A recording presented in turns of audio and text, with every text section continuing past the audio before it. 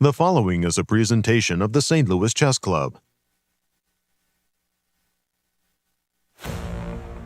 National titles are on the line at the U.S. Open and U.S. Women's Championships in St. Louis. Decisive results just keep coming as frontrunners continue to dominate. A sleeping giant has awakened in the Open section, with Fabiano Caruana earning another victory to claim clear first. Eight-time women's champ Irina Krush had chances against tournament leader Carissa Yip in a back-and-forth game, but the talented phenom got the better of the legend, stealing the win to remain atop the leaderboard. One rest day is in the rear view, and players are ready to put the pedal to the metal. Day 5 of exhilarating chess, coming up next.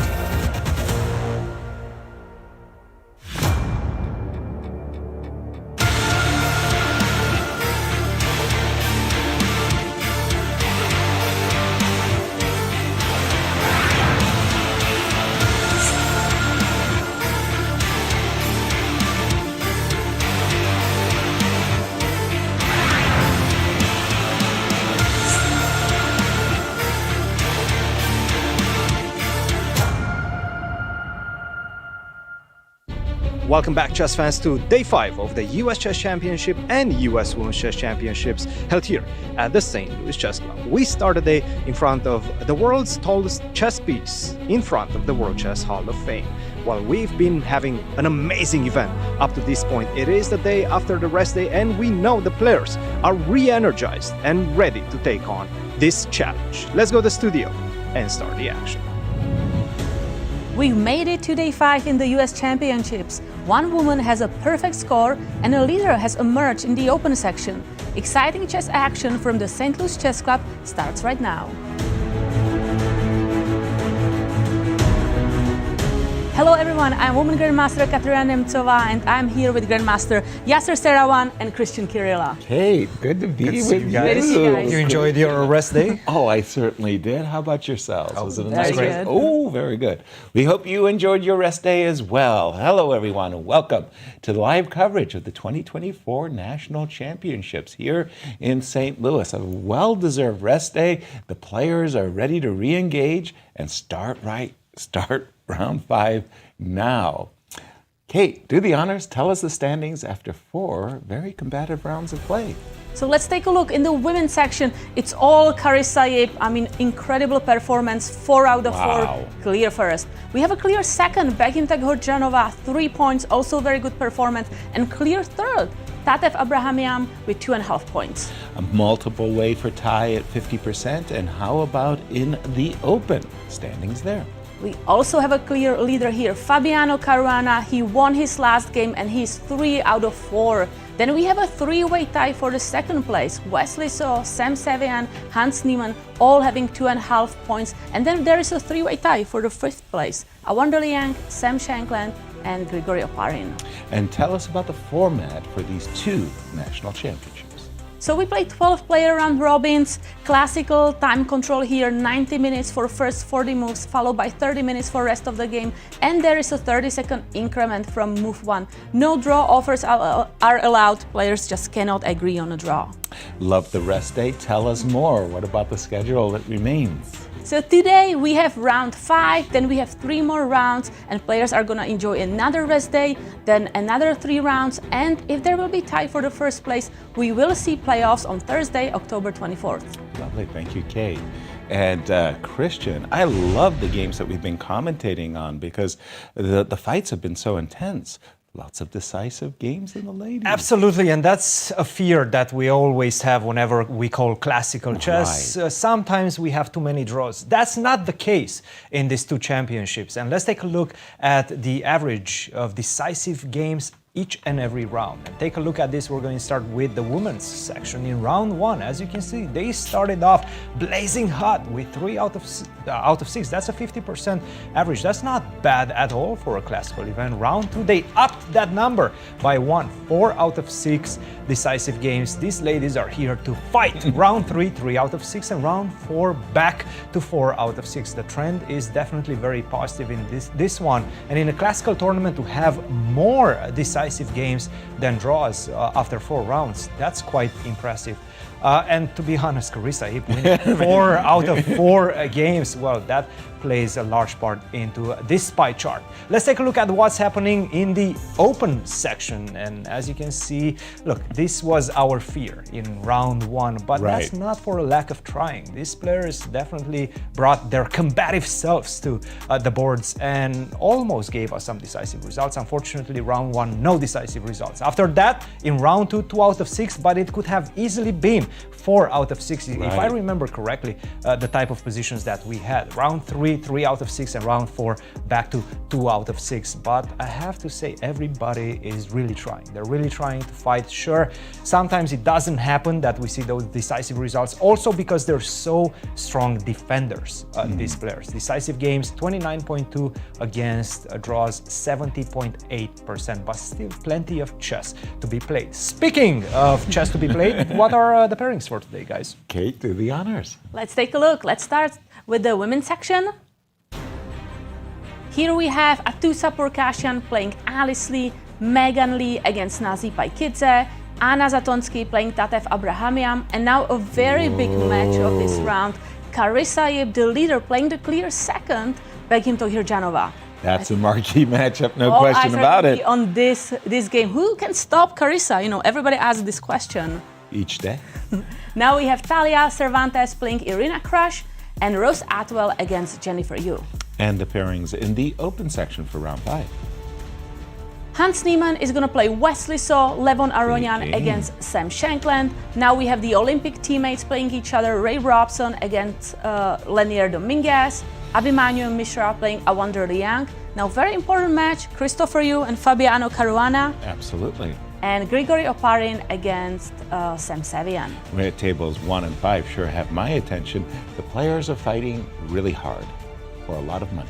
Tell us about it. Let's take a look. So in the women's section, we have a total prize fund of $152,000. First place winning $35,000, second place $30,000, third place $20,000, all the way to the 12th place $4,000.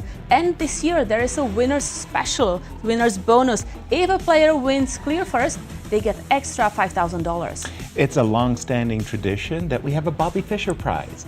That is for a player who can imitate Bobby Fischer and win all of their games in the national championship. Well, there can only be one. Only Carissa has this chance. Right. So if a player scores a perfect score, 11-0, then they get $64,000. Exactly. And right now, she's on schedule. She can't afford to let it slip, but there she is. Look, to be honest, she's been getting very close to in other tournaments that she's been playing. I remember the World Juniors in Mexico last year. She scored a ridiculous amount of points. I believe 9.5 out of 11. Wow. Right now at the Olympiad, 10 out of 11. Why not? Why not go for it? I mean, she definitely has a pretty decent chance, and she's showing each and every time that she knows how to win and to win consistently. And how about in the open section? What about the prize fund for them? Here we have a total prize fund of $250,000, with first place winning $55,000, second place $43,000, third place $35,000, all the way to the 12th place $6,000. And again, there is this winner's bonus for $7,000. Thank you, St. Louis Chess Club, for your generous support of these national championships as we see the players getting through their security and getting ready to take their seats. World Chess Hall of Fame looks great. Awander Liang always smile on his face, resting and just very calm before the game and happy. Absolutely. Hans Niemann, they're coming into the screen, undefeated, +1. Had even a chance maybe to upset Fabi. Could have easily been +2. Today he has a huge game against Wesley So. If you're going to win these national championships, you got to get through that guy. Yeah, and Wesley is such a difficult player to defeat. He's one of the more stable players in the circuit. He loses very rarely, and we'll have to wait and see. Hans needs to pull out a rabbit out of his hat to be able to get Wesley out of his preparation and try to create chances. Here we see Talia with the white pieces up against Irina. Irina coming off a loss. How do you bounce back after a setback like that? That really happened in the last 10, 15 yes, minutes and you know, of the game.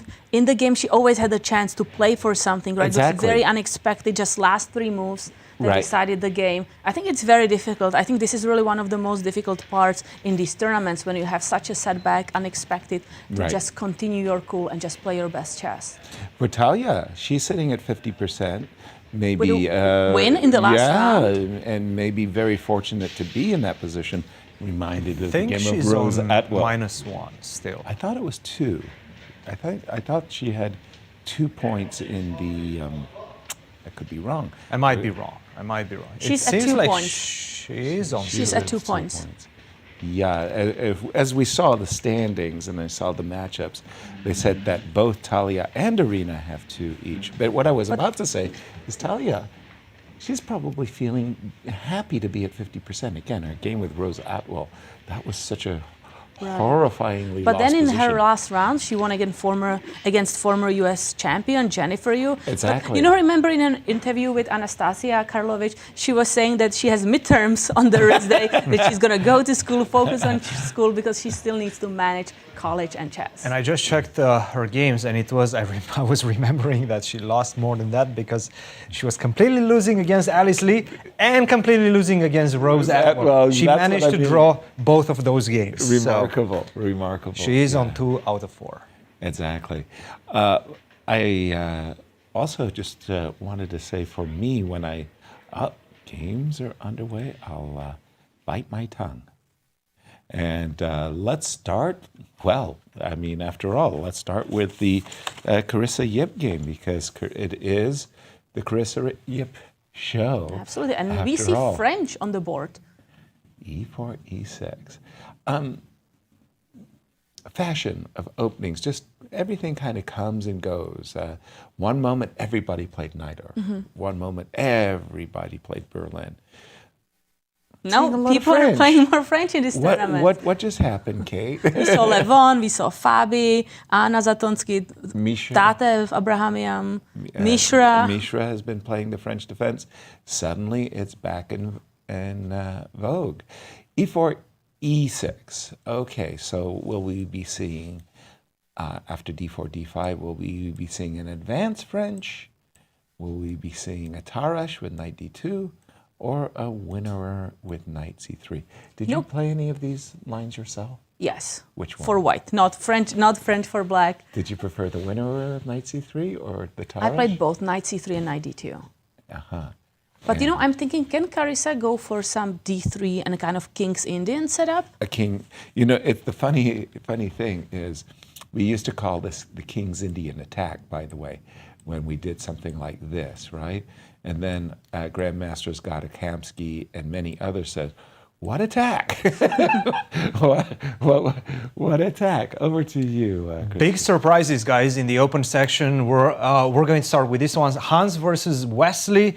And Wesley played the Petrov, the Russian defense, instead of his usual, very usual knight to c6. Now, a bit of a backstory to this. They did play in a recent match in the Speed Chess Championship in which Hans Niemann defeated Wesley, and defeated him convincingly, specifically after knight to c6 in the Gioco Piano, the Italian. And we've seen Hans also pressure Fabiano with the white pieces in the Gioco Piano. So definitely, again, one of his favorite weapons for Hans. And that's why Wesley so very early on decides to go for the Petrov.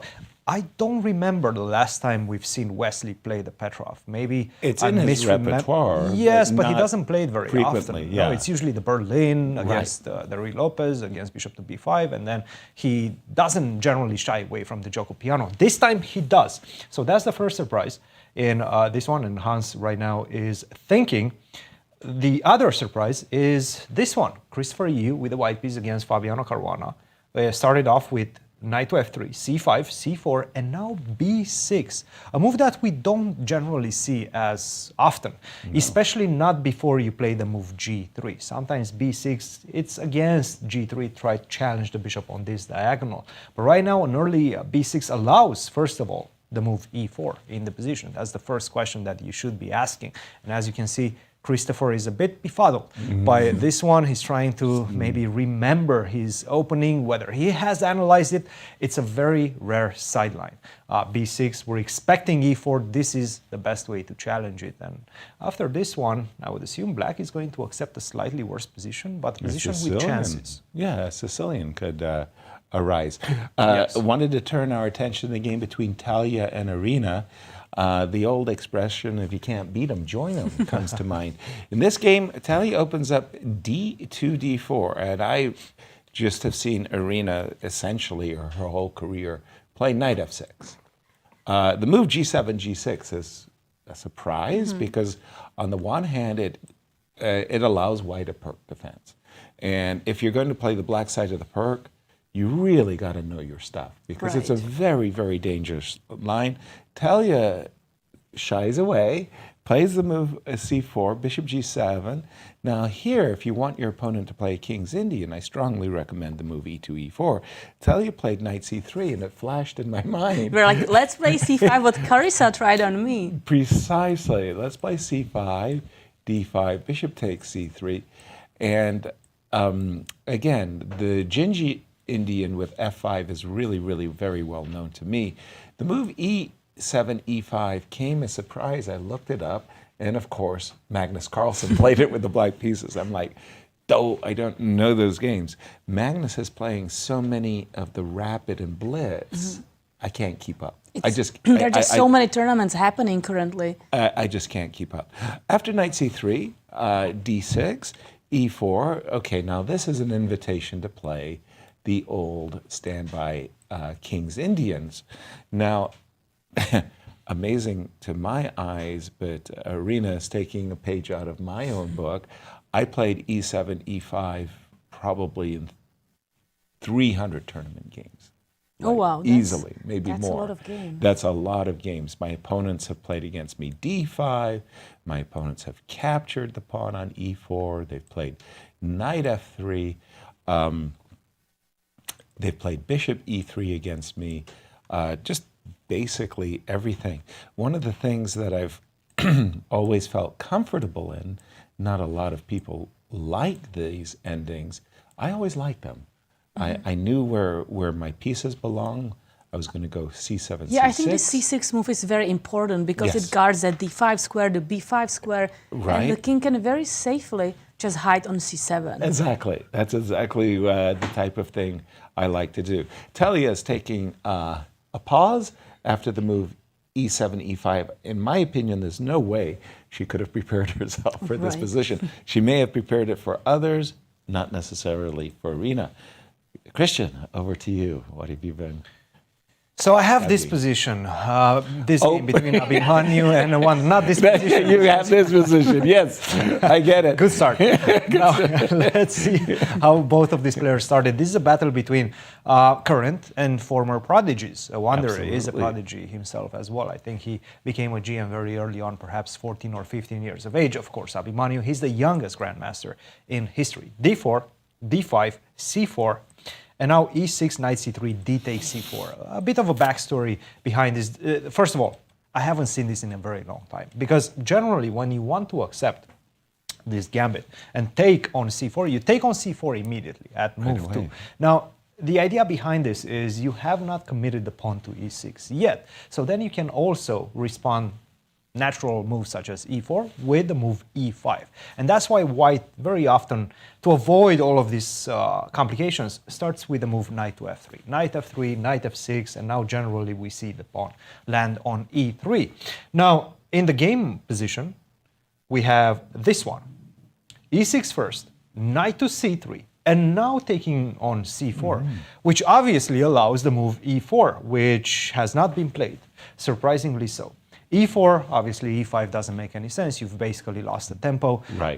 Even in the previous position that I showed you with E5 with the knight on B1, it's still a laborious task to equalize with the black pieces. Here you don't equalize, you're actually much worse after d takes e5. So don't play e5 anymore. But my question was, what was he planning to do? Perhaps c5, and now after d5, knight to f6, and we get this type of positions, the engine really doesn't like it. But once again, nowadays, with the emergence of AI and better engines in general, you can make most of the things work.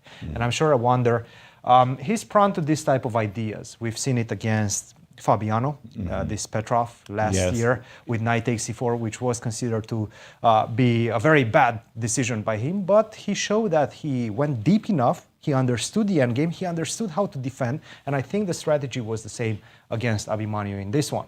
Now, Abimanyu says no. e3, we're not going into any sort of complications, knight f6, bishop takes e4, a6, and now we have a very normal looking position. We're most likely going to see the knight on f3, b5, c5, the typical expansion for both sides. We're still in early theory right now. Thank you, Cristian. But I must say, if this move order works for black, it's great. Oh, yes, of because course. I usually had this position as black when there was a white knight on f3. And that was very, very important. The knight on b1 and knight on f3. Because I'm expanding b5. And when the knight is on b1, I often got hit with a4. And you also don't have b4, of with course. the tempo. Yes, yes, yes. So it's a big improvement right now. Exactly. So the knight on c3. Wanted to turn our attention to the game between Anna Zatonskih and Tatev. Not the French defense, Kate. I mean, it's in vogue. It's a changing of the seasons. This time, against the French defense, we see the most aggressive and the variation that I think is the most testing, e5. I like the advanced French for white. I also like it for black, by the way. But I just think that if you're going to play on the white side of a French, play e5. Just play e5.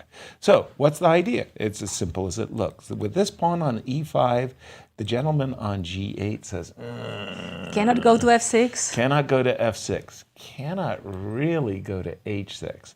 I kind of would like to park myself on the f5 square, which means I'm going to have to move twice. So white's pawn on e5 is going to cost black a tempo of sorts. A lot of players with the black pieces like to put pressure on the e5 pawn at once or on the d4 pawn at once with queen b6 and knight c6. My way of meeting the advance was a bit different. I would play queen b6. So players would play against me knight f3, expecting to transpose after knight c6, and then I would hit them with the bishop d7. So you want to trade those bishops Precisely. with bishop b5. I was always thinking that I have one strategic liability, let me get rid of it. None of that happened because we did see knight c6, knight f3, bishop d7, bishop e2. From white's point of view, you can see that white is actually having an easier time. Well, I'll castle. Maybe I will be considering capturing this pawn, bringing my knight to d2, my knight to here. In the meantime, how is black going to solve her development problems? Knight e7, here it comes. Knight a3. Basically what Anna Zatonskih is saying is you're going to play knight f5, I'm going to play knight d2, knight c2, pardon me, and as many times as you attack d4, I'll defend it.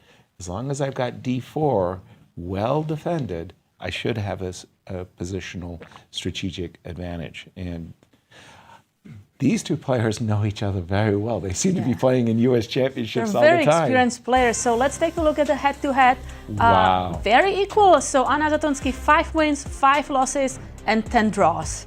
Very equal. Yes. Yeah, and I see the rankings there that at the moment, Tatev on paper, slight favorite, but when Anna Zatonskih won the Cairns Cup. Right. That was incredible. She also made her GM norm. Wow. So she can have a very good tournament. But so far, it's not looking so well for her, especially with the last round lost to Begim. Exactly. I wanted to turn our attention very quickly to the game between Atusa and Alice Lee. Once again, Alice Lee coming into this tournament as a pre-tournament favorite. She's had 4 draws. In the car, you were saying, Kate, in the ride over, Alice is a slow starter. Right. Yeah. I remember her during, I think it was the U.S. Junior Girls Championship. Yes. Where she started kind of slow, but then she finished with like 4 wins or 5 wins. I think it was actually 5. It was incredible. At Rose that time, Atwell. she won the tournament. So she's a very solid player. You know, she doesn't lose as many games. Exactly.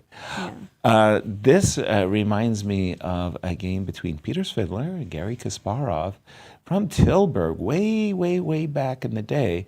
And the question, of course, is after this move, d4, can I take the pawn?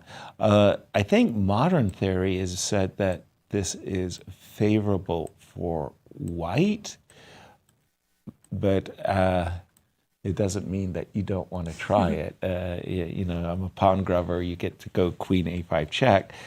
We do have c takes on the board. Now the problem from black's point of view is if you don't take the pawn, well, white will quickly play knight c3 and stand very nicely with a central pawn duo. So a bit of a challenge for Alice is being posed very early. Black maybe also game. thinking about like transposing to a French with playing d5. But usually these pawn structures, it's a little bit like late, right? You play d6. So if I play d5, then we're in an isolated or you capture isolated queen pawn position where, okay, I agree. My extra tempo is the bishop on e2. Of course, I'd rather have it more aggressively placed either on c4 or b5, but it's an extra tempo. It might mean that I can launch an attack. But you were going in a completely different e5, direction, e5, and you were saying that maybe... Right, if I castle, and you don't have to play e6, you can actually get maybe the bishop up. But otherwise it would be a French defense type of structure. Cristian, going to turn it over to you. What's caught your eye? Early days in round 5. It's so funny because we're talking about trends all the time. Right. Take a look at this. This is the Hans Niemann versus Wesley You had game. mentioned... I just mentioned this move order by Wander Liang against Fabi last year, in last year's US Championship. Wesley right now is trying it against Hans, wanting to surprise, accepting a worse position, but saying, hey, I analyzed it deeply enough, and I'm ready to make a draw in this one. Knight to e4, of course. We have all been told whenever we were kids that you can't do that. You shouldn't be playing like this, right? Because of this, queen to e2, and of course you can fall into the very cheap trap after a knight to d6, knight to c6, discovery check. You lose the queen. Obviously, the game is over. Nobody's going to do that anymore. Don't call it cheap. In my scholastics days, I've won so many games. That's what I'm saying. I was very proud. Making a career out of it. Right. This is, of course, you cannot retreat with the knight because you lose the queen on e4. You have to defend that. And then this is the usual kind of understanding that you don't want to defend the pawn on e5 in this position. In fact, you just want to continue developing and strive for the endgame with a few tempis up and with the dynamic. Knight to c3, queen takes e5, queen takes e5, queen takes e5, bishop to f4. Again, I cannot allow you to finish your development easily because if you go bishop d7, castle, bishop d6, that's it. Game over is going to be equal, and it's going to be extremely difficult to outplay a player of Wesley's caliber in those type of situations. Bishop to f4, f6. And this is the idea behind bishop to f4. You want to weaken the structure even more because bishop to d6 is just simply not possible. Bishop to d6, knight to b5 would be quite problematic in this position. You're losing the two bishops, but also your structure is becoming extremely feeble. So f6 was played, castle, bishop to d7, and I just want you guys to keep an eye on Wesley's clock. 1 hour and 33 minutes, almost 34 minutes. So Wesley's playing a la tempo. Obviously, this was his plan. He has analyzed this during the rest day, maybe before the event as well, who knows. But this is a weapon specifically for this game by Wesley. So I'm trying to remember the game between Mishra and Christopher Yoo earlier in the tournament. Because it wasn't in this. No, because they got a very similar thing. There was a knight on d6 Yes. Remember, and Yes. the queens were on d3 and f3. So, white was slightly better, but Mishra couldn't make Slightly any- better in that one, yes. And Kate, how do these two players match up with one another? Let's take a look. So we have Hans Niemann, so far 0 wins against Wesley So, 1 loss and 2 draws. Not many games Not between many each other. games. No, just U.S. Championship games, I believe. I said that the title of U.S. Championship, you got to go through Wesley So, and right now you saw, that 1 loss and 2 draws. Wesley So being a blockader for quite a Wesley number. doesn't seem very happy. Right? He's like, why did I go What for am I this? doing? Right? Trends. It's almost like Trends. begging for a draw in this one, somewhat. Yeah. Right?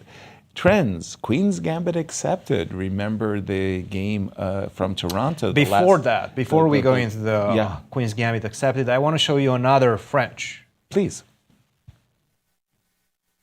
Yep.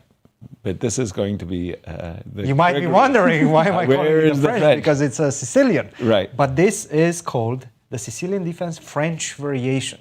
standard. Not the standard. This is just the French variation. Got it. With the move G3. So D3 followed by G3. G3, G6.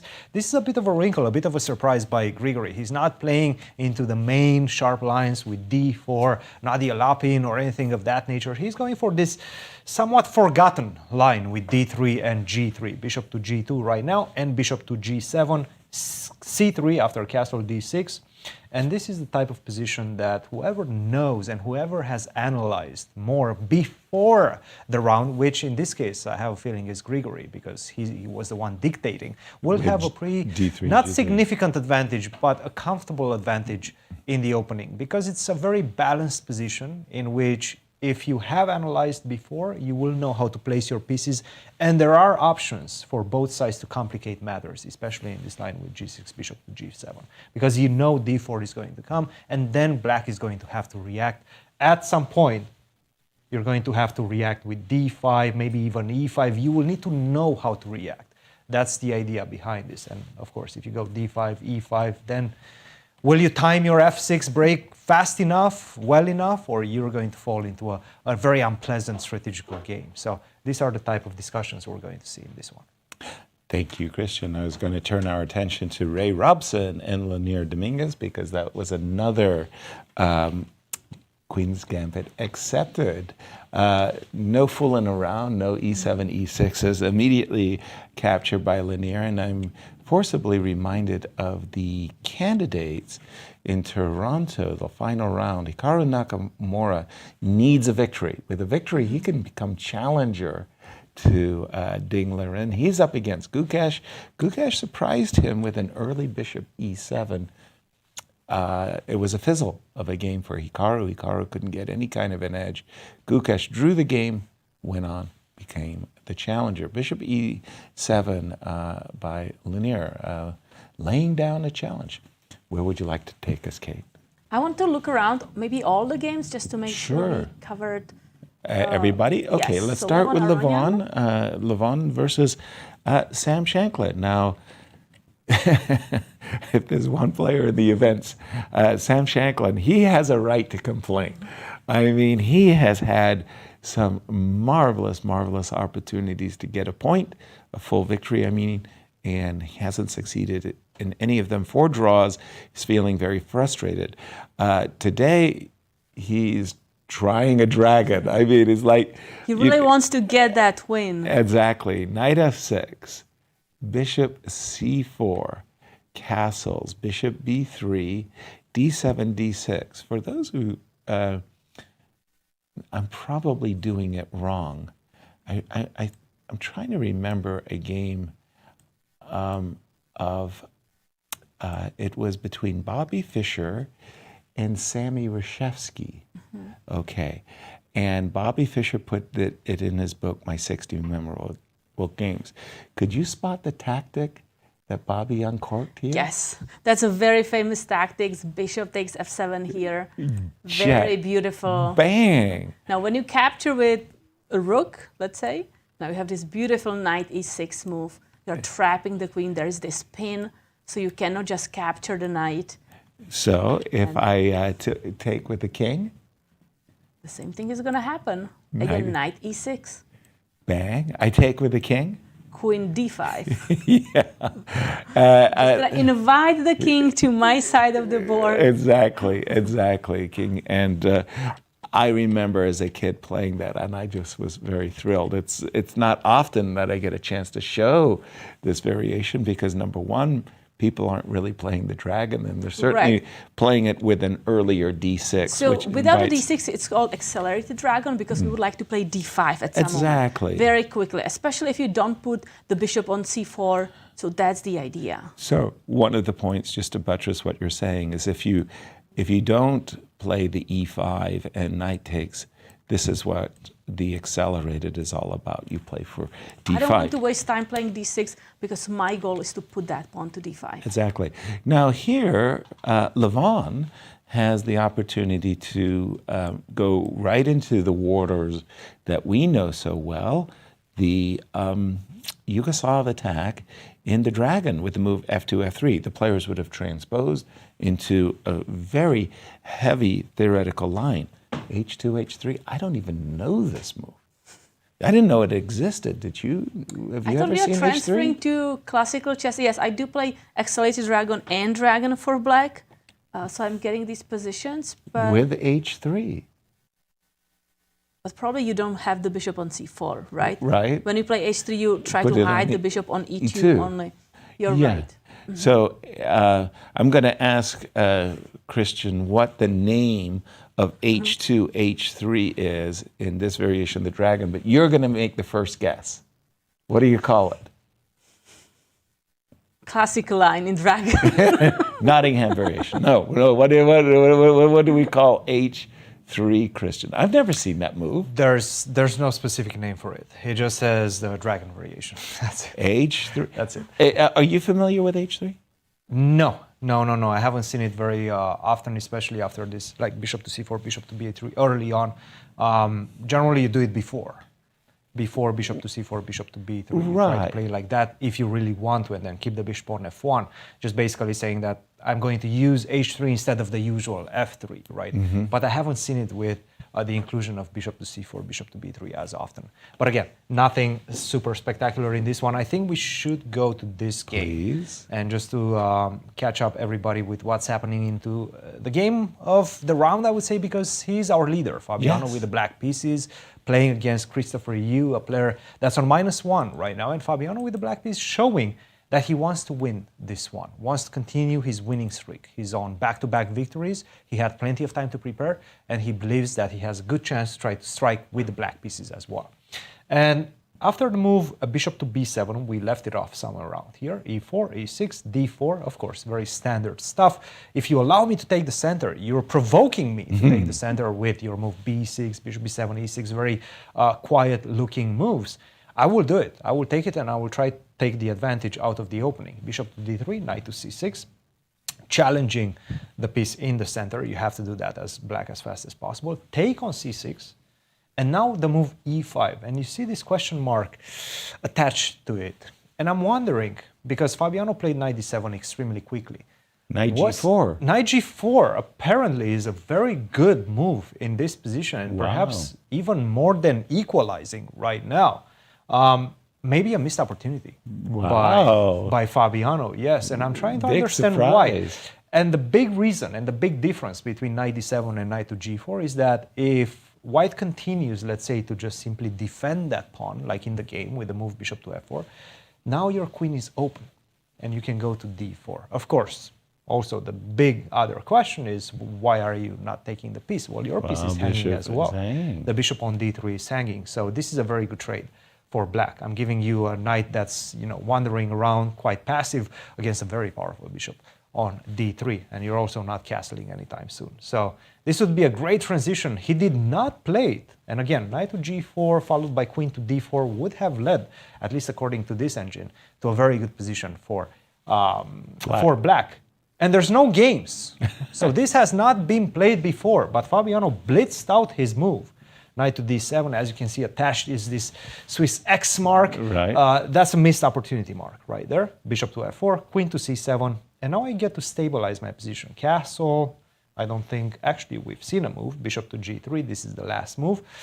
Now it's looking slightly better for white, a very typical type of position. Not much better by any means, but you will have to deal with this king on c8. If you want to play c5 to open up the diagonal, which looks very good, you're giving me the b5 square. I'm also able to exchange those bishops with bishop to e4. So you still have some issues to solve as black. In this one, you haven't fully equalized.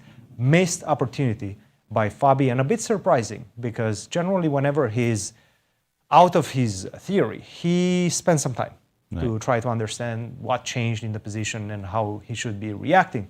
After e5, he did not do that. Very atypical of him, and he played the move knight to d7. Missed opportunity for our leader right now. Thank you, Cristian, and it's my pleasure to introduce the fourth member of our broadcasting team, Anastasia. Anastasia, you've been in the playing hall. Give us a sense of what's happening there. Thank you, Yasser. Hello, everyone. Hello, Kate. Hello, Cristian. Yasser. I just wanted to make sure and to give you some updates and tell you that everything is under control at the playing venue right now. Everybody arrived on time, and after the free day, everything is fine. Some players were chatting before the round, and they were joking with each other. I cannot go into some details of those conversations, but I want to assure you that our players, they really have a great sense of humor, and you could see probably on cameras that they were laughing a lot before the round, and even you could see Wesley and Hans, chatting, discussing things, laughing, and then they became very serious when the game started, of course, because this is how it is. Like, you can be chatting with your opponent before, but once the game are on the way, you immediately change and you become rivals.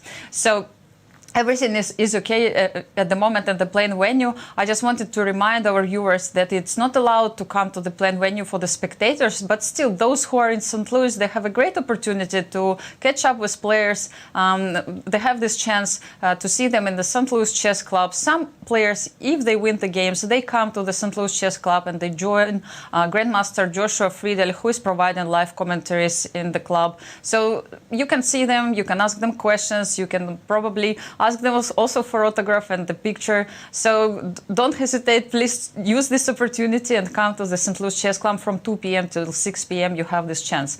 And of course, please don't forget to follow our social media accounts. I will be sure I will publish some nice videos from the playing venue, from some interviews of the players, so some photos. So please, St. Louis Chess Club, Instagram, Twitter, and Facebook accounts are waiting for you. Thank you, Anastasia. We look forward to your interviews, very much so. And I just wanted to turn quickly our attention to Grigory versus Sam Sevian. Again, Sam coming into today's contest tied for the second place, undefeated, +1, very, very nice. If it wasn't for one Fabiano at +2, he'd be in great shape. This is where we had left it, more or less move C2, C3. And as Cristian was saying, well, the move C3 is to push the pawn predictive, in the center. Absolutely. So that's why Sam played the move E6, E5 without a bias, because he'd already played E6. So it's a tempo. And one of the nice things, it's a very funny system, and I've seen it very often, is the move A2, A3. And, at first it's a bit of a head scratcher saying, really, do you want to play B4? And you go, yeah, I really do. I really do want to play B4. And the reason I want to play B4 is, funnily enough, is I want to secure the square C4. So that's a little confusing as well. So you're saying to me, you're playing the move B4 in order to secure C4? Well, why are you doing that? Well, we can just continue the play, for example. I just B4, knight C6, knight D2. And let's say you play castles, and I'm not going to do it right away, but how do I secure the square C4? I play B5. So that when the knight moves and I go knight to C4, you can't play B4 you may yourself. want to transfer the knight to E3. And I do. That's one thing. The other thing I wanted to say, and I remember this as a kid, I was really, really charmed. You, Kate, have just played the move A3, so you've telegraphed your intention of playing B4. Your opponent, showing true understanding, stops you How do you react? I'm going to play a4. Right. I'm very happy I'm going to get that b5 square forever, and I'm going to go with my knight to a3 and to Exactly. b5. Exactly. And I just think it's so fun that you played a3. You coaxed your opponent to play a4, a5, pardon me, and then you play a4 and you get those squares on the light side. Let me just go with the current game position because the play, nope, that's not it. I'm going to do something else. Apologies. Knight f6, I'm expecting knight d2, and I'm expecting a good hard tussle between these two players. Another reason for a3, b4 is I'm still back to my old ways of wanting to play for b4 by putting my bishop on b2 and then going d4. Please, where would you like What to if we go to the game of Talia Cervantes and Irina Krush? Because she did try something that Okay. Carissa did to her Okay. in the previous game. Not exactly the same move order, but I think very similar idea. All right, let me just refresh my board. And this was after the move. I said to you that my opponents have played everything against me. Knight e2, knight f3, bishop e3 captures the pawn on d4, as well as the move d5. In this case, Talia played d5, a5. And what's the purpose behind that move? Well, it's Securing that square. Exactly. Bishop to d3, knight a6, and we see that the knight is h5. So that both was move h5, a5. Usually we don't see that exactly in games. Exactly. The combination of both moves, a5 and h5. Okay, I would not be playing h5 myself in these positions. Normally, I just put my knight on c5. But let's see what. This is what I had in mind. Pardon me. Please. That black wants to exchange the dark square bishops Okay. because the white light square bishop on d3 is not very good, right? Right. It's kind of blocked. Exactly. So once we exchange that bishop, we have more options on the dark squares and options to push the pawns on the king side as well. Exactly. So we kind of do the same thing I do is I'm weighing the value of the pieces and we're looking to exchange off our bad pieces for opponent's good pieces and so on. In this position, the pawn on e5 means that the bishop on g7, for the moment at least, is very passive. She plays bishop h6. The reason why I'm reluctant to do that is I also think of the bishop as a great defender. So if I'm going to put my king on the king side, I usually like the bishop, but I'm not playing h5 and putting my king on the king side. Let's catch up with the current position, f5. I'm looking at a great fight ahead. At the moment, I'm a little bit doubtful of the inclusion of both a5 and h5. Right, f4 is the move that's like, okay, my king is safe on the queen side, I castled, you did not. Can I just like burst in the open and just open some lines for my rooks? That's how I would approach the position as well. I would be looking at the move f2, f4. Let's pause our analysis and just get the AI to tell us the predictive models of Ben Underwood. And where would you like to start? So let's start with the open section. All so right. Pre-tournament, we had Fabiano Caruana with 39.2% chance to win this tournament. Remember, there are 15,000 tournament simulations for this chart. We need more. Then after round one, nothing much changed here because all players made a draw. Right. But then things are changing.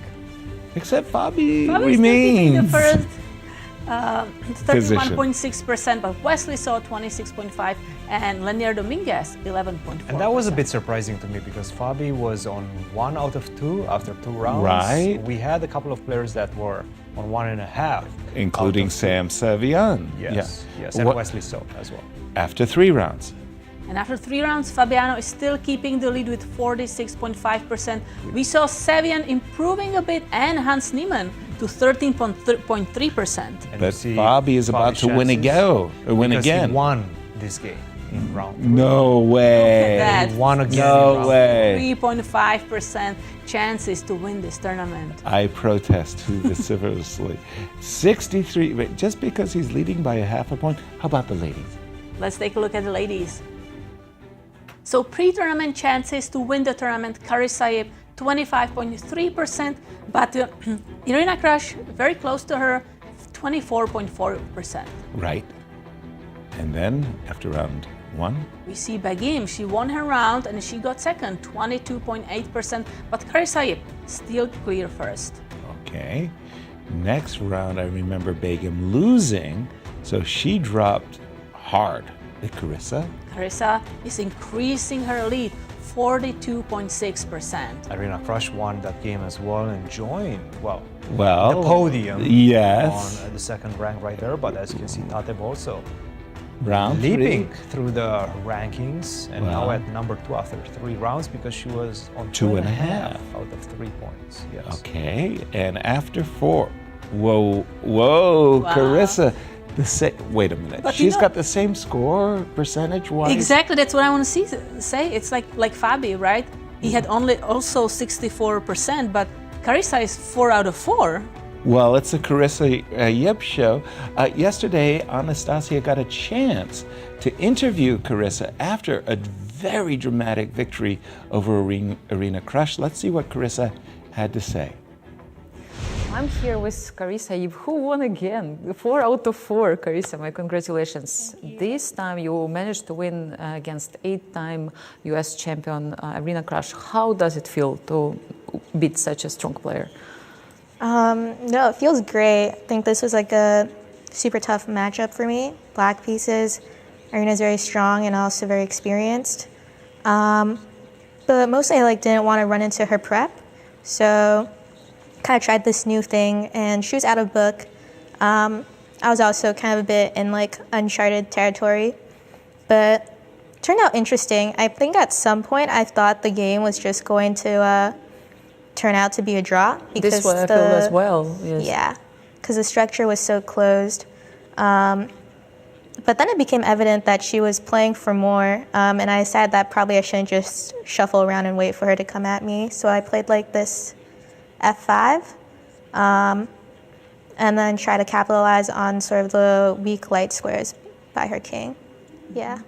Yes, and actually at the beginning I felt like maybe you were playing on her territory. These are type of positions which normally Irina likes to play, all these walls, long, pawn structures. Or maybe I'm wrong. What do you think about your style of play? I thought you were more dynamic player. Yeah, I would say I'm definitely more dynamic.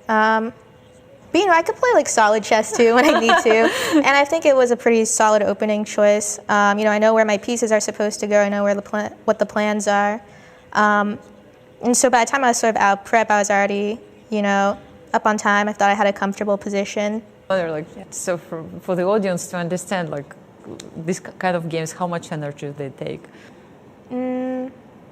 Probably a 8.5-ish. Yes. Yeah, super tough game. I think in the beginning it was a little smoother, but then as soon as when I played F5 and sort of we started opening up the position a bit more, there were just so many branches and variations that I had to calculate. This was absolutely crazy. I just wonder, how do you keep your energy like this? How do you manage to fight no matter what and keep the level and pressure on the same level? I think it helps that I'm pretty young compared to most of the field, and so yeah, generally I think I have more stamina, that sort of thing. I can, even though it's a long tournament, I think that I should still be able to end well, and generally I do because my energy doesn't really flag. Yeah, it's kind of an age thing, right? Hopefully it'll be like this for a bit longer, but we'll have to see. Absolutely. You have a rest day, and my question was usually what are you going to do? How are you going to rest? Oh, I feel like you already know the answer to this. I'm going to do my homework. As usually, yes? So yeah. That's a plan for now. Yeah, okay. I'm very excited. I'm very excited too. Mm-hmm. Anyway, all the best of luck for the next rounds, and have a great rest day the way you want it. We'll go back to the studio. Thank you, Anastasia. Again, that was Carissa Yip following her 4th round victory over Irina Krush. And you saw in Ben Underwood's pie charts there that Irina, pre-tournament favorite, along with Carissa. So for Carissa, victory over her closest rival, at least according to AI. That is just very huge. I wanted to turn our attention to the game between Atousa and Alice Lee, because again, we are looking at theory that goes back to the 1970s. Essentially, Atousa really just kind of threw down the gauntlet and said, you got to take the pawn on e4. If you don't, I'm going to play the move knight c3. I'm going to get the big center against your Sicilian. You know, you don't get any advantages of black in a Sicilian. You're just going to be tempi behind.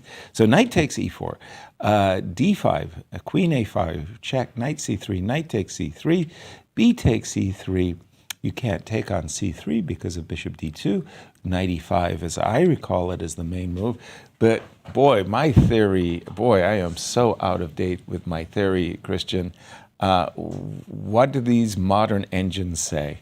Somewhat, this is still theory. Knight takes e5 was the main line in this one. Castle is also played quite a lot at the top level. 64% for white after castle, so definitely a very pleasant position, it seems like, for white.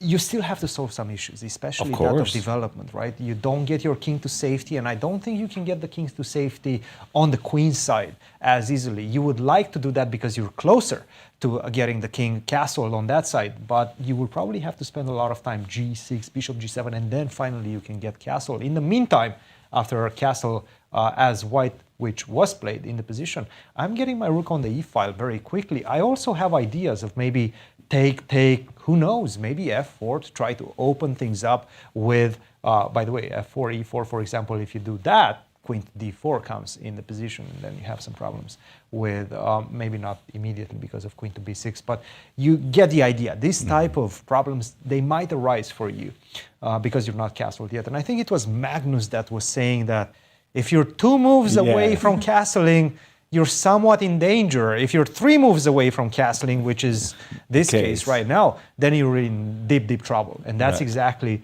the situation right now. So I'm liking white's position. I'm liking Atousa's position right now. Alice, well, she will need to be very careful because there are some dangers in this one. Well, go ahead. Take us to what is the knight takes f3. Yeah, go ahead. Is the move that was played the most. Take, and bishop to d7. So maybe she does want to go long castle. This was played the most, but you see the bar already starting to jump quite a lot after knight f3 and bishop to d7. That's because after queen to e2, it already seems to be not a decisive advantage for white, but very close to that. It's more than a pawn advantage right now after queen to e2. It's, again, you're really having difficulties. And even if you do castle long, how do you develop your pieces after that, right? g6, bishop g7, the pawn on e7 hangs.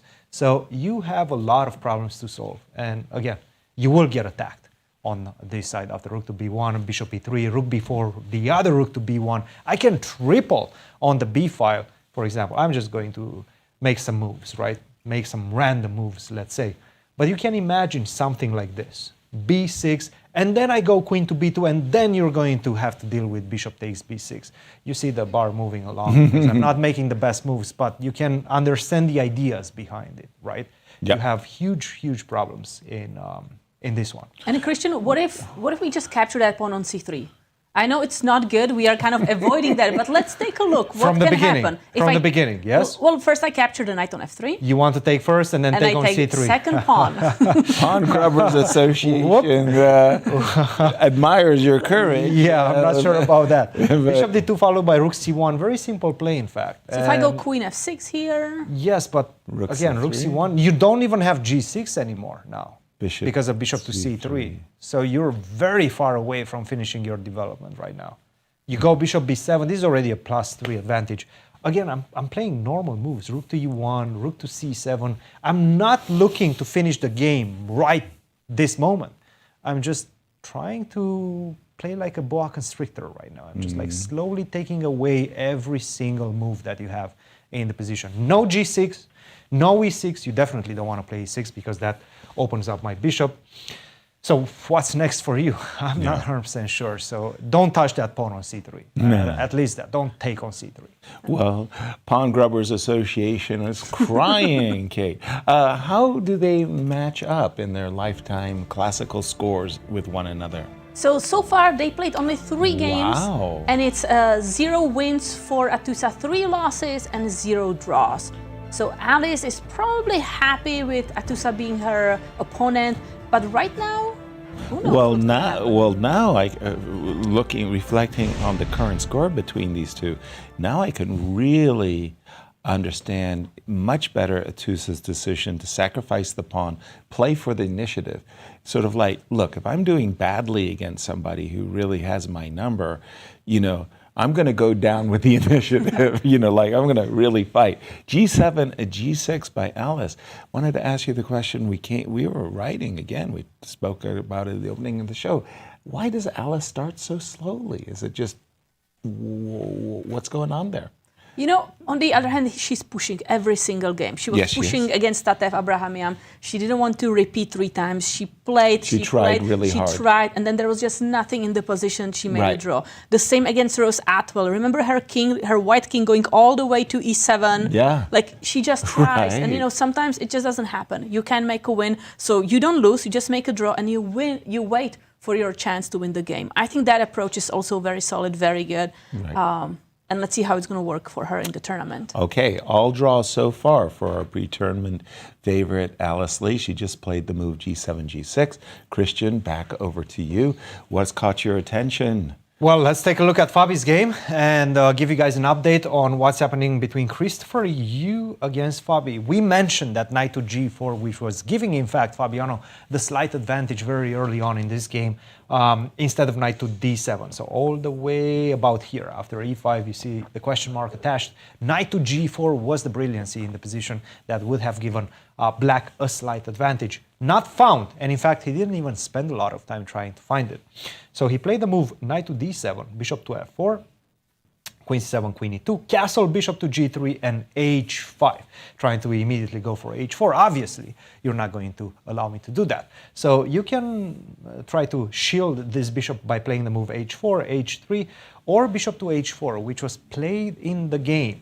And right now, Fabiano is thinking, because he has a big decision to make.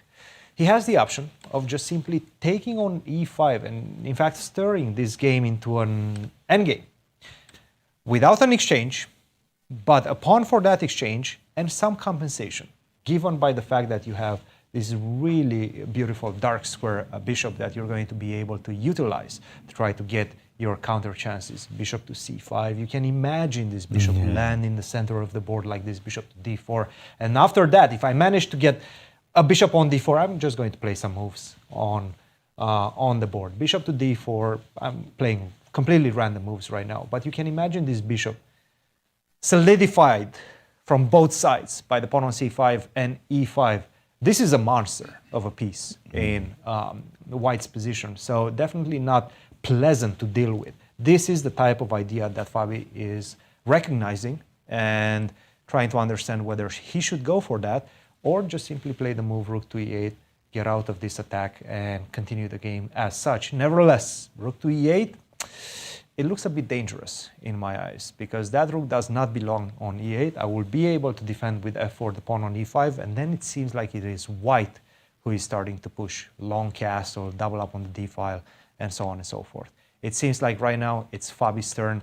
He needs to take on E5, start the game into that endgame with plenty of compensation given by the dark square bishop. Thank you, Cristian. I'd like to turn our attention back to our marquee matchup in the ladies. You wanted to go to Arena. I wanted to go to Carissa. No, I was hearing danger from Cristian, and I see a very dangerous position in Dalia's game against Irina Krush. But we can go first to the leaders, Carissa Yip and Begim Tokirjanova. Okay, if you don't mind. We thought about the French defense. We're speaking about it, D4, D5, E5, the advance, or you can do the Fischer attack with D3, D5, and that was Carissa's choice. C5, G3, knight C6, bishop G2, knight F6, knight F3. All of this is very standard until we come to this capture E4. I always thought this was wrong for black to capture. To capture, and I do think that the move bishop E7 is the right choice. Why do I think this is wrong? In a funny way, it has to deal with the bishop on G2. So the diagonal of the bishop is closed, full stop. When you capture, and now when I play the move e5, you'll note that the bishop is open. If we put the pawns on the board, and for example, if I, as black, pardon me, in this moment play the move bishop e7, and now I play e5, you move your knight, I move my knight, the bishop's diagonal is closed. Right. And that's a very, very important feature in the middle game that we're about to see. Captures. I always like these positions for white. E5, castles, bishop e7, c3. Now, imagine I had a king on d1 and I went king c2. It would look like one of those games I was telling you about. And this pawn structure is very interesting, right? Because the pawn on c3 is guarding that d4, b4 square. Right. So white knight can never jump on d4, whereas the white knight can be thinking about knight c4, knight e3, and in the future jumping to that d5 square because your pawns, the black pawns, already moved. Exactly. And cannot kick that knight away. Exactly. Queen c2, nothing's wrong with that move whatsoever. Maybe a bit more aggressive might be the move at knight. Again, we're just talking about the open bishop on g2 for a moment. This is exactly the kind of position I want. The bishop's diagonal on g2, looking good. And let's see what has happened. Castles, queen c2. b5. So black does not want to allow white to jump with that knight to c4. This is an overreach. I understand the idea. The idea makes perfect sense. You'd like to prevent the knight from getting on c4. I think it's asking too much of the position. a4, b4, rook to d1. I really like... a lot of holes in black's position. Absolutely. The knight is coming to c4, even under even better circumstances. Even worse, it might even happen that knight can, after a bishop f1, the pawn on c5 can get weak. But I like Carissa's position right out of the opening, and I think I'm up to date here. In fact, yesterday, on round 4, Anastasia got a chance to catch up with Begum as she did against Carissa. Let's hear Anastasia's interview with Begum.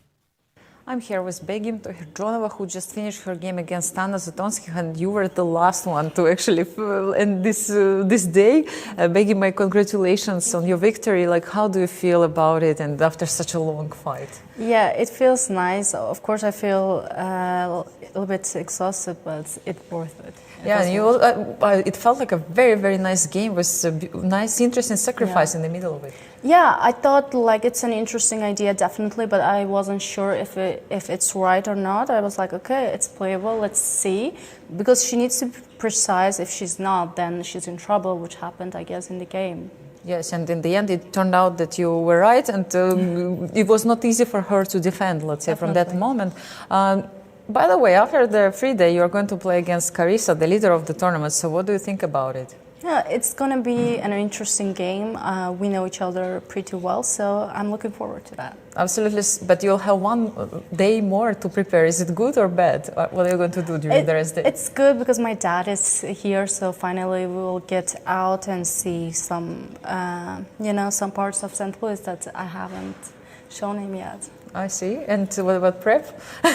Prep comes second. I like your approach. Yes, it's important. Yes, still to be in a good mood. Yes, okay. Exactly. All the best of luck for you, Begum. Have a good rest. You really deserved it. Finished last today. And we go back to the studio. Thank you, Anastasia. Our congratulations to Begum as she is in the fight of her life. And dare I say it, when number 1 plays number 2, at this moment in the tournament, I mean, again, hyperbole aside, this could easily decide the tournament. Who's going to stop Carissa? It hasn't been anybody so far, including Irina. Begum, our top board on the Olympic team. Right, and we had Jennifer Yu who played her already. Exactly. Carissa played really strong players already and winning so far everything. Everything. Cristian, you have the game between Hans and Wesley on your screen. Absolutely. The engine. Such a crucial game, right, for the standings as well. These two are following Fabiano very closely behind, half a point behind on +1. So definitely whoever wins this one has a great chance to catch up with the leader. This is what's been happening. f6, castle was his choice, bishop to d7. And at this point, knight to b5 is the most critical, immediately targeting that pawn on c7. Black has a couple of ways to respond. One of them is, in fact, giving up the pawn on a7 with long castle. Take king to b8, knight to b5, and bishop to c5. And perhaps this was Wesley's idea. I don't think he wanted to go for the previous line, the other line, more stable, let's say, line. After knight to b5 of taking and giving up two bishops with bishop takes b5, take and a c6, because after bishop to a4, this is starting to look really good for white. I have the two bishops, I have pressure on the e-file, and you still haven't finished up your development. In fact, where do you put this king? If you go to f7, obviously I'm going to start harassing that king with a move bishop to b3. It doesn't seem like you can find a very good spot to hide that king and finish your development. So I do think that he would have sacrificed, perhaps that was, and if I remember correctly, I think this is what Wander played as well against Fabiano last year. Now, he chose bishop takes e5, Hans, which is much less critical a move, because right now it is black who has the two bishops. And even if you manage to somehow capture this pawn on e5, which, by the way, could be an idea for black to just give away the e5 square right now, obviously bishop to c4, you want to continue having access over the d file so that black cannot defend this pawn in one move with bishop to d6. But what black can do is just simply go king to c7, get ready to play bishop to d6. You can take that pawn, but I have the two bishops. I am going to be able to look over at your pawns. There's a lot of tendencies for equality in this position when you're fighting against the two bishops. So I'm looking at it right now. I think this is the first time Wesley is finally taking a think. And in fact, he played the move b5. I'm seeing the two bishops. I don't think Hans has great chances to win this one. Wesley must be happy with the outcome of the opening. Yeah, it sure feels that way to me too. Look like Hans is a little bit hiding underneath. He still has a slight advantage, slight pull, but I don't think it's enough for to be able to grind down a player of Wesley's caliber. By the way, I don't know if it's chill or not in the could be. It's getting chilly in St. Louis. It went from 90 degrees Fahrenheit in St. Louis to about 50. We had a really big temperature jump just before we take our first break of the day. I'm looking at the game between Talia and Arena, and Talia did go for that f4, so big fight going on as Talia is looking at the position. She can go bishop takes f5 in the current position, g takes f5, and try her best to target the pawns. Black's king still hasn't decided. I guess it's going to go queenside, but with that pawn on a5, I don't know, Kate. And by the way, if you move just one move back, instead of bishop capturing back on f8, f5 would happen in the game. Irina could have tried knight f2, right? There was this chance for this fork, but it looks so risky with that king still being in the center. Exactly. So that's why Irina said, you know what, I don't want that exchange. I want to develop my bishop and finally hide my king. Exactly. I suspect it might just even have a tactical issue. It might be f6 base. So for example, you take. Now if you take with the pawn, I'm going to pin.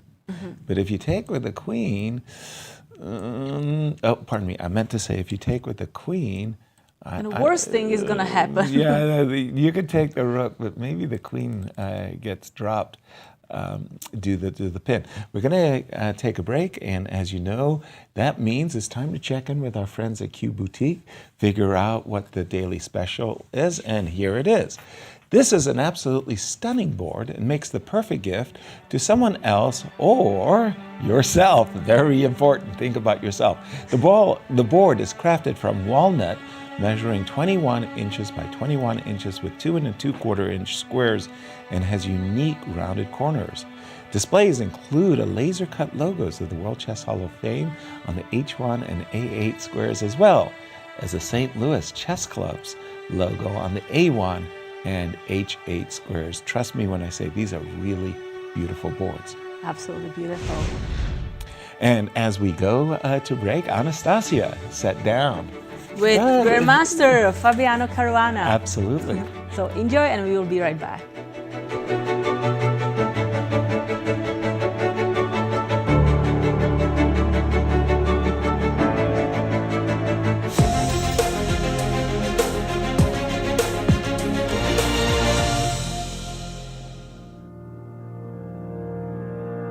Welcome back to US Chess Championships, Fabi. It's really nice to see you again playing here. And of course, you won this tournament 3 times before. And I was wondering if you have the same motivation to win this one, or you take it as a fresh start every time. No, I think even more motivation, because I won it last year. I think even more motivation to do well this year as well.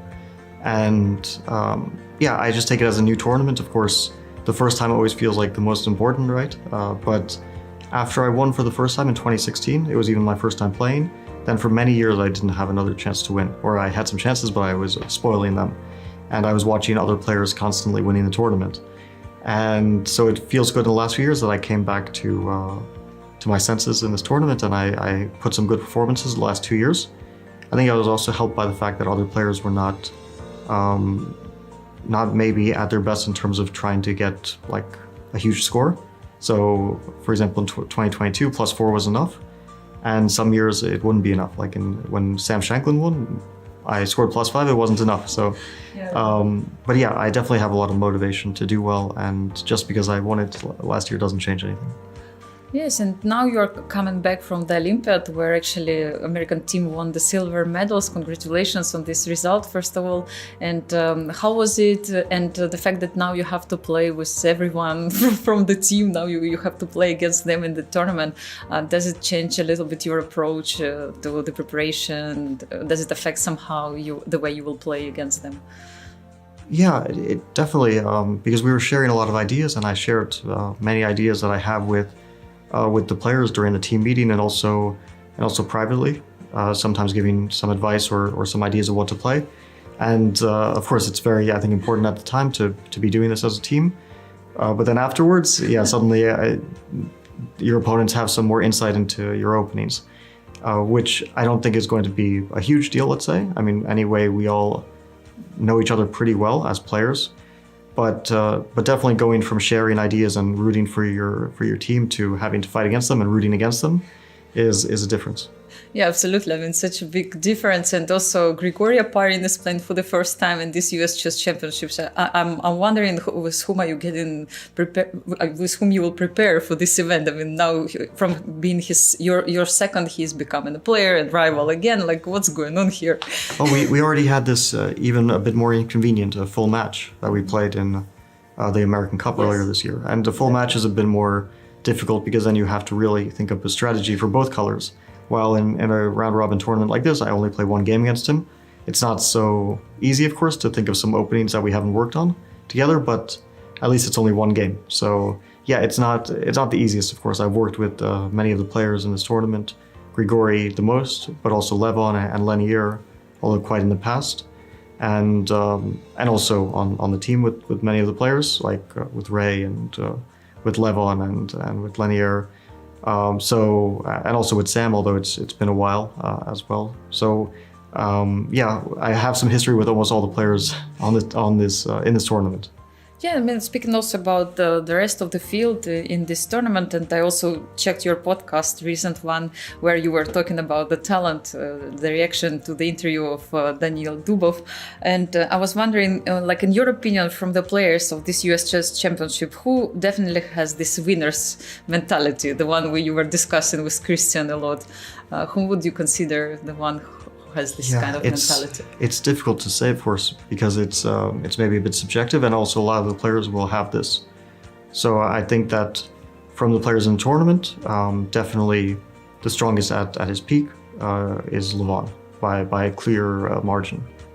And there was a period in time when he was considered more or less second, first equal in the world, along with Magnus. So it was very close between them. This was maybe around the 2013, 2012 years, along with some of the other players of the older generation, like Vishy and Anand and Topalov and Kramnik. So at his peak, you can't say that he's lacking any winner's mentality for sure. And also these days, even though he's not at his best years, still he's enormously strong. So I think he's one of the favorites to win the tournament.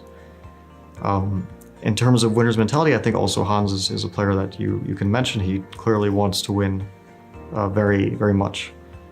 And he's putting a lot of effort into his games. You can feel that for sure.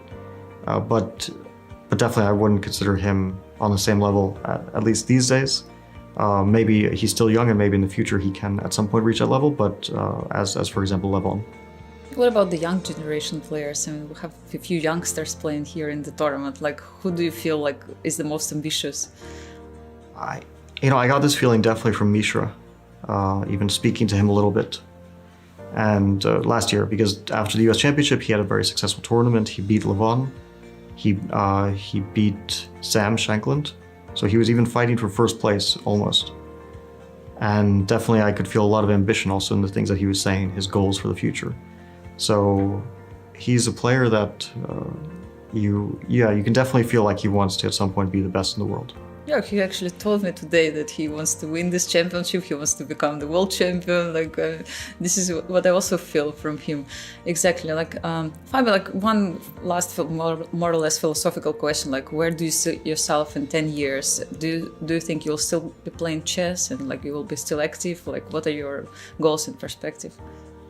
Well, yeah, life is a bit unpredictable, of course, but I do hope to still be playing chess well, even in 10 years. Although 10 years is a lot of time. I don't know what will happen in life in general, and there's also things besides chess. But for the moment, I feel quite good about chess, and I still feel like I'm in a good state to play chess.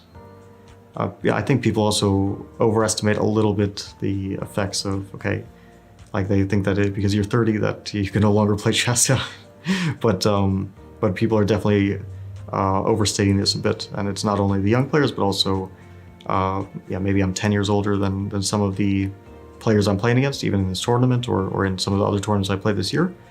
But I don't feel like it changes so much. Just maybe I have to be a bit more conservative with my energy levels, and yeah, there's a few more things you have to think about if you're not 18 years old anymore. But in 10 years, I still hope to be playing chess well and hopefully to have some more successes under my belt. Yeah, wish you all the best, and of course all the best in the chess in the US Chess Championships. Thank you for your time, Fabio. Thank you. Thank you.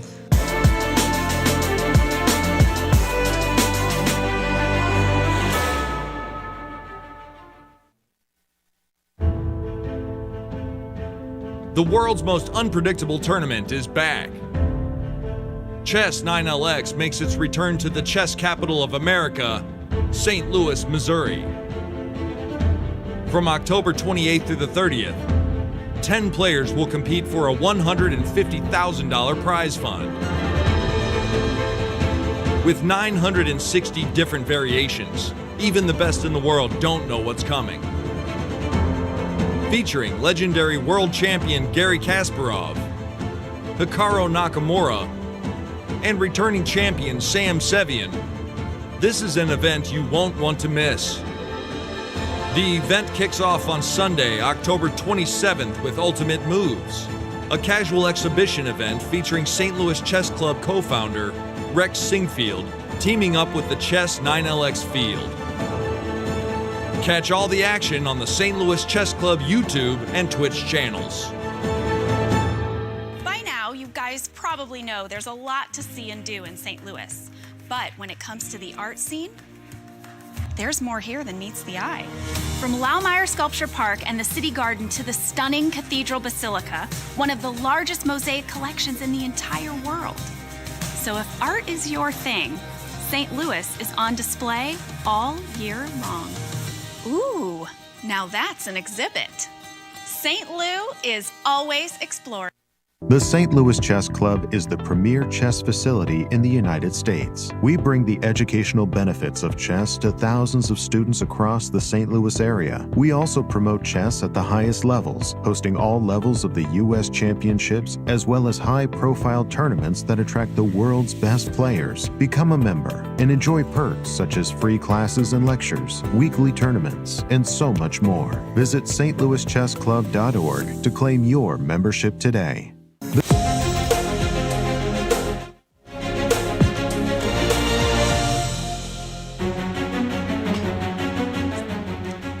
everyone. Welcome. We are in round 5. Pardon me. The tournament is just passing by quickly. And we have a special guest in the studio. We have Heather Parker here, the Q Boutique store manager. Welcome. Hi. So nice to be here. I tell you, Heather, you got the whole yin and yang, black and white. Yes. You are representing the chess world. How does it feel? It feels amazing. Now, tell us about the So actually, these earrings are made by a local vendor, Potter and Clay. So these are new in Q Boutique. Right. And you can purchase them there. You reach out to the local craftsmen to do some chess motif stuff for Q Boutique? Indeed, I do. I reach out to a lot of local vendors, not only in St. Louis, but actually outside of St. Louis, like in outlying areas. But also, a lot of people actually come to me. And they're like, hey, we have this chessboard or this jewelry that we would like to see, and like, could you carry it? Wow. I just wanted to say that what you just said provoked a thought. I'd gone to the World Chess Hall of Fame. Mm-hmm. They had an exhibition. They were opening it up, and they had a Lewis chess pieces. So remember these centuries-old Lewis chess pieces that they had found on the beaches? And a local woodsman had recreated them in wood, and it was absolutely brilliant. So you actually reach out to the local craftsman and say, okay, absolutely, and we do something. We do have actually Lewis cufflinks in store right now that are actually made by a vendor here. There you go. You know, Q Boutique is an award-winning retailer here in St. Louis. What can you tell us more? What does this shop offers? So Q Boutique is not only just a chess-centric store, but it is also it's a gift boutique. So we carry everything from books to children's games, but really we like to focus on the chess. Absolutely. Well, it's a trap, I tell you. I go in there and I'm not coming out without, because I always find something. There's always something really, really beautiful. And you told me yourself, Kate, that... I like to go there every time I'm in St. Louis. I spend at least 30 minutes there just watching and looking at those pieces. I have my personal favorites, like the necklace there, or exactly the boards we are seeing here with the Hall of Fame logo and the chess bag. But what do you think are the must-haves for chess players from this shop? Tis the season. I feel like we're in a museum, right? We're in the Hall of Fame, and so I collaborate actually with a lot of the people that work at the Hall of Fame to come up with different clothing items, collections that relate to the exhibitions that are showing. Nice. Right. And now we have the U.S. Championships. What are the special clothing items that people can purchase? So right now you can go to Q Boutique, STL.com, and you can purchase any of our 2024. We have chess champs. We have rain jackets. We have long sleeve T-shirts, and then we also have all of our autographed merchandise, which is a big seller. Yeah, when the players come into town, they got all of those wooden boards. I got in my swag bag a blanket. Became an instant popular hit at the house. Absolutely. That is fantastic. I love it. So speaking of fun gifts, I brought you... Katerina, I brought you something today. That's so nice. What am I? Ducky chess. I heard that you love duck chess. I love duck chess. I taught this guy to play duck chess. Not well enough. You beat me. Wow, thank you so much. So if you come to the Hall of Fame, we can give you one of these ducks so that you can play giant duck chess out front. Oh my God. That's perfect. We were actually thinking with International Master Eric Rosen to play duck chess there, but we have smaller ducks and the boards are giant. Right. Wow, thank you so much. The perfect gift. Cool. I also brought... Anything for us, Heather? Listen, I brought... So we get a small one. Okay. She's messing with us. I get the yellow, you get the Cristian, I'm pink. sorry, I forgot Give me the you. pink one. Thank you. Heather, you're a big hit. Get out of here. Come again, Heather. We really love you in the studio. Anytime, please. Thank you very much. Thank Seriously, you. It's Heather. lovely to be here. We do have a lot of fun with the store. I like doing the promos. I'm not 100% sure about the 100% polyester. I don't know if that's a big selling point, but there is some really great I merch. agree with you. We gotta. You do something about that one. Any family discount for chess players? Yasser always tells me you get a 5% family It's myth. discount. It's a myth. For commentators, for chess players, for anybody, do we get any family discount? So yes, there is a Grandmaster discount, but we also provide a discount to World Chess Hall of Fame members. Okay. Wow, Yasser, that's good for Wow, you. very good. Heather, thank you so much for coming on the Thank you show. for having me. Come again. And let's take a look at our standings after round 4. Here we go. This is the ladies. Yeah, and we have a clear leader here, Carissa Yip, 4 out of 4 so far, an amazing performance. Clear second, Begin Tokirjanova with 3 points. Clear third, Tatev Abrahamyan with 2.5 points. And then we have a 5-way tie for the 4th place. Irina Krush, Alice Lee, Atusa Pourkashiyan, Talia Cervantes, and Rose Atwell. And in the standings for the open section, Here we have suddenly Fabiano Caruana in clear first with 3 out of 4. And then there's a 3-way tie for the 2nd place. Wesley So, Sam Sevian, and Hans Niemann. And 3 players have 50%. Wonder Liang, Sam Shankland, and Grigori Oparin. fantastic. Jumping into round 5, Alice Lee does not like defending. She loves the initiative, and she has been caught out of the opening. Atusa has played this really nice move. I liked it a lot, this move, rook to b1 with evil intentions. And those intentions are very, very clear. She wants to play the move bishop b5 check. Hence, we see the move a7, a6, but I always feel that you're playing to my agenda Right. when I'm making a strike and you're making a reaction. Because you're also weakening some squares. Oh, definitely. And not only that, you're basically saying the bishop on c8 is tethered for that one extra move. Now here, at this exact moment, I thought Atusa could really seize dynamic initiative right away with the move c4. What's the idea behind this move? Well, it's clear as a bell. Bishop e3, bishop b6, one way of planting. Another way is to play for the move c5. Yes, if you wanted to play queen b3, I'm a fan as well. The idea behind queen b3 is as simple as it looks in this case. I don't want you castling. Just don't want you castling. I want to play rook to d1 and d6. So she has played after a6, a4. Why? I think she wants to play bishop a3 and then push d6 pawn.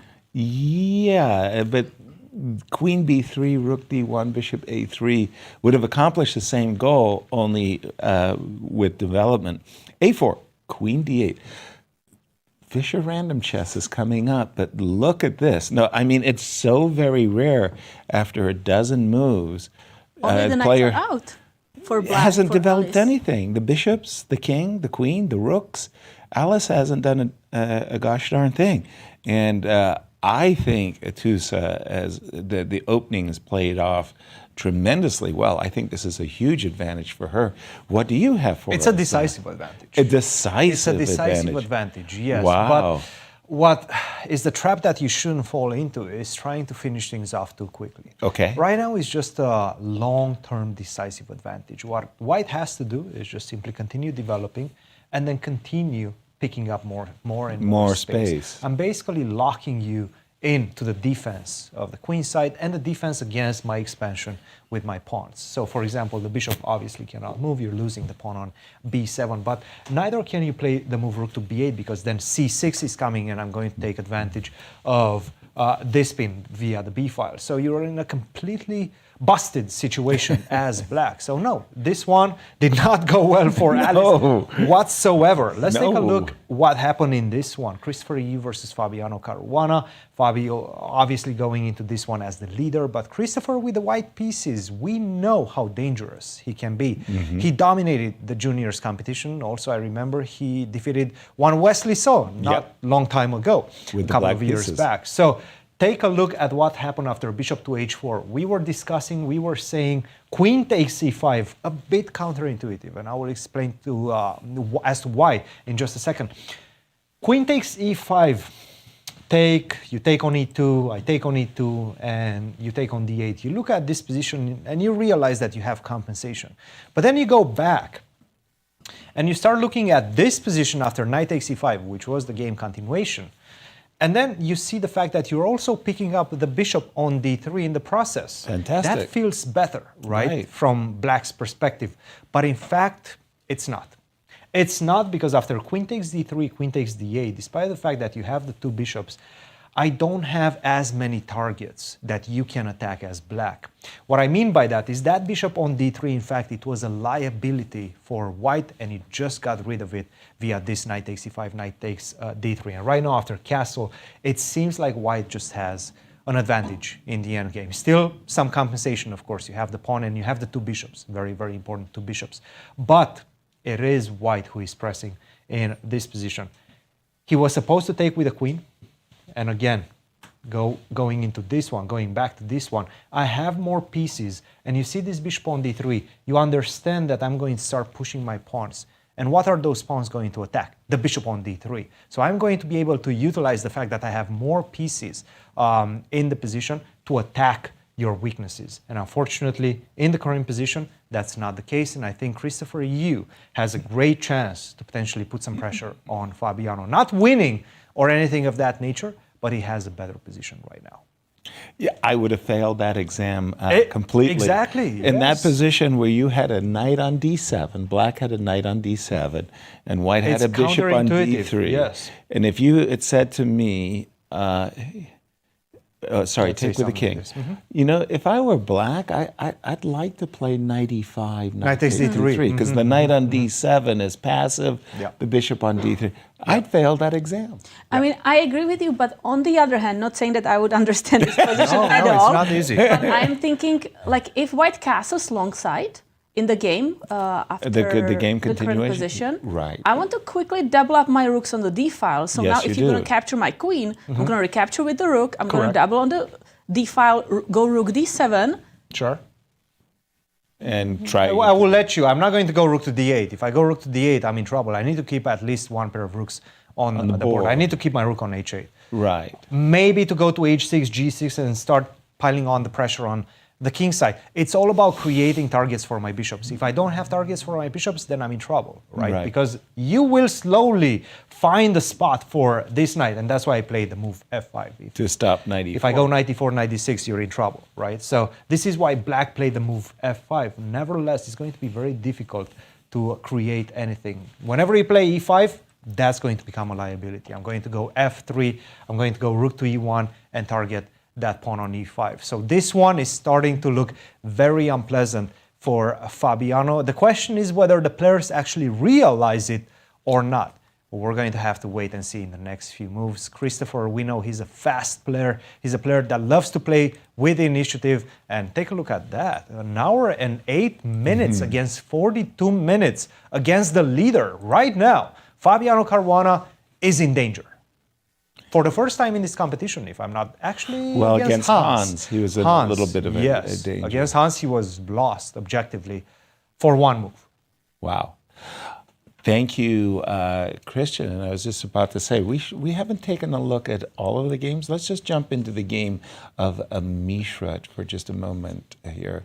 He was playing, where is he playing? He's going out. Under Liang. Yes, it's a clash of the youths. In this one, a very peculiar way of going into the Queen's Gambit accepted with captures e3 and c5. d5 is coming. Takes, knight takes, castles, knight takes, queen takes, b2, b3. So white is also enjoying the pair of bishops, unless we're going to trade immediately one. Right. But bishop e6 seeks to do precisely that, right? Now, the question is, with the black has a queenside majority, white has a kingside majority, how do I put my trumps to work? I like that black also gets very quickly the rooks on the open files. Yeah, rook to d8. Maybe rook to c8, then I'm going to figure out what to do with my knights if I'm going to jump on that b4 square. Do I have to... The problem I'm having is if I play a move like queen e2, hoping to get in a favorable trade, I'm looking at knight a5, and I'm like, oh no, that's annoying. I don't like to allow that. On the other hand, if I go queen c2, I'm really inviting knight b4, and I'm like, why did I do that? Am I going to have to suffer bishop takes c4, b takes c4? In other words, should I play a move like bishop a3, Kate, and invite split pawns? But I feel like this is very good for black, no? I do. So you think that's like the best position out of the worst that we can get? I'm saying I feel like white has an issue right now, that black is the one, you said it yourself, the rooks are coming quickly to the open file. So I see a weakness on b3, and I'm going to target it. So I want to capture on e6. Let's give it a try. Okay. I'm a easygoing guy. Okay, bishop a3. Bishop a3. No, I would like to trade those pawns. Okay, I'm not going to allow you. I'll go rook to b1. Rook to d8. I'll attack your queen. Queen e2. Okay, don't forget queen e2. I'm having troubles because everything is so tempting. I'm looking at ideas of controlling this knight, right? You put your rook on the knight to c3. Yeah. I'm looking at, with every fiber of my being. I was thinking that instead of knight e4, if you go that knight a5 that you were thinking about. Yes, I was. That I would really like to push my pawn to b4. You would? To kind of trade those two pawns. Okay, and I will be looking at an opportunity myself to try to get a pass pawn. So you don't trade the pawns? No, this is a tempo, and I'm not saying you'll move it.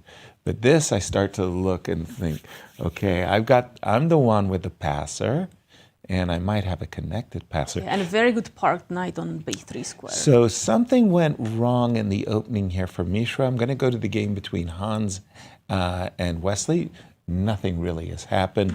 We know that Hans is probably a favorite to win a pawn, but with the two bishops, we think Wesley will have more than enough compensation, or rather, simply sufficient compensation. We think that more moves have been played in this game, right? After bishop h4. Yeah, we do have a few more moves. Knight takes e5. No, that was knight takes e5. This is the game. Yes. Yes. Knight takes e5, bishop takes d8. All of this has knight been played. takes d3, queen d3, queen takes d8. Yeah, my board just didn't get updated, and we were looking at queen takes d8 or castles long. Castle happened. Castles happened. Long side, and queen c7 on the board. Yeah, I was about to say. What you were trying to do, that doubling up on the d file, looked frightening to me. I would probably not want to allow that, and queen c7 was Fabi's choice. Cristian, I'm going to toss it in your favor. Well, you have that Hans versus Wesley game, and perhaps you guys can analyze it, because I know you, Yasser, you've been a master of the endgame in your time, so maybe you can explain to us the trumps of both parties in that one. Yeah, well, in fact, I think you described it very well yourself. The idea is that the two bishops in an open position are really considered to have possess, if you will, an advantage.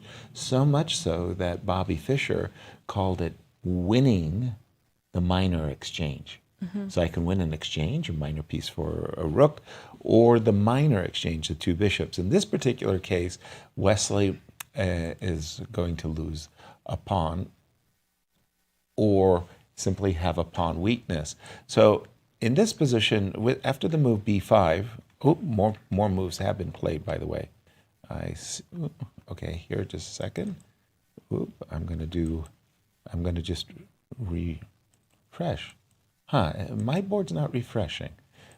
Tell me what happened after, because I'm seeing a different position. I believe it went bishop to d3. Bishop d3. Okay. Rook e8.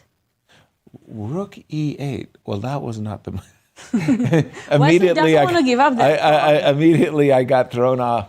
I really liked the idea of not protecting the pawn on e5. I really like that idea of king c7, rook takes e5, bishop to d6, and basically the idea here is is the bishop on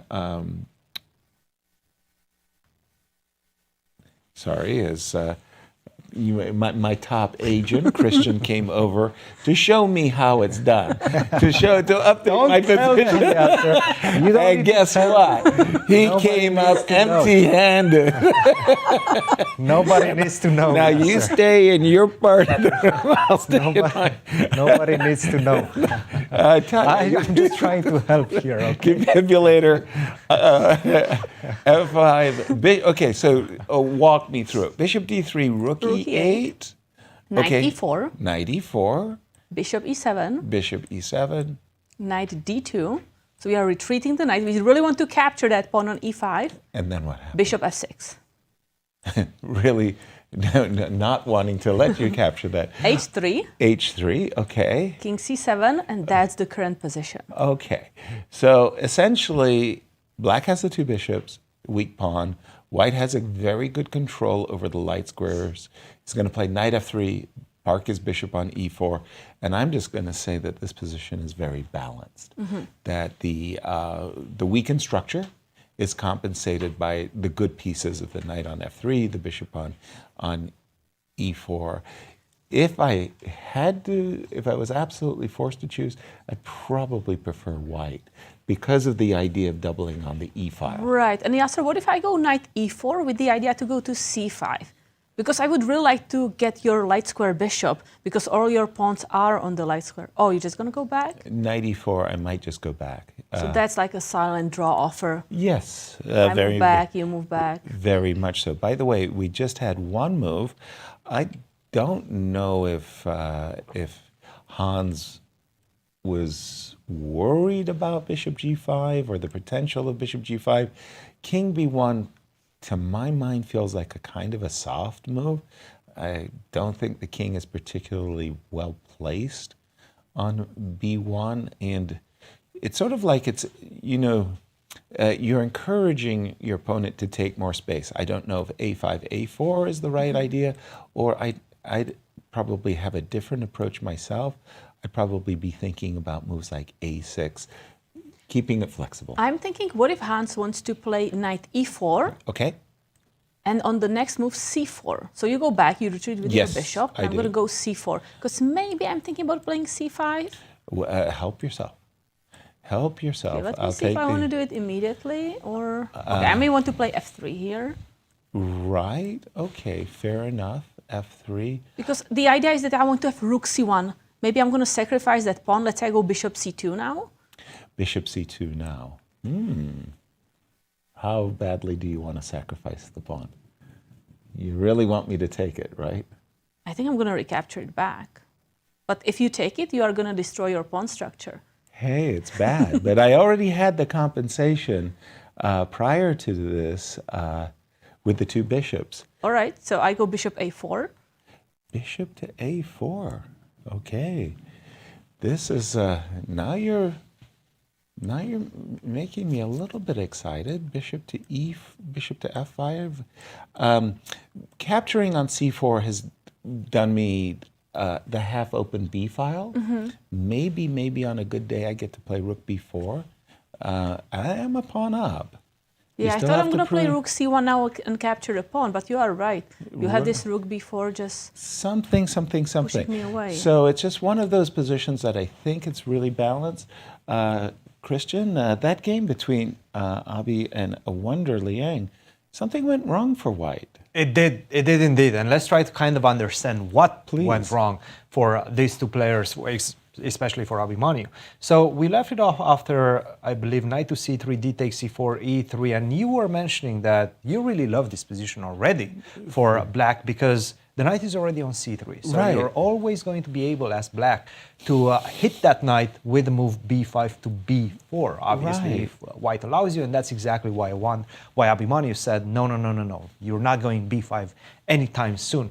The problem is you're losing a tempo with the move a4, and you're still not stopping me from getting my main move in, which is c5. I'm going to try Right. to break the center somehow. That's exactly what he played. Knight to f3, knight to c6, castle, bishop to e7, and d5. It does seem like Abrahamyan was taken aback in the opening phase by this approach, because this move d5, it has been played before, but it's not one of the main moves in the position. And in fact, Right. it seems like it allows black to equalize pretty much on the spot, especially if you don't continue in the most aggressive fashion with e4 in this position. You have to go for e4 unless you don't want anything out of the position, right? The way he played it, which was knight takes e7, queen takes e7, now I have absolutely brilliant control over the central squares, especially e4. Right. I understand you have the two bishops, but your two bishops are not really that good. They don't have any targets. Are you going to target my knight on b4? Feel free to take it. You take on b4. Then I have the beautiful outpost forever on c3, right? So this is the position that we have right now. Queen to f6, still looking at this c3 square for the knight, h3, bishop to h5.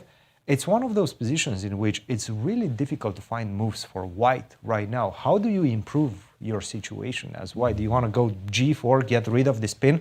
Probably not. I mean, after g4, bishop to g6, you're going to suffer. You've weakened your position a lot, and I don't see your counter chances. Again, you would love to be able to go f4, f5. You said A, you should say B as well, but it's very difficult to get there. You have to get the knight out, and in the meantime, I'm going to be able to create my chances, especially related to knight to c3. This one is looking absolutely brilliant for a Wonder. A Wonder has a great opportunity to potentially strike back after the rest day, after his defeat against Ray Robson. With the black pieces against a win against Abrahamyan, that would be huge. Yeah, and especially because Mishra is coming off a loss against Fabiano, maybe a little bit self-inflicted, but then again, Fabi put a lot of pressure on him in the game. That was that isolated pawn, that e6 pawn, the backward pawn. And Mishra, who played very well in his debut in the U.S. Championship, finished with a plus score, is currently on a minus score and under pressure in this one. I wanted to turn our attention to the game between Grigory and Sam Sevian. Sam, just a half a point behind our tournament leader. Oh, he played g4, by the way. Mishra played g4. We were kind of debating whether he's going to go for that or not. But if you have it on your board. Yeah, g4 was played. Again, where's the continuation? You would love to go knight e1, I guess, and then f4. It's all about getting that f4 in. But knight to e1, I can go rook fd8. You don't have time to get f4 in. I have a big threat right now, given by the fact that this rook on a1 is d2. under pressure as well. Take, take, take, take. Guess what? You're losing an extra rook at the end, so you cannot do this. But I think Cristian g4 you kind of also want to do because black wants to do this rook d8 anyway and put pressure on the d2 bishop. Yes. Right? This pin is just so annoying for white. It's a very unpleasant position. All in all, very unpleasant position. And again, I'm looking at the best, let's say, objective moves in the position. Queen to f1, not an easy one to play, obviously, with the idea to go bishop to e2, but it's really not an easy move to make in the position. Bishop takes b4, another huge decision. You take on b4, you're giving me that c3 square forever. So that's not something that you would enjoy in the position as well. So I guess by method of elimination, you get to this move, g4, and you try to go for it. But where's the continuation? Bishop g6 is going to come. What's your continuation? And if knight e1 is the best or knight to h2, it's not looking good. I'm seeing this one go a Wonder's way. Already, I feel like a Wonder has a very close, not decisive, but a very practical and easy to play advantage. Thank you, Cristian. Turning our attention to Grigory, who is making his debut in the competition. He's up against Sam Sevian, one of the players who is tied for second. And when we had left it, we'd seen this position, and I had lauded the move b4 as a way of securing an outpost for the knight with b4 and b5. After b4, he immediately went for b5, and I thought that was something that you kind of keep in your pocket. Like an it's option, like, right? Yeah, it's not exactly forced, but okay. Grigory had a very direct idea in mind. What he wanted to do was get in, finally he wanted to get in the move d4. Strangely enough, he has been playing for this move for quite some time. The moment he plays it, comes an orange bubble. Usually it's the blue bubble, the blue exclam, the orange question mark. And the reason why it gets a question mark, I think, has to do with the idea of this pin.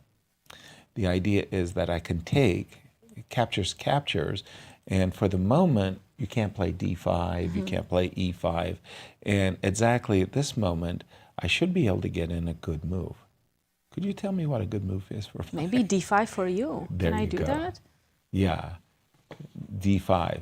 Because I'm like, if you're going to play e5, your knight on a3 is suddenly not that great because you are not getting the c4 square that you wanted. Right. Instead, I can have queen b6, putting pressure on the d4, putting pressure on b5, pardon me. As well as maybe thinking doubling rooks on the a file. As well as prepping the move knight f5. As a French defense player, I always loved having the square. I call it an outpost. It's not exactly in the sweet center, but it's in the center. Knight on f5. Yep. Sam played knight b6 instead. Okay. Without d5, just maintaining the pin. And maybe wanting to jump to c4 and trade to get his light square bishop to a more active position. And just asking the question, what are you going to do about the bishop? Right, maybe knight a4. Exactly. I was thinking, okay, if your intention is to exploit the pin, let me break the pin by playing move queen e2 protecting, but you saw it half a second ahead of me. Knight a4. And suddenly that's a very, very awkward moment. Maybe I have to do something a little bit awkward as well. By the way, this is the thing, right? As black, you're kind of waiting for white to push all the pawns, so then you can start targeting those weak squares. Talk about counterpunching, right? There you go. We'll keep an eye on this one. Again, Sam Sevian on the outside looking in. A win today. Hey, it's a beautiful day outside.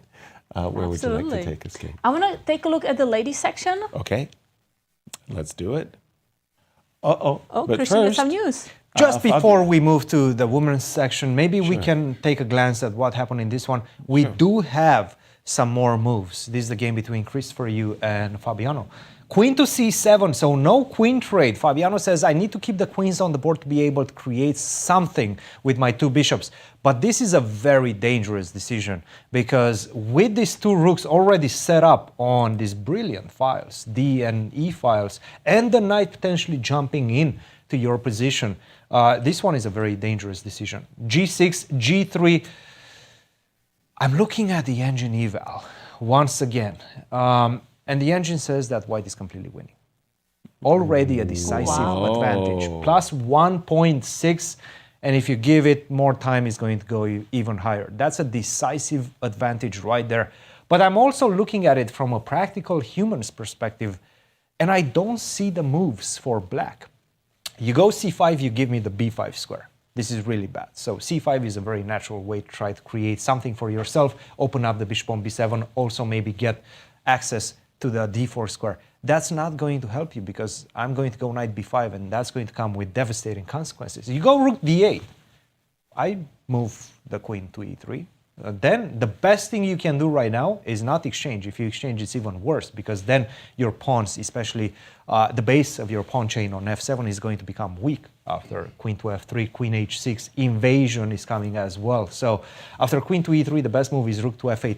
You just simply are running out of moves as a black, and Christopher Yoo seems to understand that because he's playing fast and he's playing the best moves. What he wants to do is g3, f4, close shop against your queen, control the best squares in the position, e5, then knight to e4 is going to come, knight to e4, knight to d6 is starting to look like a threat, knight to e4, knight to g5 to start looking at the pawn on f7 is starting to look like a threat. This one is looking really bad for Fabiano. The leader is in trouble, guys. The leader of the open section is in big, big trouble. Wow, thank you for that. I think we just saw the move King B8, by the way. That's right. On the board. Kind of a prelude to Bishop C8. Bishop C8 and then what? Defending. I go F4. Yeah. Bishop C8. No, but I definitely... It's not really helping. You're playing defense right now as black. You have the two bishops. You should be finding some way to create some offense. There's nothing. There's just... Look, Christopher Yoo is bouncing with excitement right now. He's looking around, smiling. Yeah, he's feeling good about his position. Having a material advantage in the game of chess can bring joy to your heart. And almost 30 minutes time advantage. I think that plays into it as well. You can see it from the body language. Fabi does not like this position. He understands that something went really wrong.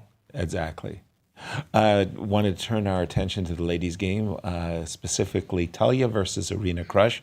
When we left it, Talia, after seeing the move F5, said, look, your king is still in the center of the board. Let me blast things open. F2, F4, very much a move that I would applaud. After F4, knight to G4. I haven't done extensive analysis of this position. A move that I just, I kind of want to see black move her bishop. Right.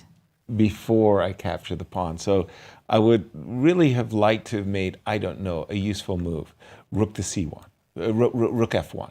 And said, okay, I'm giving you your a pawn, King B, no, knight F2, something I should. But that's rook the thing, E1. it's with the tempo, right? Okay, say I play the move rook E1. And if I capture, if I play, knight F2, and then I want to capture on E4. Okay, so we get the same positions, yes? So I would have to take, presumably you're going to take, with the knight? With the knight, even. Yes. Okay, so I'm going to take, and then presumably I'm going to play knight here or knight here. I'm not sure. I'm going to play bishop F5. That's what I mean. So now you have to make the move bishop F5, right? And I don't want to make you make it for you. Right, allow me to capture a pawn with that. Exactly. So maybe knight G3, you're going to play bishop F5, then I'm going to take, and suddenly the bishop's a weakness. None of this happened because what happened in the game was Talia captured on F5, and more or less I think that allowed Arena to get out of whatever difficulties. Having said that, everybody's happy. These are positions for the knights, right? There's outposts everywhere. There's also a pawn hanging with check. I feel like white is a little bit happier because white can get the rook to E5 very quickly. Right. Rook to E. But on the other hand, we have to be careful about capturing that pawn on F5 too quickly because that's going to allow the black rooks to develop with the tempo. Rook F8, rook to E8. So these are double-edged positions. I'm with you. I think that black's structure is a little weak. We haven't seen enough of the games. I wanted to take a look at Jennifer Yoo's game, if you don't mind. Yes, she's playing Rose Atwell. Okay, Rose in the first half, first 4 rounds, she had quite the roller coaster ride. I mean, if she's got tummy, butterflies in her tummy after some of the games, check out Rose's games. Pretty amazing. Okay, she's up against a former U.S. champion, and this looks like a Catalan with an early knight E4. Munch. Takes. Okay, so what's going on? So black's up a pawn, but white is trying to get 2 of them back. Right, but I have some help. I was thinking E3 to trade the light square bishops, but I have to be careful about that D4 pawn because that's setting up a pin on the knight as well. Exactly. E3 though. But okay, let's go E3 because I can capture on F2 and open up that dark square diagonal for my bishop. Okay, so I'll fall for it all. You mentioned that there is a pin on the d file. So let's say I take the bishop on g2. Is my bishop on f4 getting somehow sneakily trapped? If you go, h6, and I go back, is this completely ridiculous? I mean, I'm really opening up the king. I feel like you're going to capture once on g5. There. And now you can take with the queen on d4. Because, yes, your bishop is getting trapped, but my knight on d7 is hanging as well. True. I would take and probably end up playing bishop f6 in some kind of... this is a very weird middle game looking position. Queen d2. I don't have a zen of the position here. Knight c5 is another completely different approach. Right. The black pawns, they look very dangerous because they can be pushed. Wait a minute, knight c5 is really strong. Holy smokes. Oh, wow, you cannot can't capture take on d4. Okay, then... Because once I capture the queen, you recapture with the rook, and then there is this skewer. Bishop f6, and I lose an exchange. Uh-oh. This is looking suddenly great for Jennifer. Wait a minute, knight c5. Yeah, because if I play knight c5 and you cannot capture that pawn, those pawns are going to be super strong. They feel strong already. Super strong. Sounds even worse. No, Jennifer, definitely something has gone wrong here for Rose. And the thing is, even if white goes, let's say, b4, to try to kick the knight away, you can probably play knight a4, right, with the idea to go to c3, and you still cannot capture queen takes d4. By the way, we see what happened, knight f6. What? Computer really doesn't like it. 2 question marks for this move. Okay, so knight c5 was not played, knight f6 was. Sorry, just to complete your thought. Well, Kate, now I can you were just saying take on d4, b4. Right? Where would you want to go with the knight? Knight a4. Knight a4, and then the difference was that if I take on d4 in this case, same thing. Same thing, exactly. Right? But I am getting another also, good square on c3, so your b4 is not really helping anything. Instead of knight c5, mystifying for us, Jennifer has played knight f6, inviting the recapture of the pawn, and that is just such a relief. And to be honest, right now, can I even delay that and play the move bishop to e5 first? Take with the bishop on d4. Now that the knight is on f6, you don't have f6 to pick up my piece, right? Right. There is some e3. You're not worried about these moves?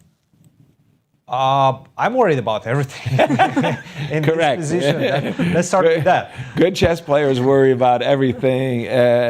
But your point is well taken. You don't have to worry about f6. Here, bishop e5, I was just actually thinking Rose was in trouble. And the opportunity of restoring material balance, queen takes, I would leap at it with both hands and maybe start to think that I could play bishop e5 in the future, or I could play for knight takes e4. And somehow it feels like right now you're the one with the liability pawn structure, especially that pawn on e4, right? Right. Like completely different than what it used to be. First of all, after knight c5, how do you get your pawn back? Well, that was the big question, problem. Right? Yes, you just nailed it. I'm not sure at all. And by the way, I'm seeing h7, h6 as a threat, driving my pieces home. I'm homeward bound. By the way, on our break, the game between Nasi was in trouble, I thought. Hold on, where is she? Against Megan Lee. And it was a very, very, very peculiar moment. More or less about here, these parts, Nasi played b4, knight e2, e5, and you might lull yourself to sleep thinking, yeah, this is all standard stuff. Everybody knows what they're doing. You play bishop e3, showing understanding, maintaining your bishop in the center of the board. I play d5, and I equalize. Right. Like a good in fact, Sicilian. manages to play d5 in Sicilian. That's most of the time very good for Brilliant. Then suddenly Megan plays a stunner. I mean, a really, really good move. She goes bishop h2, violating all the rules. She doesn't keep her bishop centralized. She puts it way down there in the corner. But what she does is she stops the move d5. She doesn't put her bishop on g3 because she wants to follow it up with knight to g3. And even though those white pieces look ridiculous and will not win you any beauty prizes or awards, once you go with knight to g3 to f5, they're going to win you the game. Exactly. And lastly, and most importantly, yeah, I'm a pawn grabber. I'm ready to take that pawn and say you don't have a good compensation. H5. What was Nasi was White worried can also about? be thinking about playing g4 just to push the pawns, attack the king. So if you cast castle thinking everything is fine, White is just going to launch the attack there. And have a very, very self-made attack. Again, I see the move knight g3 as a huge threat, and so did Megan. Provoking the move g6, by the way. Bishop c4, okay. Sometimes, you know, we all great positional knowledge and everything like that, but sometimes you should just take a pawn. You know, here I will just grab a pawn and say, please, you know, prove the compensation. If you'd like to play d5, you're welcome. Queen I'll probably C3. Maybe you can even go queen c3. Putting pressure on that bishop, pawn on e5. Because remember, you have that bishop on h2. Lurking. So if you do something like queen c7, thinking you are defending everything, yeah. I have probably knight e2. Not bad, but this is also... That's actually even better. Yeah. Okay, bishop c4. It still feels good for white, but okay. I think for Nasi, the danger is really past. You know, with good, slow positional development moves, I get it. But now the bishop on h2 is looking like a liability. Now, you know, a while ago I was saying put the bishop on e3. Maybe you should have put the bishop on c1. On h2, it's doing nothing. Suddenly, but do you feel really safe now for black? So you're going to castle? Oh, yes. You know, it's funny, some of the really sophisticated Sicilian players, they don't like allowing g4 under any circumstances, so they don't mind playing king f8 to g7. So you keep that rook on the h file. Stopping anything. Personally, it's a choice. But I'm seeing the position, as advantage black. White is a long way from attacking. I'm a little curious here because I was thinking that Nasi was going to go a5, a4 and get that. She decided that she wanted to get rid of the light square bishop, or at least provoke this. Did you like that? I'm curious. Yeah, so you are saying that black is better here? Yeah. So if I am Megan and I want to go g4, capture on h5, like you think you are faster with the pawns on the queen side? I can't be sure. But yeah, in principle, I think that the half-open C file means that, okay, if you've played G4 and you got a capture and you had the half-open F file, you'd be rubbing your hands in glee, right? You would be sitting there going, oh, this is really, really, really great. I will target F7. I've got the half-open C file. So let's say, I understand what you're saying. Because I also want to distract your knight after I capture, because you are going to recapture with the knight. Precisely. So the knight is distracted from the d5 square, and that's when my knight can jump there. Yeah. So I'm going to capture with the rook. Okay. So here, let's say,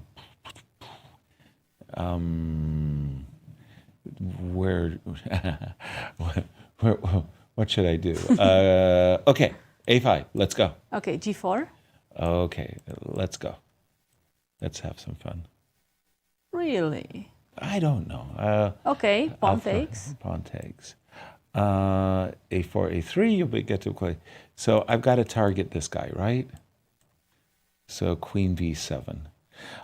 Don't know, I wouldn't even say it's a threat. You get to see what I'm trying to introduce. I'm trying to introduce ideas of knight takes e4, knight c3, rook c8, rook c3. Yeah, I believe it's double-edged, though. Okay. Absolutely. We're going to leave it here because we're going to have time trouble coming up before too long. And before we get to that time trouble, we're going to just take a very short break and tell us what folks can expect during the break. Yes, so attend the World Chess Hall of Fame's upcoming concert featuring pianist Polina Osetitskaya at Bravo! Washington University. Purchase tickets at worldchesshalloffame.org. And as we go on break, Anastasia sat down for one-on-one with international master Alice Lee. So enjoy, and we will be right back.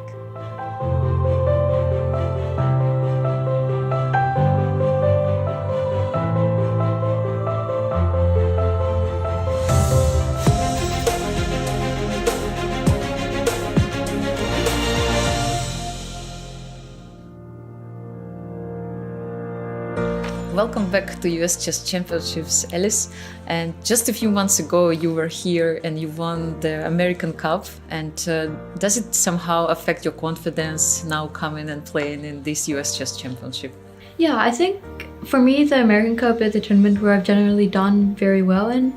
And it definitely was great for me to be able to win it a few months ago. I think that for this tournament, though, it's completely different because the format is different. Some different people are playing. So yeah, for me, it was great to win the American Cup, but this tournament will be definitely very different.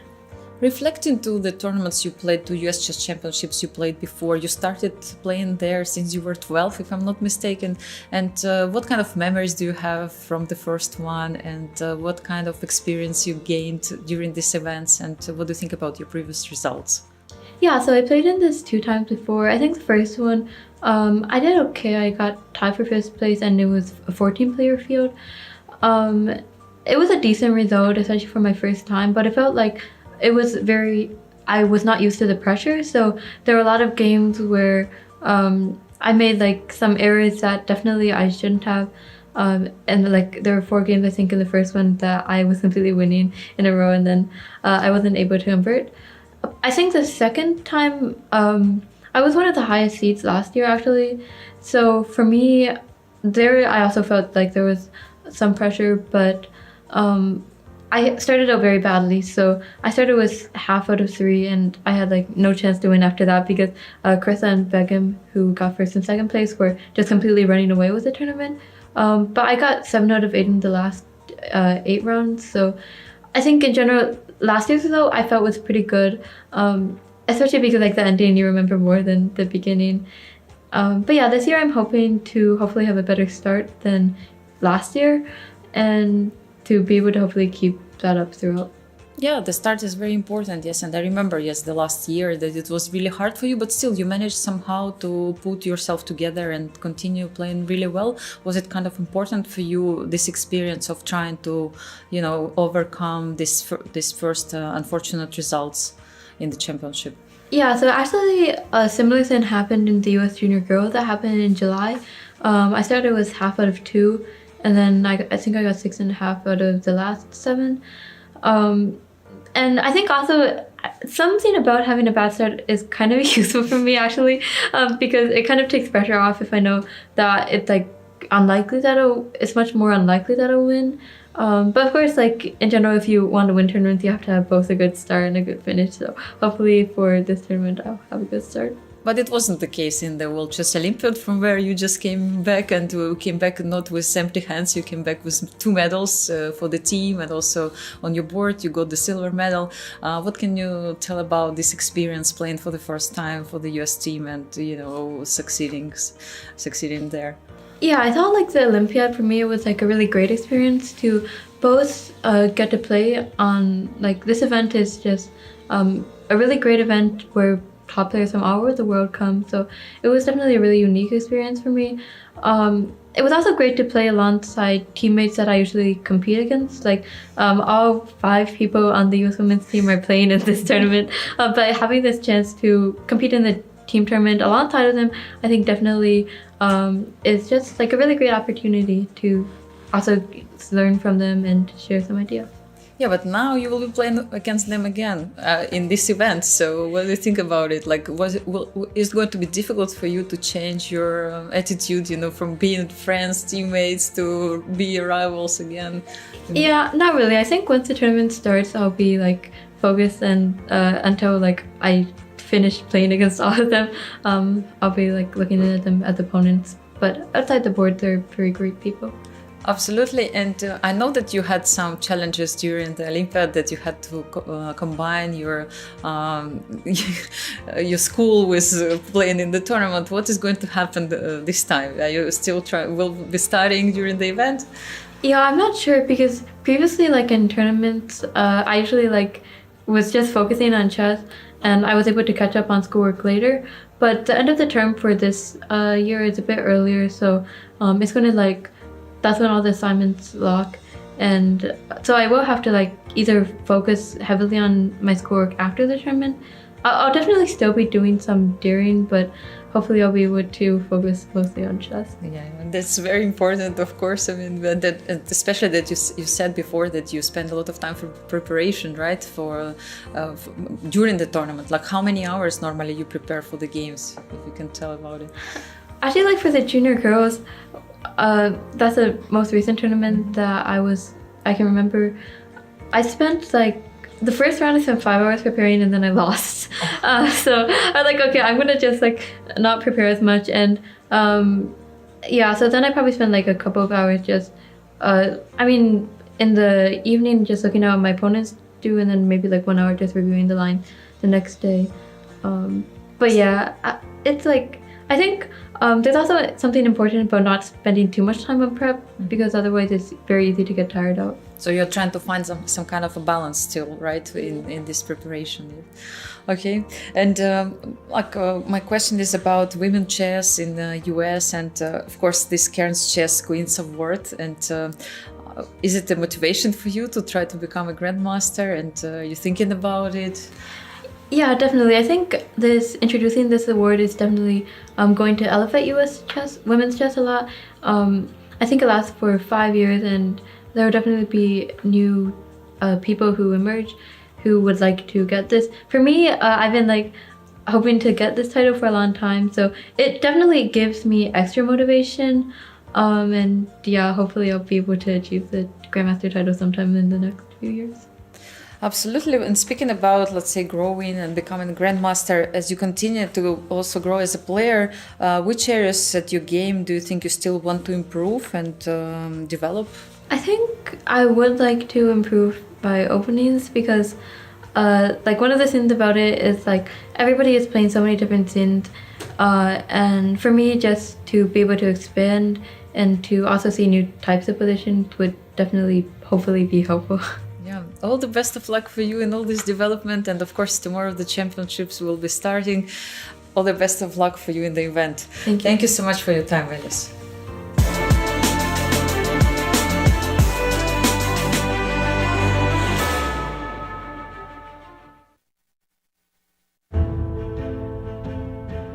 The world's most unpredictable tournament is back.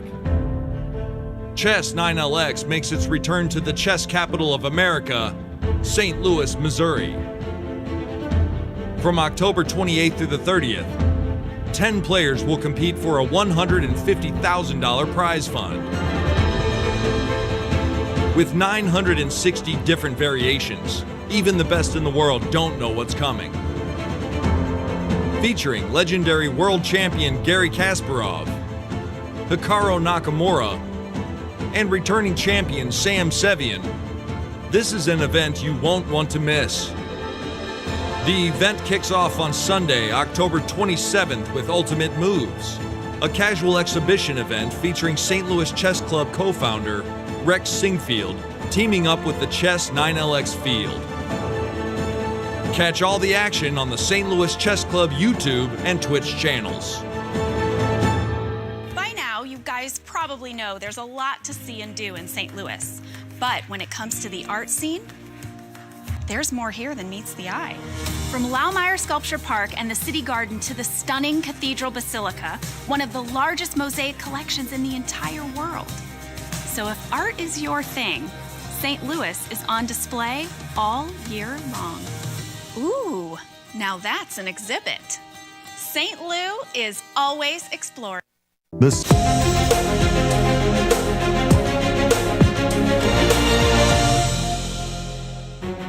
Yeah. Welcome back. Hello, everyone, and welcome back. Kate. We are in round 5, so let's look at the standings after round 4. And boy, for the ladies, it has been Carissa Yip all the way, 4 out of 4, perfect performance so far. Clear second, Begim Togirjanova, 3 out of 4, and clear third, Tatev Abrahamyan with 2.5 points. And then there is a lot of players, 5-way tie with 50%, Irina Krush, Alice Lee, Atusa Pourkashiyan, Talia Cervantes, and Rose Atwell. Lots of decisive games in the women's section. Tell us about these standings in the open. In the open section, we have one leader, Fabiano Caruana, 3 out of 4, very good performance. And then we have 3-way tie for the second place, Wesley So, Sam Sevian, and Hans Niemann with 2.5 points. There are 3 players still on the 50%, Wonder Liang, Sam Shankland, and Grigory Oparin. Hans Niemann facing off with Wesley So. That's a huge game, especially with Fabi in a slightly shaky position against U.S. Junior Champion Christopher Yoo. Jump right in on the situation, Cristian. What's going on in Sam's game? Well, speaking of Sam's game and Grigory Oparin doing quite well in this competition so far, first time at the US Chess Championships. But it does seem like Sam Sevian is a bit of a problem opponent for Grigory. We've seen that at the American Cup. Sam Sevian, I think, won 2-0 against Grigory Oparin, including a victory with the black pieces. So definitely a problem opponent, and it does seem to be the case in this one as well.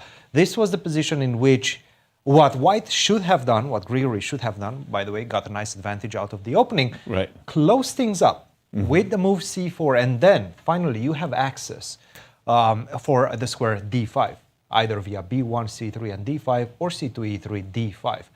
You're also having very nice space advantage on the queen side, right? So once you exchange the queens, you will be able to potentially attack any sort of invasion via queen to a7 or queen to a5. This type of ideas, right, in the position. This would have given White the advantage. And if Black wants to create somewhat of a counter shot with f5, that allows my bishop to get opened. And in fact, it's a move that you generally don't want to make as Black. It weakens your position by quite a lot. So instead of that, he played the move d4, but I think he missed this next sequence, and this move in particular, knight to b6, with the idea to go to a4. And this is already starting to become a little bit unpleasant to deal with, because of course, knight to a4, targeting the bishop, you don't have squares, and you need to stay on this diagonal to be able to defend the pawn on d4.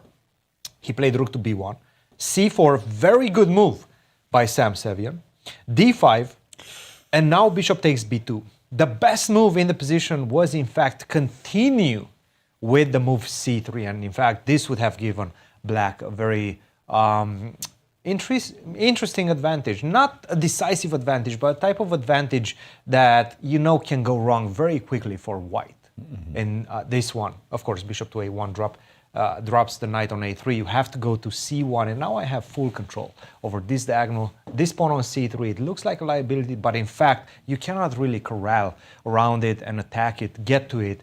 And if you move the knight, try to get off this attack of the rook on a8, knight is going to jump to c4. So I just simply go back to d7. Not maybe even g4. g4, yes, of course. Both of them work very well, and it's a very unpleasant position for a White. Perfect looking Benoni, actually. Exactly. Perfect looking Benoni. Exactly. Very nicely put.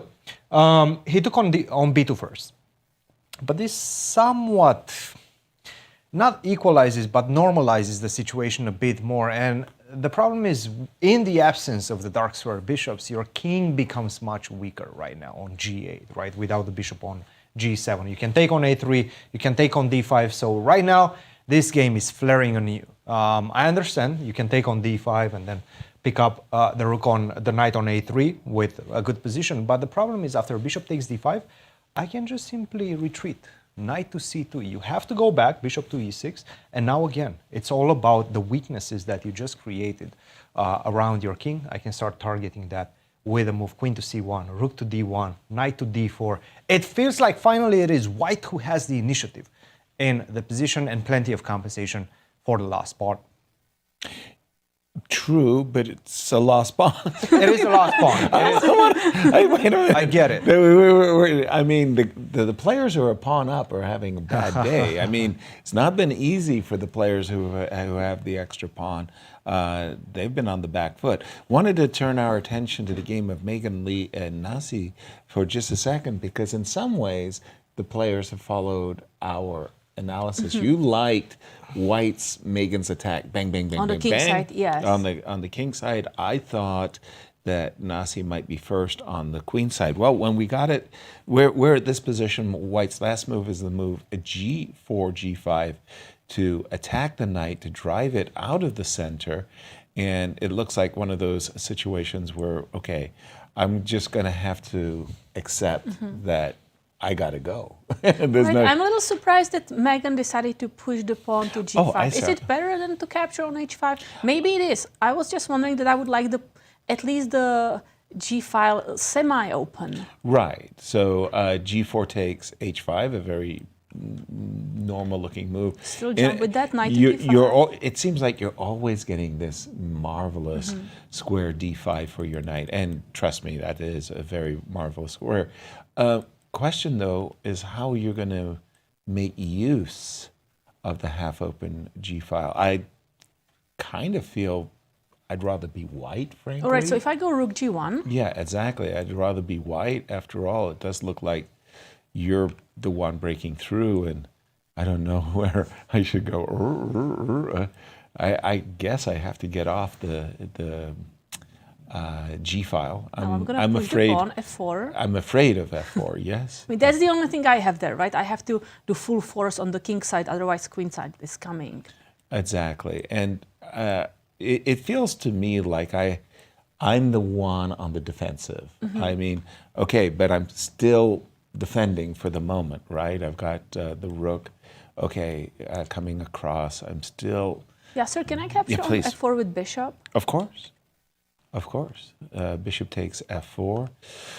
Oh dear, what am I afraid of? I'm afraid of everything. That was what Christian's famous words. I'm afraid of everything. I said I'm concerned about everything. Because now I can with good reason. Yes. On e5, on d6 with bishop. Sorry, what on e7. Sorry, on e7 with knight.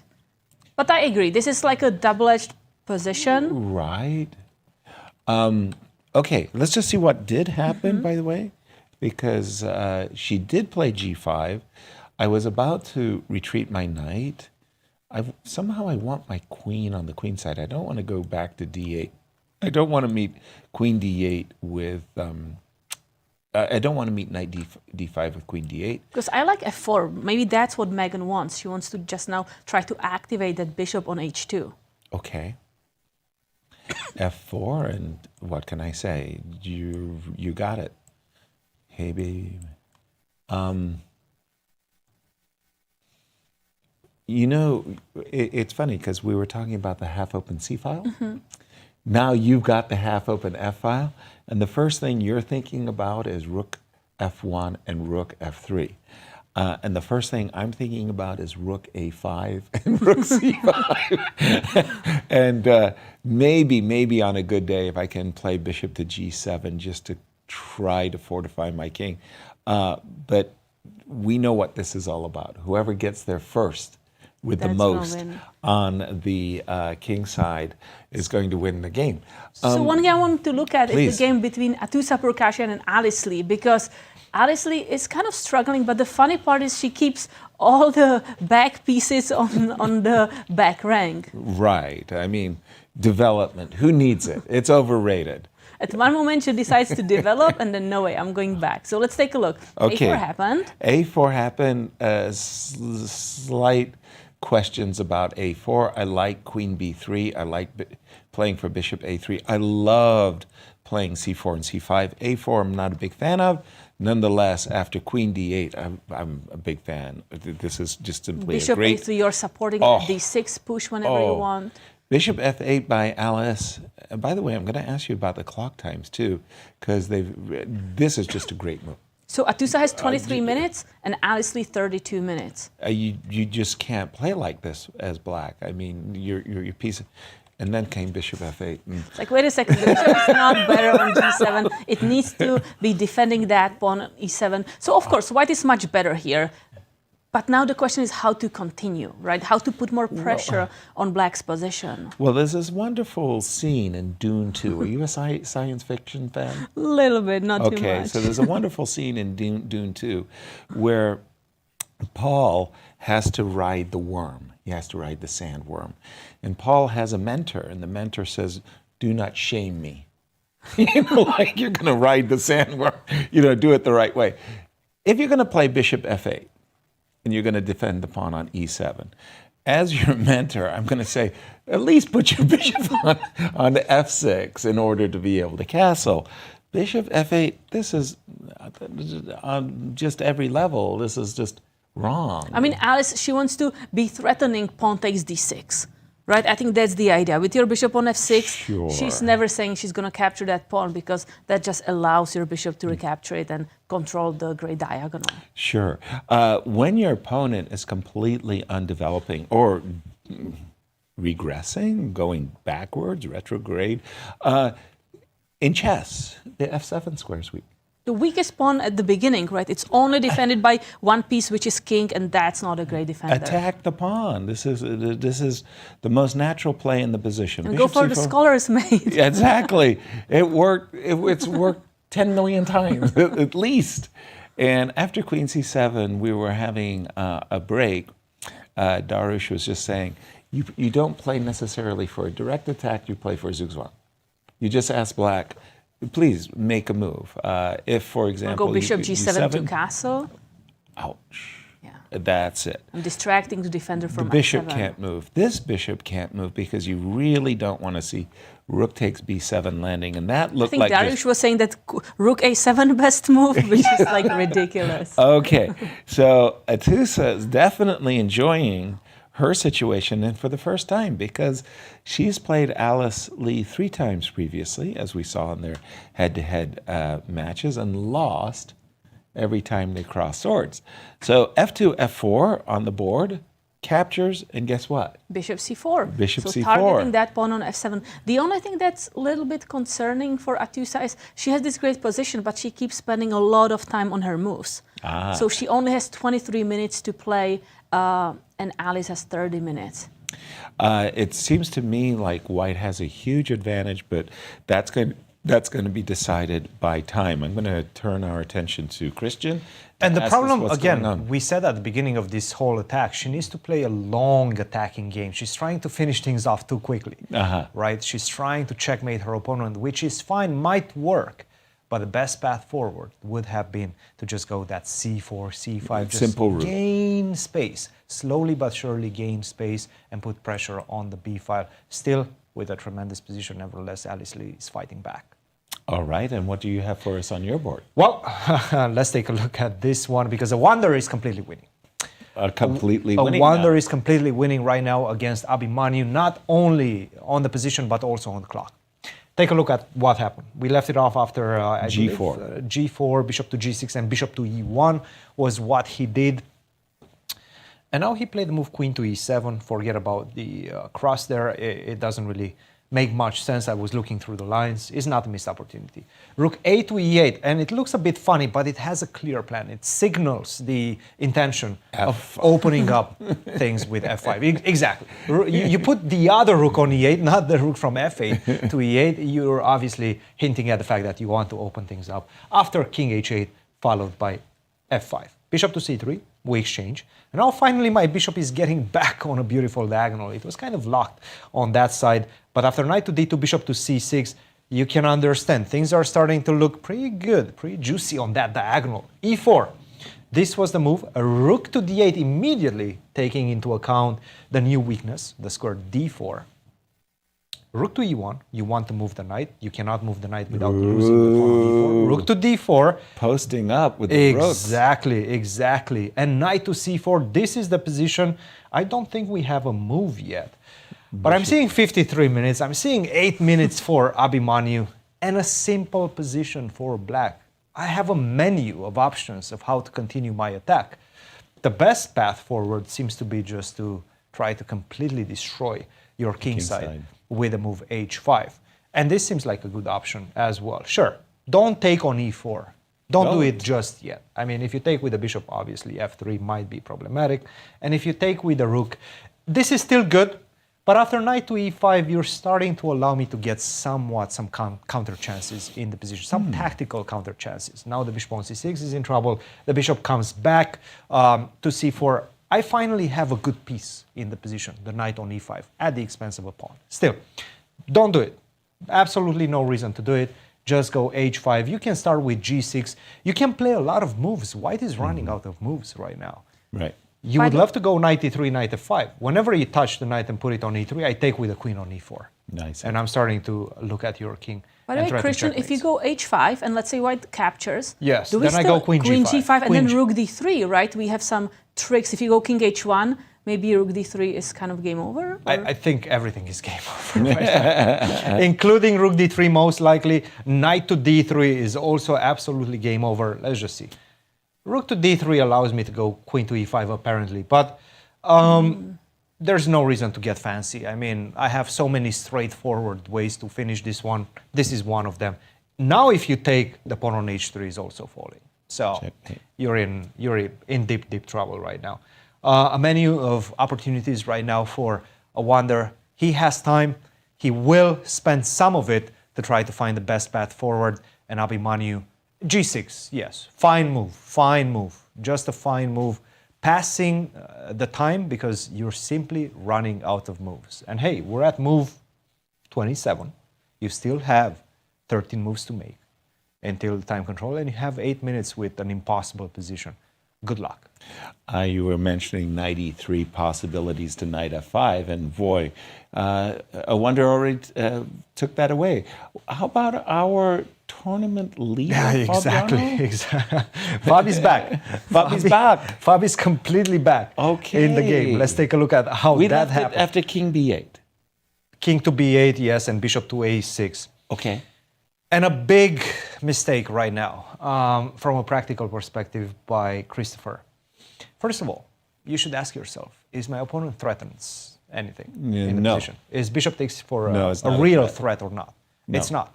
Because let's say I play a random move, you take on c4, queen to d4, finishes the game, right? The rook on h8 and the bishop on c4. So you're not, this was a bit of a gamble by Fabi, this move, bishop to a6, trying to provoke something, a weakness. And that's exactly what he did, b3. Now this is becoming completely double-edged right now. Because after this move, bishop to c8, you can envision, first of all, this long diagonal is now open. And I'm going to be able to force you to get your king on that diagonal, either to b2 or a1, after I will throw in a check on f5. So a really nice concept by Fabi. Queen to e5, f6, not the queen trade, because again, you will have huge problems via these two diagonals, h7 to b1 and h8 to a1, queen to e3, take, and e5. Take on e5, take on e5, and rook to h1. This is the position right now. The computer is saying already it's equal. After rook takes h1, followed by bishop f5, I have bishop to c5. I'm starting to see Fabi perhaps dreaming of even more than just equality right now. I see the engine is saying still a slight plus for white, but it feels dangerous for white, right? Because your king is weak. Finally, my bishops have something to do in the position. I see this bishop c5, bishop to d4 taking full control of the long diagonal. I see the other bishop coming to f5. I'm starting to like black's position right now. How about you guys? Yeah, the move b2, b3 was such a weakening of the white king. However, Kate, the times of Fabi in that game? Yeah, Fabi has 13 minutes against 43, so still 3-1 advantage on the clock. Yes, for 13 more Christopher. Moves. 13 more moves. Obviously, still chances for both sides, but compared to what it was 5 months ago, it's a much improved version for Fabiano, for the tournament leader. Thank you, Christopher. Where would you like to take us? I want to go to the women's section. Maybe we can check what Carissa Yip is doing against Begim Togirjanova, and then look around because there are also other interesting games happening. Now, the crazy part is exactly in this position after the move knight a4, I thought Carissa's advantage was big. But no, let me correct myself. Really, really big. I was talking to Darush on one of the breaks, and he was saying to me, no, the engines are actually not that impressed by this great knight on c4. Rather, with the pawn already on b4, there was counterplay. And let's see what happened. Queen e2, h6, bishop d2, rook d8, bishop e1. I'm not usually used to seeing the bishop find the e1 square. It's not like it's a great square. Queen c7, knight d2. And we're just catching up with the players. Tell me when you think something has gone untoward. Right now, it still feels like white's the one in charge, right? Right, because we have that black dark square bishop on f8 that's just staring to its own pawn. Right. Also, the knight on f6 doesn't really have much future on that square, but I really like the knight on c4. So visually, it looks very nice for white. The question is if there is something more than just looking pretty. Right. I was trying to find a little bit. I think the knight looks pretty, but I think it needs a colleagues. I'm going to get the knight out of the way. I'm going to go knight e3. By the way, just count the last few moves from Begim's point of view. So her bishop is on e6, right? So Correct. She goes 1, 2 moves with the bishop, 3 moves with the bishop, right? And I'm expecting a 4th move now. Basically, what I'm saying is I think Begim's floundering just a little bit. She's moving back and forth with the bishop, not successfully. If Carissa plays knight e3, and if bishop e6 is the answer, bishop c4 is what I wanted to do. Idea is simple as it looks. My queen on a2 might look okay, but I think she just she's looking more regal on the c4 square. And this is number 1 and number 2. Yeah, let's look at the standings. Carissa Yip, 4 out of 4. Begim right behind her with 3 points, and Tatev Abrahamyan, 2.5 points. Now, normally when you tell me I've got 3 out of 4, I'm like Fabi. My only question for you is, am I tied for first place or am I in clear first? And here, no. Not that I'm 1 second. point out of the lead, clear second. At the moment, I still like Carissa's position. Where else would you like us to go? Let's take a look at the game of Anna Zatonskih and Tatev Abrahamyan. Now that was clear third, and I was so surprised that Anna Zatonskih went here with this g4 that we're gonna see. Okay, so I didn't like her choice of knight e3. By the way, I thought that was a way of kind of losing the advantage. At this moment, in a French defense where I've got my light squared bishop in the game, or in civilization being effectively placed, I want to say, I feel quite okay.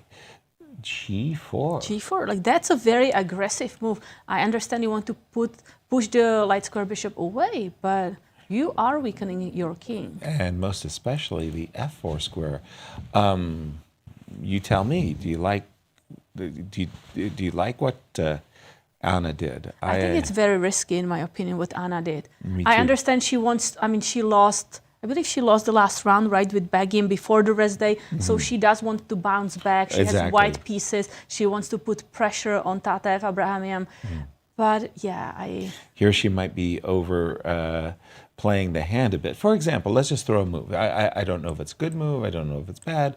We'll just throw out some moves here. This is what I'm saying about the move g4, is you've just managed to create a very big weakness. If I can post up on that square, maybe with rook a e8 as a prelude. Okay. And you would love to kind of trade your light square bishop as white for the knight on c6 and jump with the knight to e5. You don't get to. Just don't have time for that. Yeah, you don't get to make all the moves. And by the way, bishop e4 is something that could, you want to look at right away as well. Bishop e4, I kind of like Tatev's position to be clear. By the way, I wanted to go with Irina. because she's up against Talia, right? And Talia got that pawn there that we were talking about, but is that enough for her to secure some advantage? Guys, yes, please keep those thoughts in mind, I because breaking news. Breaking news. We have breaking news right now. Da, da, da, da. Let me take you to the board right now. Of Fabi. Fabi is winning. What? Fabi is winning. Take a look at this. Bishop to c5, queen to g5 was played right now. Check. By Christopher. He took on h1. Okay. Best move in the position. And now if he finds this idea, which doesn't look that complicated, queen to d6 to just get the queen in play. Fair. Queen d3 is a huge threat in the position. You cannot allow that. So this one is already starting to look very dangerous. How do you defend against that? You might be thinking rook to d1, right? I'm going to challenge that. Queen. Then I can throw in a check first. Right. And it's a very nice, very beautiful looking maneuver right now. If you go king to b2, sure, bishop to d4 is going to give me a nice advantage. But after king to b2, bishop to a3 is completely winning on the spot. King to a1, and now just a simple bishop to b4. Beautiful. Hey, take my queen. Unfortunately, your king is done. Done and dusted. After bishop to b4, you can pretty much resign. You have to defend that knight with a rook. And after queen to d4, you can start feeling that something will happen in the position. You can continue defending with king to b2, but now I don't even need to do anything immediate in the position. You're completely tied up. Right. King to a1, bishop to a3, checkmate is coming. You have to sacrifice right now. It's looking bad. This is all she wrote. If he goes for this, queen to d6 on the board. White is really regretting that b3 move. Huge, right? huge That's mistake. just huge creating mistake. so much issues for white. Look at Christopher Yoo right now. I think he's realizing, hey, what Something have I has done? gone What have wrong. I done? I've been speeding through the process. I've been speeding through my moves, but perhaps I should have stopped and thought about the position more deeply, because right now, allowing this weakness with b3, and I'm paying the price for it right now. Exactly.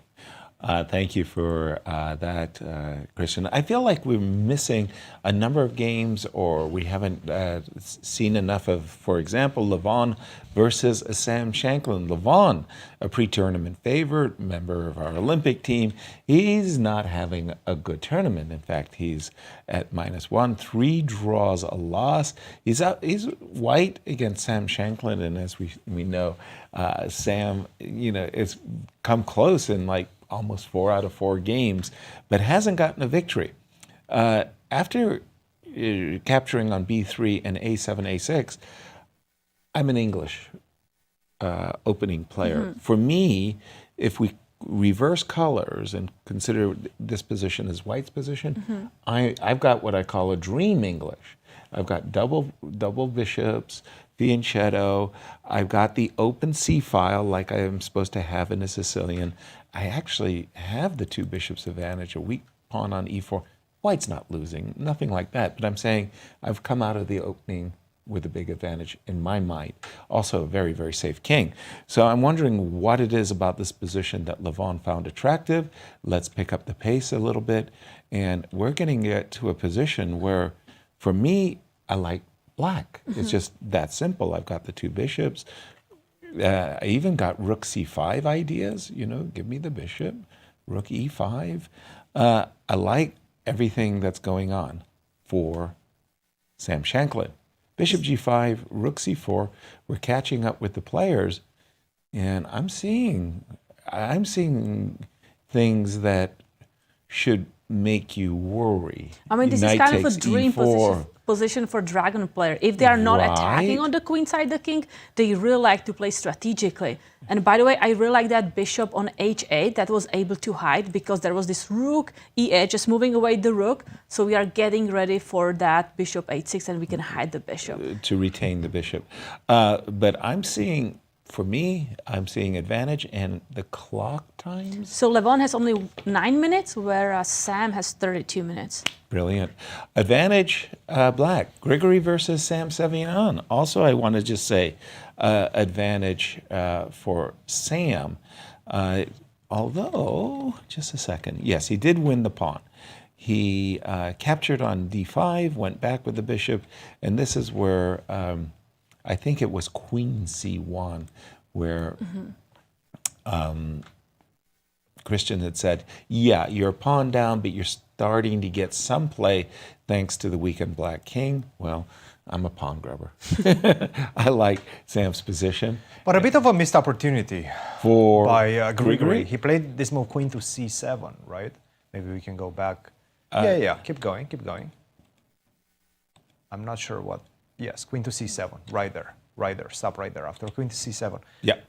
He had the opportunity to take on e6. And again, in conjunction with the fact that you're missing the dark square bishop, now the king becomes even weaker right now after you have take on f6, bishop to h3. Yeah. Finally, my bishop does something. And it feels like I'm getting somewhere. And after Yes. e5, with the bishop on h3, I'm controlling your defending square on c8 as well. So I can just simply go rook to c2 with a clear threat, bishop to e6. How do you defend that pawn? And if you don't, then you can understand. Once I recapture that pawn, I'm going to have a marvelous attack. Exactly. And you're not going to have anything in return. So I believe a missed opportunity for Grigory to get the advantage. So basically you're saying after the move queen c7, He should have taken grab on that e6. bishop. Yes. He played rook c2 immediately. A bit and soft, the bishop, yes. The bishop went away, bishop to d7. I'm still going to just take a quick gander at the rest of the open positions. Mishra versus A Wonder. We love what A Wonder has been doing. And after that move g4, guess what? I'm seeing this queen beautifully placed on the square f4. Hans versus Wesley. For some time, we've been considering that this game is balanced. Christopher Yoo, the advantage has shifted. And after the move queen to d6, a move that was found by Fabi, we think that Fabi is basically enjoying a winning advantage. Do I spot a pawn here? I could probably play queen e2 check and... That's a possibility. I'm more looking at like b5, b4. I see a pin on the knight. I want to put more pressure. Love that move. I'm seeing bishop e3 as well, just watching out for queen takes e5. So I think we've both warmed up pretty quickly to Fabi's position. Why? That's a dominant bishop. Why? That's a passive rook. Rooks, their strengths are that they can dominate a bishop. But when the bishop is dominating the rook, it's not a real strength. Material advantage for Fabi, because he's got a pawn, that the bishop is, if the bishop and rooks are considered equal, he's got an extra pawn. This is a weakness. And I love what you said. Pin pieces, when you've got your opponent's pieces pinned, pile up. Exactly. And Put B5, more pressure B4, on them. And much more pressure. Looks good. Ray Robson versus Lanier. I mean, normally speaking, we would be talking about these two players. They're Olympic teammates together, just having enjoyed the silver medals in the 2024 Budapest Olympiad. We're not talking about them because they're not in the top half of the tournament. Playing very well in the tournament so far. 4 versus 4, 2 versus 2. This is the Queen's Gambit accepted. And I like white a little bit because of the space, but I know it's very hard to get an advantage in this one. I'm going to toss it back over to you, Cristian, and tell me where the action Well, just to say for With 1 second A Wonder. on the open section, A Wonder continues to build up his advantage. Also on the clock. Knight to e3 was indeed played after g6, not finding any moves. He decided, hey, just take my e4 pawn. Maybe I can get something, maybe I can exchange some pieces so I don't have to worry about getting checkmated. And he said, okay, sure, I'll accept your terms. Bishop takes c6, rook to d2 first. You're still getting checkmated. You have to defend with rook to f1. Very passive. And guess what? This knight is coming to f3 right now. Knight to e5, knight to d3, or f3. You're still getting checkmated. Knight to g2, this is the position, but queen to d6, I have a pawn up. I have full control over the d file. I have knight d4, knight f3, or knight d2 coming. Your knight on g2, what is it doing there, except perhaps staying close to the king and trying to defend? This one is a very bad situation, completely winning for A Wonder. It's all a matter of technique, and I'm sure with the time that he has right now on his clock, he's cruising right now against Abrahamyan. Abrahamyan in deep, deep trouble. Wow, that's a big... And that comes after a loss against Ray Robson. Right. With the white pieces in Yeah. that Najdorf. So definitely a great bounce back, showing his resilience, showing that he's here to win this championship. Absolutely. You wanted to take, Kate, you wanted to take me to Atousa's game against Atousa. Alice Lee, Yep. because things moved there. Alice was actually able to castle, and I'm wondering if that was good That is enough. great achievements, It's a great actually. achievement in the first place. Let's applaud Alice's achievement. Okay, so when we left it, we had just seen Atousa play the move bishop to c4. She did it with a combination of f4. Bishop e7, captures, d5, captures, castle.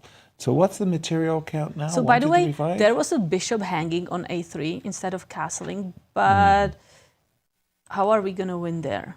We can capture on f7. Yes, pause. Bishop takes f7 check. You have to go king e7 to guard your queen. I'm supposing queen f3. F3, and this is a... I mean, that king is on an open highway, you know. But bishop f5? Oh, rook takes b7. I had that in my pocket for some time. And king f8. If I can survive a few more moves. It's amazing. You're right that I had more or less expected a hearty hand clasp by this time. But yeah, no, this should still be winning. Be good enough. I've got check on my agenda. I've got a couple of things. So that was why Alice said, no way, I'm not taking your bishop, not interested. She has castled. Ooh, captures. Queen, are we sure about this? Because I'm starting to feel like it's slipping away, the advantage. Wait Did a we miss minute. bishop f5, or? I don't know. Did she miss bishop? You know, sometimes, you know, you have this I think she did. mental break where you don't see the move. Because when you put the queen in front of the rook, the desirable rook takes b7, I think she might have just had a blind. I think she just missed that. No, she just missed bishop to f5. I'm looking at the Hobbit cam. Because if you play something like g4, Yeah. it just looks like so weakening. And I think I can Because just it take on is. a3. Right, and you're forcing my queen to get away from the diagonal. Right. And I mean, you can take on f5, but I think after bishop c5, Check. that's getting out with a check, and then I just simply pick up the pawn on f5 with the rook. I don't think you have enough. I agree. Sorry, with the pawn on g6. Yeah. I don't think you have enough.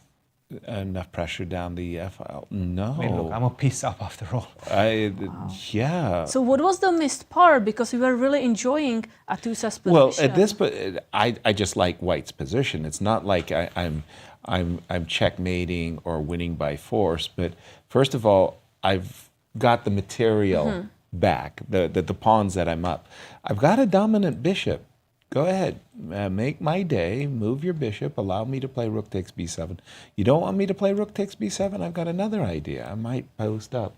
And by the way, I could play for c4. So I've got my positional trumps without any sacrifices, right? Right. I think she just thought that, oh, I've got a winning combination. I mean, that's the thing, right? You are pushing the whole game. You are whole looking game. for tactics. This bishop takes f7 or on d6. Like you just want to finish the game. And it's very difficult to be kind of transitioning to like, okay, now we have to play positionally. Right. Forget about checkmating. Just look at the weak squares and you're But good. again, pieces. queen b3 allows tactics, right? Why would we even do that? Why would we even do that? And Atousa played that move g4 with a kind of a smirk, like, What did I- God, yeah. what She was did I not do? happy about that You're position. in this position that you have on the board after castle, Yasser. Yes, after castle. Just go bishop d6. Bishop d6. Bishop d6 just is a very posting up. powerful move. Posting up, there's still, you cannot move any of your pieces. You move the bishop on c8, you lose the pawn on b7. Yeah. You take on d6, you create a passer. You cannot touch that with the queen because of bishop takes f7. That's a really nice You don't move. have moves, once Right. again. It's a complete swindle Bishop takes f7 is a move that throws away a decisive advantage in one move, and in fact, not to an equal position, but to a completely losing position. You're giving up a piece for no reason right now. Big miss by Atusa. Golden opportunity to take down Alice Liang. If Alice loses this one, she's 2 out of 5. With Carissa, who knows? Maybe she's winning a 5-5-5. I don't know. You know. Like, at that point, it becomes close to impossible. Okay, of course. Impossible, not impossible, obviously, but it's becoming extremely difficult to fight for the title. No, but this is a gift. Atusa is just simply giving her opponent it's a gift, an absolute gift. It's an absolute Very gift. important win for Alice is if she can really get that win. I love the move bishop d6. I didn't mind bishop takes e7 and queen d4, and they're going into the line that we were discussing, but it's an extra piece, and it's certainly winning. If you don't mind, I'm going to go to the game of Carissa for a moment, because for those of you who are joining us late, shame on you, but Carissa is in there with the Bobby Fischer prize. What's the Bobby Fischer prize? So the Bobby Fischer prize is $64,000 if you have a perfect score. It honors Bobby Fischer's perfect 11-0 score in the 1964 US Championship. So the only player who has a chance at this prize currently is Carissa. Yeah, because she's perfect. But that's a big ask. 11 out of 11. 4 out of 4 sounds great. I mean, we keep saying Carissa had 10 out of 11 at the Olympiad, right? She was practicing maybe for this prize. Let's pick up the game between Carissa and Begum, because this is number 1 versus number 2, folks. If there's anybody who could stop the Carissa Yip show, it has to be Begum. By the way, in the position we left it after bishop c8, I was saying that Begum just, she doesn't find the right places for her bishop, her pieces. A4, A5, not bad. I suggested knight E3 with the idea everybody wants to come to C4. The problem is the square only can have one piece, not 3. White would like to play bishop to C4, queen to C4, and pile on. So I was thinking vacating. Another possibility for those of you who are so inclined, G4, bishop G3, not bad. What did Carissa do? A5, knight H7, H4. H4, not allowing the knight to jump to G5. King HA. The mysterious is getting ready for F5. The mysterious king move. A6. Okay, essentially with this move, Carissa is saying, move that bishop, make my day. I'll play rook to b7. So she can be planning to transfer that knight as you want it, right? Yes. Not allowing this time for that bishop e6, because whenever you remove that bishop from c8, you are no longer guarding that b7 square. G5. Now, wait a minute here. Okay, that is basically saying I'm getting a little desperate. You're making inroads on the queen side. Maybe you're about to play the move queen a5. I don't like it, so I'm gonna go a little hog crazy with the g5 move. This might be punished. I like this idea of queen a5, just trading queens, taking care of all the weaknesses suddenly in the black camp afterwards. Exactly. She played h5. So Begum said, look, in for a penny, in for a pound, let's go. G5, G4. I'm going to play for knight to G5. And are we losing control? Wait a minute. Once again, bishop takes G4, rook B7, right? Knight to F6. We're up to date. Kate, your knee-jerk thoughts about this position. I feel like black accomplished something here. Black weakened the pawns on the king side. Now the knight is attacking that e4 square. A dream, I don't know how you do it, but a dream would be to put the rook on the g file. And Carissa, I'm unsure, because knight e3, just trying to keep control over the g4 square. And then if I capture on e4? Capture on e4. Whoa. Okay, good news for me. is I kind of feel your pieces went away from my game. It's like I'm so happy that we got that straightened out. Guys, breaking news. Maybe we can, in fact, see the players right now because I'm trying to understand what just happened. Levon is now winning against Sam Shankland. 2 moves ago, he was slightly worse and fighting to find equality. And right now, after the last move by Sam Shankland, the position is completely crumbling. I'm trying to understand what just happened. Wow. And maybe we can analyze on your board so that we can still see the players, because this is a pivotal moment in this championship right now. And with Sam Shankland going from a slightly better position to a completely busted one in one move. Knight f5, that's a moment right there. Okay, so I understand queen takes b6. Yes. Possibility. So Sure. queen c5. Queen c5. Maybe you can take on b2 even, right? Queen takes b2. Okay, that's double-edged. But queen, I mean, queen c5 is the very, let's say, simple. Let's put queen c5 on the board. Yeah. Stop all your threats, or at least the obvious ones. You have a check on h6, but that's about it, right? Yeah, but the knight is doing nothing there. It's sort of like it's just, chilling, and I'm okay. Yes. But none of this happened because Sam said, "What are you doing? I'm taking a knight." And Levon said, I think he just missed bishop h6? h6. I think he was looking at queen takes b6 and thinking that Levon thinks that after queen b6 he's going to do something against that bishop. But there's nothing. Of course, I'm not looking at that. I'm looking to checkmate you. So Sam captured a knight. Levon said, "I'm playing for checkmate."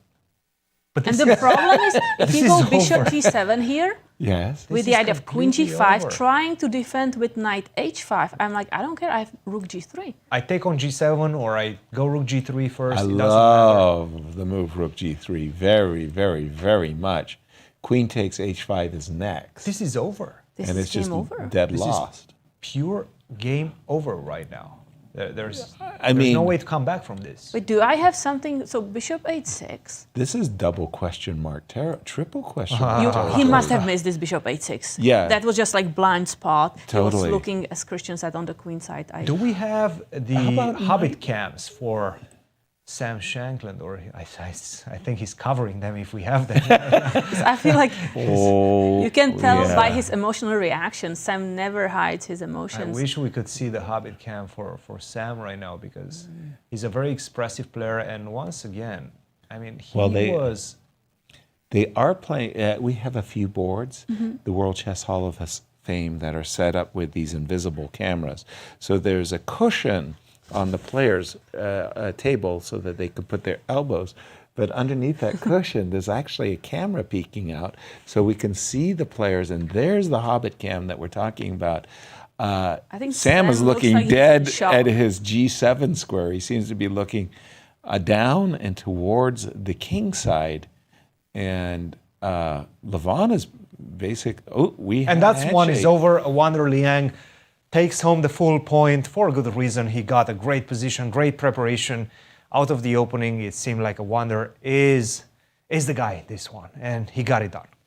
By the way, not for nothing, a Wander, 2 victories to his credit, well done. A loss to Ray Robson, something just with the white pieces.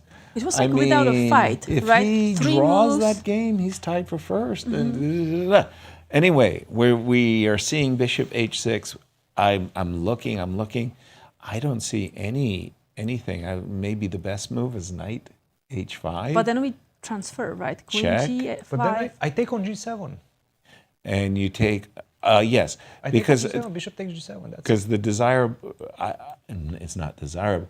I was hoping to play f6. I probably win that as well, yes. somehow. But bishop g7 is just the easier. No, I had nothing to argue. I'm not arguing that at all. Bishop takes g7 is the most precise, and that's just it. This is desperation. And now right Sam is just, I think, the state of shock, that this move, bishop h6. I must confess myself that the moment I saw the move knight f5, I saw queen b6 as the follow-up. So Sam was calculating, I take the knight, you take on b6. He just didn't see, he just didn't see bishop h6. And maybe he was looking at queen g3 instead of bishop h6, and then you go knight h5, or probably you have other alternatives as well. But knight h5 seems to be quite good. Yeah, you're doing okay. You're not getting mated. You're not getting basically. mated. It's what it comes down to. After bishop h6, you're just getting mated. There's no way around it. Wow, a huge shock there. I wanted to turn our attention to Fabi's game for just a moment. After all, he is the tournament leader. When we left it, he sure looked like he was in cruise control. This beautiful idea, it's not that intuitively obvious. After the move queen to g5, Fabi, instead of playing bishop f5 check and bishop d4, kind of looks really good, he said, no, I want to play queen to d6 with the idea of queen to d3 check, keeping the bishop on c8 for the moment. After g4, check, bishop d4, that was a dream. Right. 15 moves ago, the this dream bishop was... just wanted to be parked in the center. Exactly. A7, A5, a page out of your book, you wanted B5, A5 kind of says, well, watch out, I might play A4, A3, A4.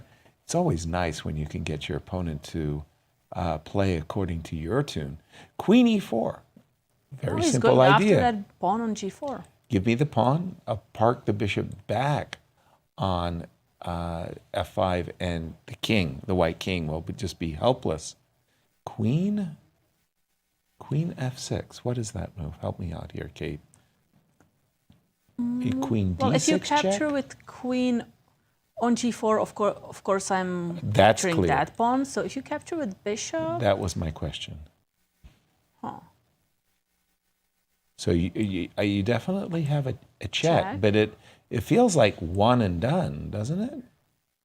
Or there is another check. Eventually, what I'm thinking is I'll block with my bishop. Think maybe Fabi doesn't have a reason to rush because he really cares about developing that bishop. Oh, right. He has only 2 minutes on the clock, by the way. A4. Not a lot of moves to make. So king to b8 right now. First of all, we do have some moves. Queen to d6, king to b7, queen to e7. So this is move 38. So help me out. Queen e4, queen f6. Yes. Why didn't he take the pawn? Both can be played. Okay. He played king c7. Taking the pawn was definitely a good alternative, yes. But it doesn't spoil the advantage. And in fact, right now, after the last few moves, g5 in particular was a mistake, a loss of tempo. If he goes king a6, it seems like he's breaking through. Queen to d2 is a big threat. Queen a6 with queen d2 threat. It's a big threat, yes. And bishop f5 also is coming. So I don't have time for queen c7? I think bishop... Queen d2. Gosh darn it, because you're taking on... with check. Yeah, that's a check. But if I move my king to... Oh, I cannot move my king to b1. No. Because then you develop your bishop from c8. Exactly. And this one is going to be a draw. Not much has happened in this game between Hans and Wesley. Wesley's decision to go for this knight e4 in the Petrov paid was dividends. Successful. Very, very, very much so. And as I mentioned, the road to the U.S. Championship usually leads through Wesley. So not that Hans making a draw isn't a bad result or something like that, but Hans has actually been very impressive with the white pieces. And today he came up empty-handed. Congratulations to Wesley. Let's go back to this Christopher versus Fabi, just to finish the time control. Yes. I have a feeling Christopher is going to continue playing fast. Have they made to the time control? Not yet. Two more moves. Suggestion for Christopher Yoo here? I just don't see what he's supposed to do. I was thinking maybe he's going to try b4, but I just don't have time for that. There's always this queen d2. Queen c7. Sorry, once again. Queen c7, I didn't have an answer to queen d2 check. Queen d2, rook c2. Bishop c3. King a3. Lots of luck. Yeah, king b2. Lots I guess of luck. you can even go queen d7 if you want. Yeah, queen d7. Queen d7 is a completely winning endgame. How do you spell disaster? Yeah, this is the it. worst endgame you can have. Worst. Yeah, no, this seems to be close to done. I don't think there's a way Wow. to defend against queen d2. Fabi, slow start, little bit in trouble with Hans. Bad position today. Little no lucky. question. Very lucky. And we know you need to be a little lucky. If you're really, really lucky, then you win by a big score. The thing is, Christopher has really played a good game up to a certain point, and then he just started after this move b3. He didn't realize how weakening that move is. I'm so surprised. b4 is on the board, by the way. Yeah.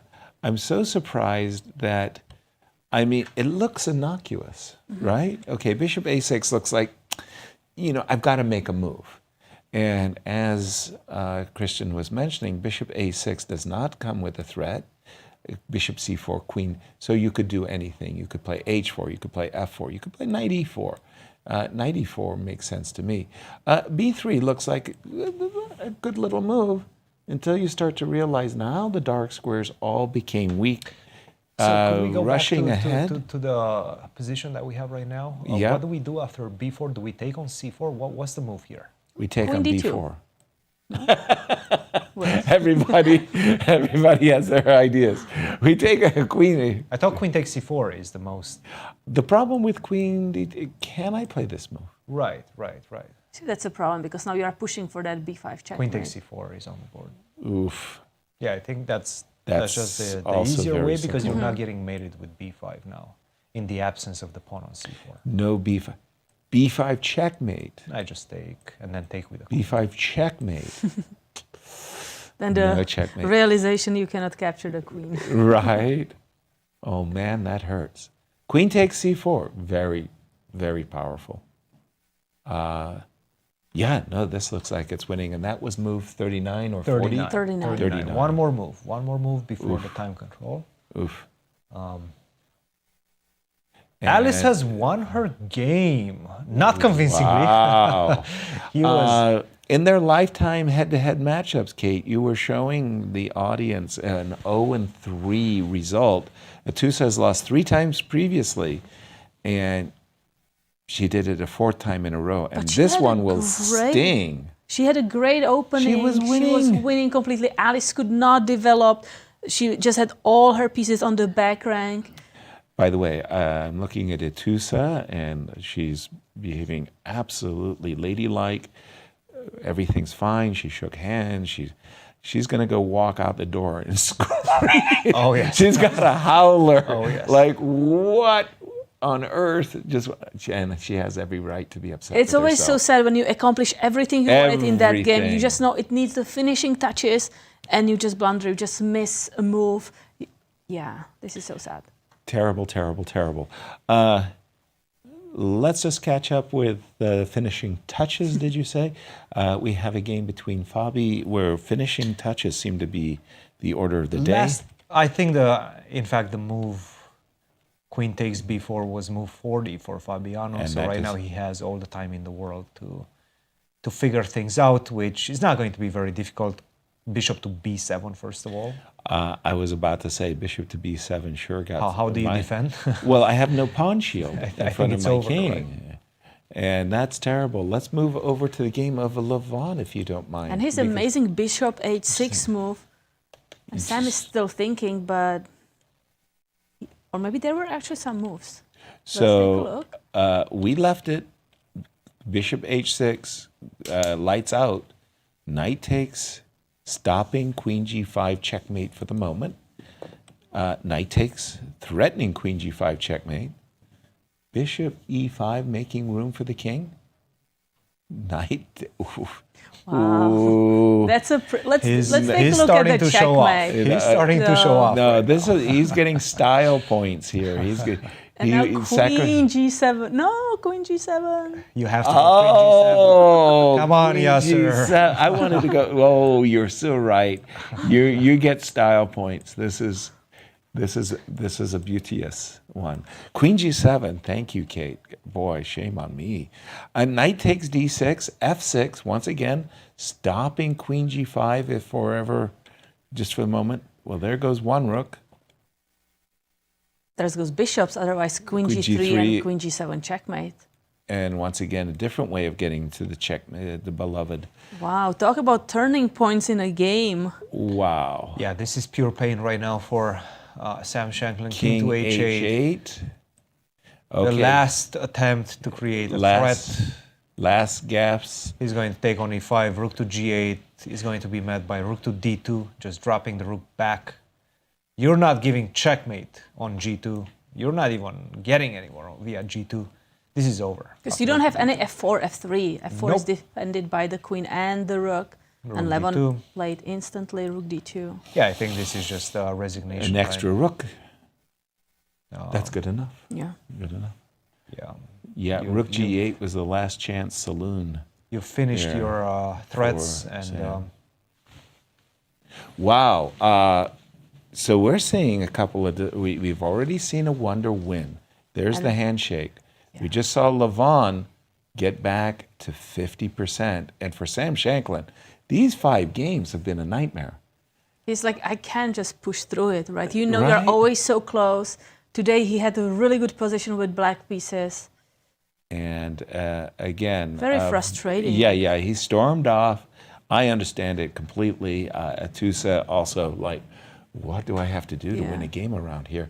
But this has been very painful for Sam Shankland. Congratulations to Levon. I'm seeing 3 decisive games already. A wonder, Fabi, now Levon. What else?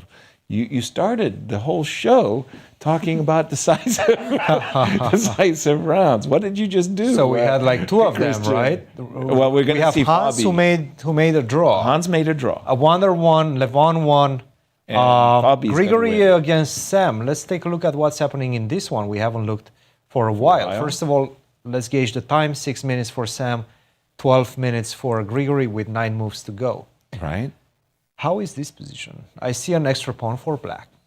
Good. There is some pressure on c4, obviously, but an extra pawn is an extra pawn. And the pawn on h6, unprotected, but you still have to keep contact with the knight on d4. So after queen to d6, we're expecting something like bishop takes b7, right? Take that pawn off the board. But then I'm the one first taking advantage of all the pins that we're seeing in the position, right? The pin on the knight on d4. This pawn is a much weaker pawn than the pawn on c4 because I'm able to disrupt your knight's position. Mm-hmm. You're not.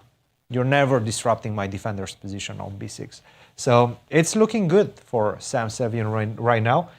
Maybe another decisive result in this one. How many decisive results do we have? 3 so far in the open. 3 so far in the open. We're expecting Fabi to win. Yeah. We could see 4. Yeah. We could easily see 4. And I'm not sure what's happening in the Dominguez game. Ray Robson versus Dominguez. We haven't checked that in a while. Well, what's happening is that they're still at move 27. I don't think we were very far behind last time we checked it. And Ray Robson right now with 4 minutes and a slightly worse position. Maybe 5 decisive results, maybe 4 decisive results. 4, 5, which one? Bet. Let's draw. I think this is going to be around draw. So you're thinking 4 decisive results. You think Sam Sevian is probably going to take it as well? No, I don't know. I think I'm still seeing a draw there. I don't think it's a decisive. By the way, I just wanted to share that any of you in the Central West End, please do make an effort to visit the St. Louis Chess Club because our Grandmaster in Residence, Josh Friedel, is answering all questions. And analyzing the games with players who are going there right after they finish game. And we can see I wonder Liang being really happy about his game. Let's listen in and see what Wonder is talking about. Because Benekins would be with Aura Temple Foods. Yeah, I'm not sure why he probably thought he was like, well, he was still trying to be ambitious, but amazing. But honestly, like, how bad is this? Is this pawn on c4 really that far? Like take or d8. Which one? Maybe doesn't matter. And then I think queen. I still like here. I mean, I probably like knight e4. So yeah. So you don't allow any garbage. Yeah. So here and then, okay, rook to the d5. Can I put these? Yeah. I'm still. I mean, Heather from Q Boutique, she came on the show. and she brought gifts. I got the smallest duck. It wouldn't even fit in my bathtub. It would go right down. And you got this enormous duck. I mean, she's off the Christmas A list. No, nothing for Heather this fall. We're expecting. Stop it. We're expecting Fabi to win. What do you have for us, Cristian? You got your duck too. I have a pink duck. You got the pink duck. I got the pink duck. I'll fight you for it. Matches my type. Yes. I'm still looking at this one. First, I think we should finish things off with Fabi's game, just because I don't think it's going to last for a very long time. Right. This is what we have right now. Mm-hmm. So I'm expecting the king once again to run to a6 and pretty much be done with it. Perhaps even king to a7, you might want to put the bishop in front of it. You're not stopping me from giving you a check on b4, and that's it. Right. And the thing is, the sad part about this position, I don't think king a7 is there. We lost Kate. We lost Kate. Kate is done. Kate is done. She'll join us tomorrow. Don't worry. Kate is done for the moment. The thing is, even with the queen on d6, I'm still threatening to go queen to b4. Yes. So even if you lose a tempo like this, I still go queen b4. We're exchanging. I'm picking up the knight on c3. It's over. By the way, king a8. And yet another. A third way of That's winning because the you game. don't have any checks anymore. No. That's it. That's it. It's game over. I mean, I guess he will go queen to d8, my guess is, but yeah, this one is done and dusted. Right, and Christopher knows it. Christopher knows it. So let's go back to the women's section. I got an idea. Cool, game between Anna Zatonskih and Tatev Abrahamyan, and then we should check also on the leaders. Carissa Yip and Begim Togirjanova. Okay, where are you, Tatev? Where is Anna? Yep. Oh, I passed it. There you are. I'm so used to Anna having the black pieces in a French defense. I was looking for Anna's. Okay, when we left it at these parts, and I already thought, hey, look, my goodness, black is doing really great because it's a French defense with an active bishop. And you have played the move g4. Probably your best move is to play g2, g4 back to Deshadub and bring that bishop, because everything's weak. The half-open f-file means that rook f4 can be posted, as well as this knight on f3. And, I think that Anna's going to be losing some material. Look at the knight on h3. That's what I thought, but suddenly we see here an exchange sacrifice. Wow. Okay. Was it? Maybe it's genius. Is it genius? I don't know. Maybe it's. Because it looks like the king on the g1 is really weak, right? Absolutely. But I don't have any checks. Oh, I didn't see rook takes h4. Okay. Then that's natural bond grabber. How could you not? First instinct. First instinct, but it wasn't over. No, but then the other bishop goes to e4. The desirable bishop d3. You still have rook g4, in this case. Yes. Oops, I stand corrected. Wow, then that was a very good exchange sacrifice. For sure. And probably game over. Again, that pawn on g5. For Anna Zatonskih, what is going on in this tournament for her? I mean, this is a lady who's won 4 national championships, and when she's not winning first, she's usually at the top of the field. This has been a disaster. Yeah. But sometimes not every tournament can be yours, right? Why not? Because you fluctuate. Yeah. Yeah. But this is just... I don't see a defense. One more thing. Can I try to just defend so we captured here. Or did we? Yes, we did. Okay, we captured. Because I tried something like bishop f1 and bringing the rook to the second rank, but I don't have time for it anymore. This is a mate threat, right? So queen g2 only move? And that was where you played bishop e4 against me, and I felt like I needed a lollipop. So I will try something else. I'll try king f2. I'll try to hide king f2, king e3, king d2.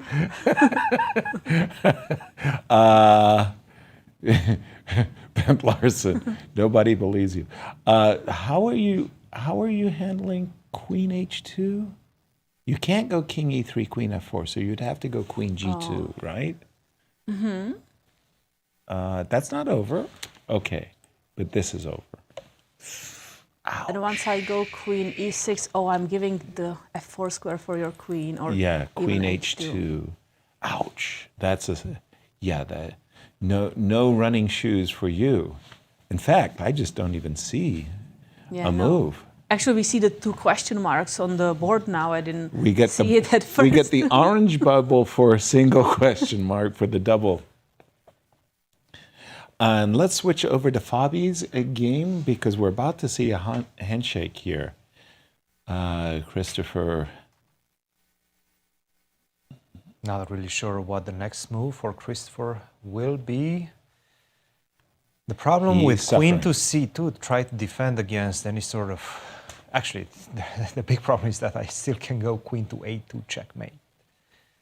Queen to a2 checkmate is my threat right now. That's actually a pretty nice checkmate. I mean, from a pattern awareness, queen a2, puzzle rush, yeah?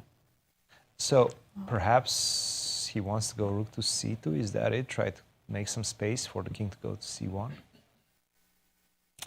Yeah, but it's the simple chess. Check and take on it on c3. Let's try to finish that off and see how rook to c2, how the game finishes. Rook to c2, b3. queen to a2, right? No, queen to b3. Take the knight. No, come on, Yasser. He's played rook c2. No, Yasser, we need more than that. No. We need more? No. We cannot just take the knight. So you want to go check and check. Bishop e3. I see another check on g4. Is that not a mate coming? Yeah, that's pretty. You're right. Wait, so king e1? Queen a1? Oh, you're not capturing... No. Okay. And if you go knight to e2, then again, queen to b1 is a mate. And if you go rook to e2, I guess that's the only last move. Yep, rook d2. Oh, then queen d2. Yeah, queen d2.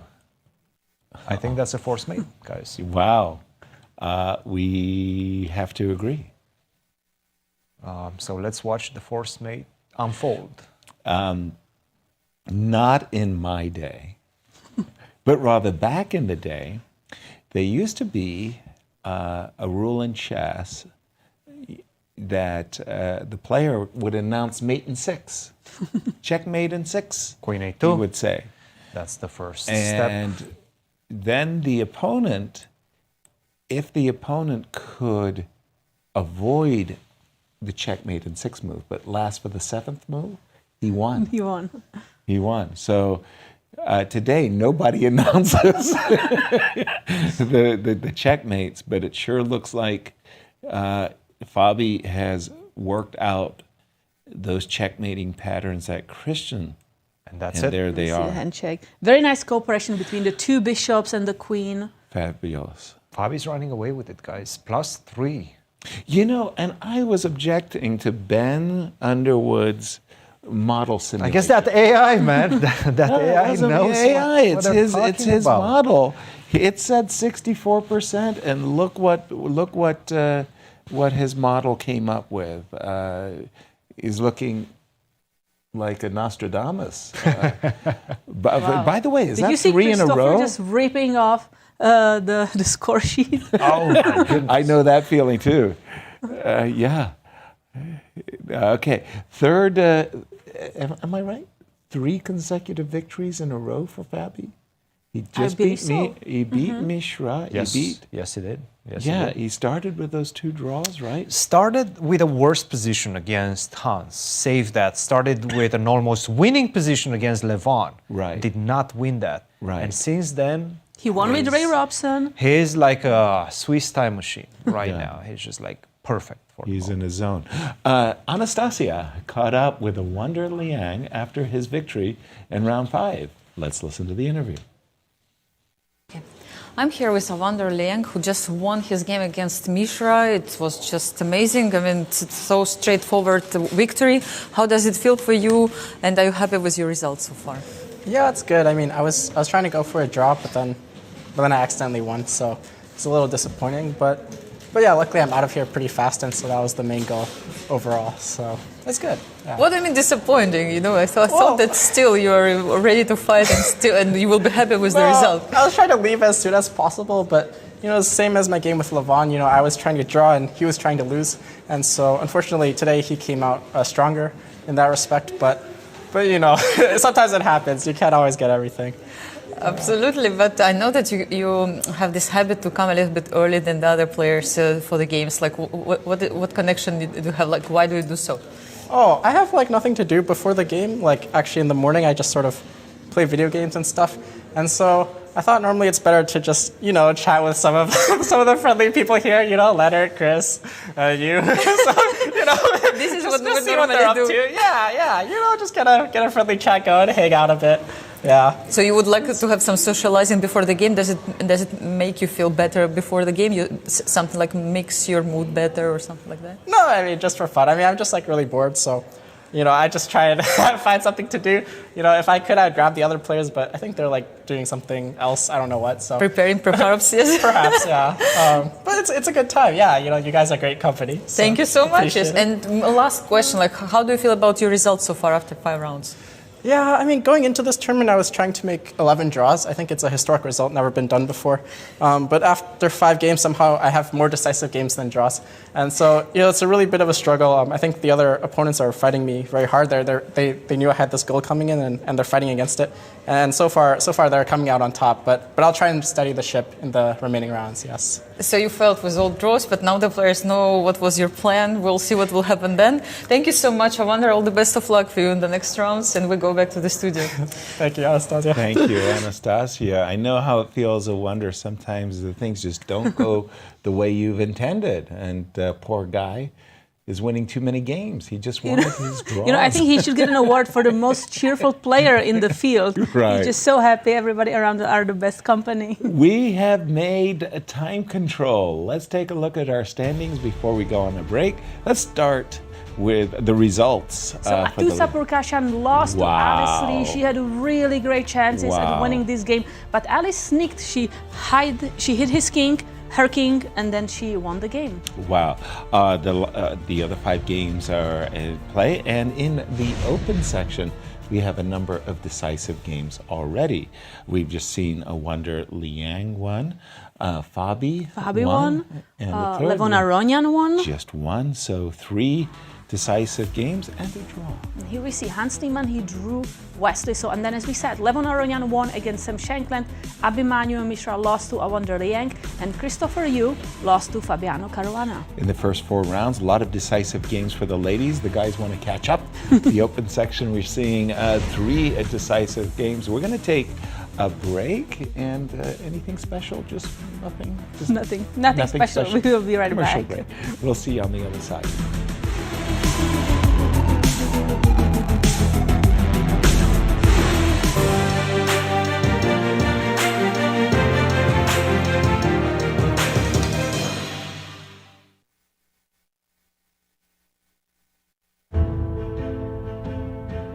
The world's most unpredictable tournament is back. Chess 9LX makes its return to the chess capital of America, St. Louis, Missouri. From October 28th through the 30th, 10 players will compete for a $150,000 prize fund. With 960 different variations, even the best in the world don't know what's coming. Featuring legendary world champion Garry Kasparov, Hikaru Nakamura, and returning champion Sam Sevian. This is an event you won't want to miss. The event kicks off on Sunday, October 27th with Ultimate Moves, a casual exhibition event featuring St. Louis Chess Club co-founder Rex Singfield teaming up with the Chess 9LX field. Catch all the action on the St. Louis Chess Club YouTube and Twitch channels. By now, you've got guys probably know there's a lot to see and do in St. Louis. But when it comes to the art scene, there's more here than meets the eye. From Laumeier Sculpture Park and the City Garden to the stunning Cathedral Basilica, one of the largest mosaic collections in the entire world. So if art is your thing, St. Louis is on display all year long. Ooh, now that's an exhibit. St. Lou is always exploring.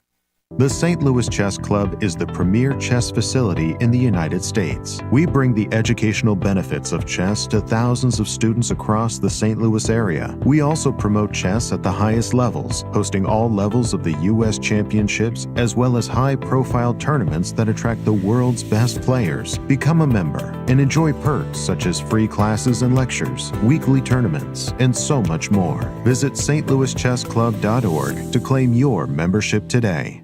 The St. Louis Chess Club Scholastic Program brings the educational value of chess to kids in schools across the St. Louis area. Active in over 100 schools throughout the St. Louis City and County, the St. Louis Chess Club has been able to reach over 85,000 students in both in-school and after-school programs. We view chess as a valuable educational tool.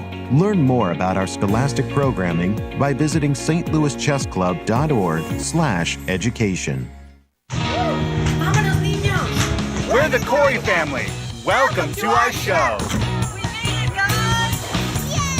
That is my boy. Look at that kid!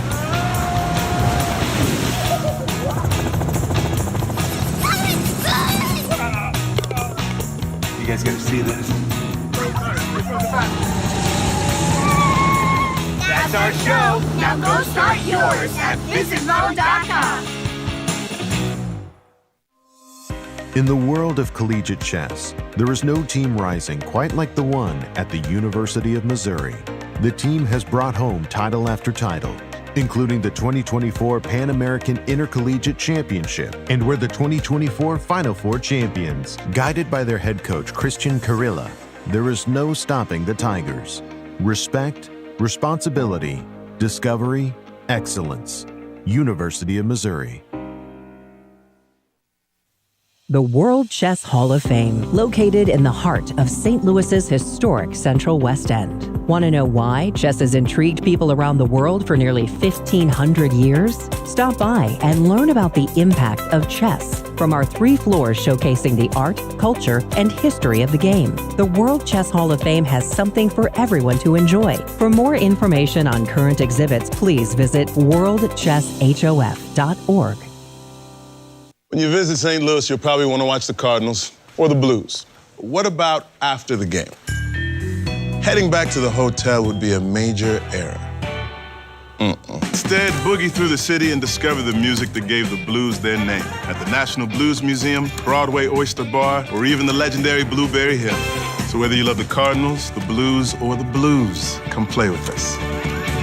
And you guys know I can't play this, right? St. Lou is always exploring. St. Louis, the chess capital of the United States. It also plays host to an award-winning shop dedicated to chess merchandise, all-occasion gifts, and plenty more. At Q Boutique, you can shop both in-store and online. From quirky greeting cards to luxury chess sets, there is something for everyone at Q Boutique. Enjoy a shopping experience like no other. Make sure to check out QBoutiqueSTL.com for a wide variety of gifts for everyone to enjoy. At St. Louis University, chess and success go hand in hand. Founded in 2016, the St. Louis University chess team has risen to become recognized as one of the best in the nation, bringing home multiple titles, including the National Championship in 2022. With members from 9 countries and led by Grandmasters Varuzhan Akobian and Dariush Virks, the future is bright for the SLU chess team. Higher purpose, greater good. St. Louis University. We're the Manos. Welcome to our show. Go, go, go!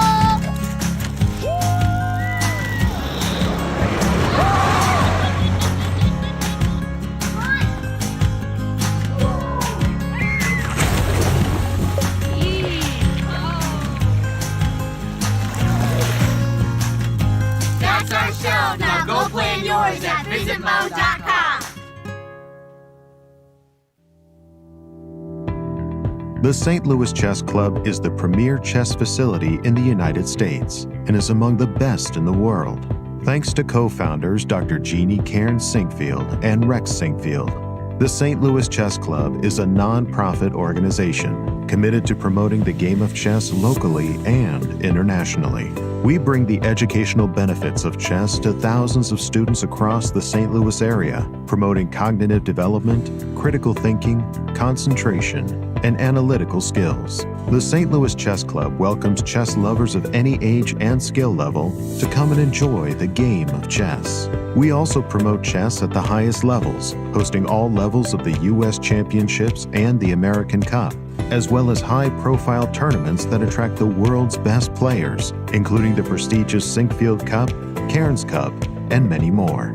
All tournaments can be streamed via our YouTube and Twitch channels that also include over 2,000 chess lectures for anyone to enjoy. Become a member and enjoy perks such as free classes and lectures, weekly tournaments, merchandise discounts, and so much more.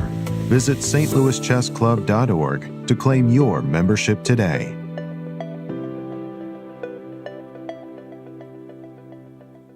We all know St. Louis is a championship sports town, from the 11-time world champion Cardinals to the Stanley Cup champion Blues. But I bet you didn't know about all the championship places there are to get out and play here, like the World Chess Hall of Fame, Westport Social, and Topgolf, and now even our own MLS team. So whatever sports your team is into, you can always bring out your A game in St. Louis. Oops, sorry. St. Louis is always exploring. The World Chess Hall of Fame, located in the heart of St. Louis's historic Central West End. Want to know why chess has intrigued people around the world for nearly 1,500 years? Stop by and learn about the impact of chess from our 3 floors showcasing the art, culture, and history of the game. Landmarked by the world's largest chess piece sitting outside our front door, the World Chess Hall of Fame has something for everyone to enjoy, including various exhibitions, monthly concerts, and much more. Whether you are a beginner or a professional, there is something for everyone to learn here at the World Chess Hall of Fame. Enjoy free admission to our rotating exhibitions in our galleries and sign up for chess events, family-friendly programming, and art classes. And don't forget to stop by our award-winning gift shop, Q Boutique, and shop a wide selection of chess-related merchandise. For more information on current exhibits, please visit worldchesshof.org. St. Louis, the chess capital of the United States, boasts the world-class St. Louis Chess Club and the World Chess Hall of Fame.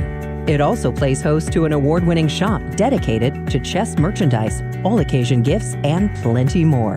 At Q Boutique, you can shop both in-store and online for chess merchandise, autograph collectibles, chess campus souvenirs, and much, much more. From quirky greeting cards to luxury chess sets, there is something for everyone at Q Boutique.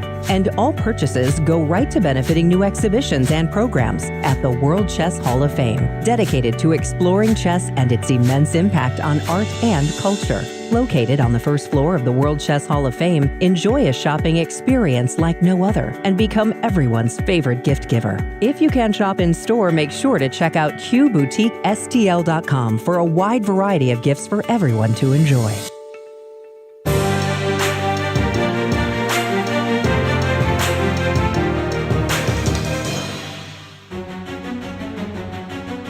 Welcome back, everyone. We are in round 5. Yes, we are. And let's take a look at standings.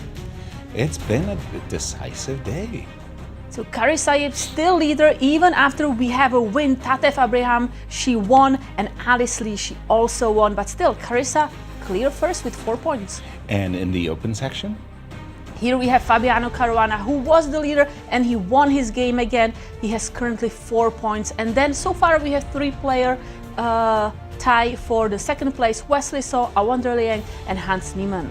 Welcome back to the real world, Levon Aronian, as he took down Sam Shankland. And wow, the open section just blew up. Yeah. Blew up. No, absolutely. And it wasn't what we expected from the beginning of the round, especially that Fabi game. Fabi was on the back foot. He was worse, maybe lost, right? With perfect play, probably this was objectively losing for him.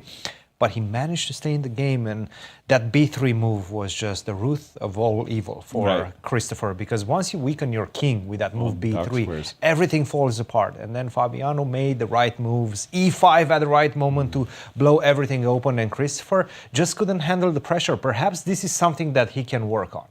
Just understand the fact that sometimes you need to spend some time to think about the position. He's playing too fast. He's making his decisions too fast, and it cost him dearly today. And it's not over. Lots of decisive games still to be had. I'm looking at the game between Rose. That's Carissa versus Begim, and how is that one? Before we get there, just looking at Rose and Jennifer. Jennifer's got a move after Queen A7, which, you know, I'm looking at it. Thank you. Actually, you brought it to my attention, Kate. This white king is basically about to be checkmated. You said rook on c5 to c3, setting up for that checkmate. Okay, so g5 only move. G5 only move. Where's the mate? Where's the mate? Check. Show me the mate, Yasser. Show me the money. King f4. Let's keep going. Let's keep going. King e5. Okay. I know. It's looking ugly, but no mate. I don't have an alternative. Queen takes b6. Oh, you got queen takes b6. That's a pity. So I go check. King d4 or king d6. I'm not sure. I think I like king d4 just because I don't want to see any more checks. I'm tired of your checks, Yasser. I don't know. But white is escaping. Well, no. White is not escaping. White is dead to rights. Just I had to do it in the right way, though. Okay, so what did I do? HG. That was good. Yes. King e5. King e5. Now I did something wrong. How come this isn't a checkmate? How can this not be a Feels checkmate? like it's a mating net, right? On every level. You're disrespected. The gods are going to be angry. Just a second. Disrespected, yes. Come on, Kate, help me. This has got to be a check. No, I don't see it. No. I feel like the king is running away. That can't be. Let's find the checkmate. Or at least let's find the clearly winning situation. Okay, so this has got to be... Where's the win? Where's the win? Clearly winning, right? F6 check. Where do you Okay, I have an idea. Okay, good. So rook c3 definitely should be the start. Rook where? What? Rook c6. What? Oh, no. I'm talking about the initial position. So he wants to go back? Yes, a little bit. After g5, only move. Can we go rook e3 first? You were ready for that move. You were thinking about that one as well. But I thought just pushing the king, winning a pawn with check. Come on, I mean, what could be better? I mean, that's just like nirvana, right? I mean, there's our Seattle music group. No, I did it the wrong way. Sorry, what am I doing? We wanted to. I do it the with other the rook, H right? rook, Because right? rook on c5 is very active. Of course. Okay, so once again, king e5. Come on. So check, you're going to go king d4. That is crazy. crazy. So what did I do? I F6. F6, where did you go? I think king e6. King e6. So where do you go? Check? D7. D7. Oh yeah, you want to go to an endgame, which is winning for you. Because I will have a passer. Well, Jennifer is taking her time. She has a lot of time because they just reached the time control, so she got extra 30 minutes. So she's going to calculate this to make sure the king is not escaping, and she's very happy with her position because she's also not having a great tournament. She lost her last round against Talia Cervantes, so she wants to make sure that she's going to close on this position. Exactly. How about this one? How about rook to d4? Same idea that Cristian had a moment ago. Except this time, in case of queen b7, I have rook e3. Wait, Yasser, I have there g6. At one moment. Instead of queen b7? Yes. If I play g6? You do have g6. After your rook d4? Yes. Apologies. Okay, then I'm going to take the pawn and win the game. Shall we go to Carissa? Yes, and let's Begim? do that. Okay. So when we left it, I thought that Begim was trying her best to create some chances on the king side, and I didn't believe that it should work. Queen a5 by Carissa, which is a kind of an indication that I can always trade queens and I don't have to worry about checkmate. But she didn't. She went queen a4. She changed her mind. That blows my mind. What is going on? Queen a4. Wow. A moment ago, the bishop on c8 was a very passive bishop. Now it's on c6. It's controlling b7. But I start to, get worried, like it's a little drafty around the king. Rook to d1. Sorry, I'm just going to go fast and just catch up with the players. So we are now at 3-5. So an extra pawn for Carissa, but these pieces feel very, very comfy. By the way, the players reached time control. This is move 41, so both of them got that extra 30 bonus. minutes. Yeah. Okay. Jump in, Kate. How do you feel about this position? I know what white wants to do. White wants to probably push like c4, get maybe the bishop to c3, and that diagonal. Threatening. Knight takes f7 check, followed by bishop to c3 with checkmating ideas. Makes sense to me. But there's this knight h3, also opportunities for black. How does that go? King f1. I mean, right now, I've got a lot of defenders. Well, I go knight g5 back. So why did you need king f1? Because I want to go queen h2. Okay. Oh, but you give me check here.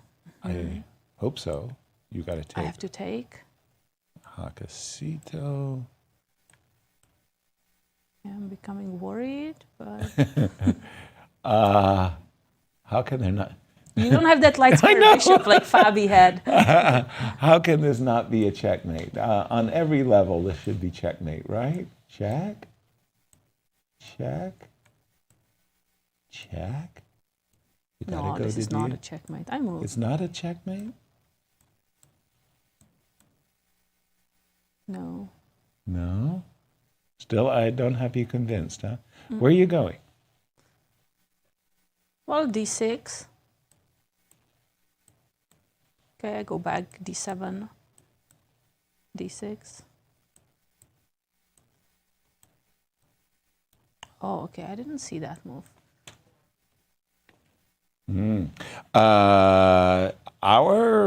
Cristian, jump in on this one. Our initial reaction is, with her material advantage of a pawn and her good pieces, queen on f5, knight on e5, we like Carissa's position. How good is it? No, it's just zeros. Zeros? Yeah, it's equal. It's equal right now. These modern engines, it doesn't man. seem like you have, I'm too active. So what you should do is probably try to get to the a7 pawn with either the knight or the queen. The problem is once you do that, your king becomes weak as well. And I have enough resources, especially that queen on a2, coupled with the action of the knight on g5, it seems to be enough. So what happens after c4? C4 in this position, yes. King to g7 or g8, let's say g8. Okay, so you just defend that pawn. Just defend, yes. Not and trying bishop to do anything. c3? You're allowing some knight to h3, but I might even just pick up the pawn first. I am threatening to take that pawn at the right moment. For a long time. Right. And if you don't have the checkmate, look, where are my weaknesses, right? You're a pawn up, but your pawn up is doubled, right? So it doesn't really count. In fact, I would consider black to be almost a pawn up in this position because I have the a pawn. Agreed. Right now. So good point. It seems like after a queen to a2, and this whole position seems to be quite balanced. Now, guys, to give you a bit of an update on this one, Ray Robson with the white piece against Lanier. Have they reached time control? Ray's winning. Ooh. And he wasn't winning for the longest of times. It was at this point, both of them in severe time trouble situation. Right. Where, I couldn't look. Exactly. He made a very bad move, Lanier. That is a very bad decision. Instead of taking on b2, he took on e6. Now, what he should have done is take, and accept this. 3 He's a pawn versus 2. down. But it's sort of easy. Unless you checkmate my king, 3 versus 2, if I manage to exchange the queens, it's over. Everybody knows. Especially Lanier, such a technical beast, right? When it comes to this type of endgames, he's not going to lose this one. Rook to c7, you defend the checkmate with queen f6. It looks a bit loose, the king, but you get off this diagonal, I'm running. And that's basically it. You're not going to be able to create anything with your majority because your king is also too weak. So he took on e6. But the problem is, after queen to e5, you're not touching the b2 pawn anymore. Rook c8 check. Exactly. Rook to c8 check. And this is a huge problem. You take, I take your queen. Obviously, you go king to h7. I just simply take the rook on b8. And if you don't touch that pawn, you also need to worry about rook to c7 coming up next. Right. How do you defend against that? And I'm going to go rook c7. You're going to be forced to defend that pawn on g7 with the rook. Then I'm going to go behind the pawn, pick up the pawn, b2 pawns up, and that's a winning advantage. Winning advantage. And in fact, it's not even difficult to convert this one right now. It doesn't seem like black will be able to find any sort of perpetual checks. Ray Robson might be getting, is this his second back-to-back victory? Yeah, he was suffering at a half out of 3. And then he won against a Wonder. Yes, he did. And now he's winning with the white pieces against Lanier. That's a great bounce back. Who never loses. Robson. Exactly. Yeah. But Lanier is having a rough time. Isn't he on -1 right now? Yes, he is. He did lose a lost. He was at 44 undefeated games running. He lost against Hans. He tied Joel Benjamin at that moment, and then he lost against Hans. Yeah. Maybe I mean, he a little survived undeserved. against Shankland. Yeah, right. That is true, too. Just looking at Nasi's game against Megan Lee, I'm catching up. But what I have seen so far is a winning position for Megan. And by the way, should she win, that will be her second win on the trot, so to speak. She's got a very simple task in front of her. Push him, baby. C5, C6, dominating rook, eyeballing the That's H the thing, the rook is guarding that H-pawn from pushing forward. Exactly. It's attacking the other pawn, and then 3-pawn majority against nothing. Exactly. That's just easy. Winning position, so yet another decisive game. We think that Rose is losing to, we think that Rose is losing to Jennifer. Let's just see how Jennifer handled her business. It was rook on c5 to c3, the move that we had gone for. Everything. So she decided to give this check and capture with the rook. b5. I can't argue with Jennifer on that one. I mean, your next plan is to capture the pawn on h5 and then just start pushing that h-pawn. And that should be good enough. So Jennifer looks like, wow, how many decisive games A are lot of going decisive on games in both sections today. Seriously, the players have come back from the rest day in a fighting mood. Since we're getting 4 decisive results at least in the open section. And in the ladies section, I'm looking at this position. I'm thinking Arena is winning against Talia. So that will be 5 out of 6? Is she though? Is she winning in this position? I think so. This looks really she's good definitely for better, but Arena.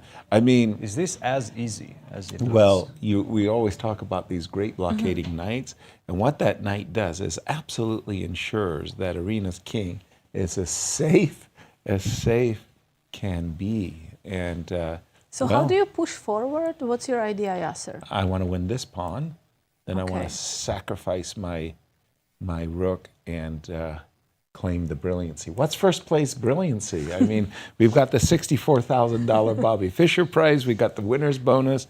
We've got the best commentator's prize. That's $50,000, by the way.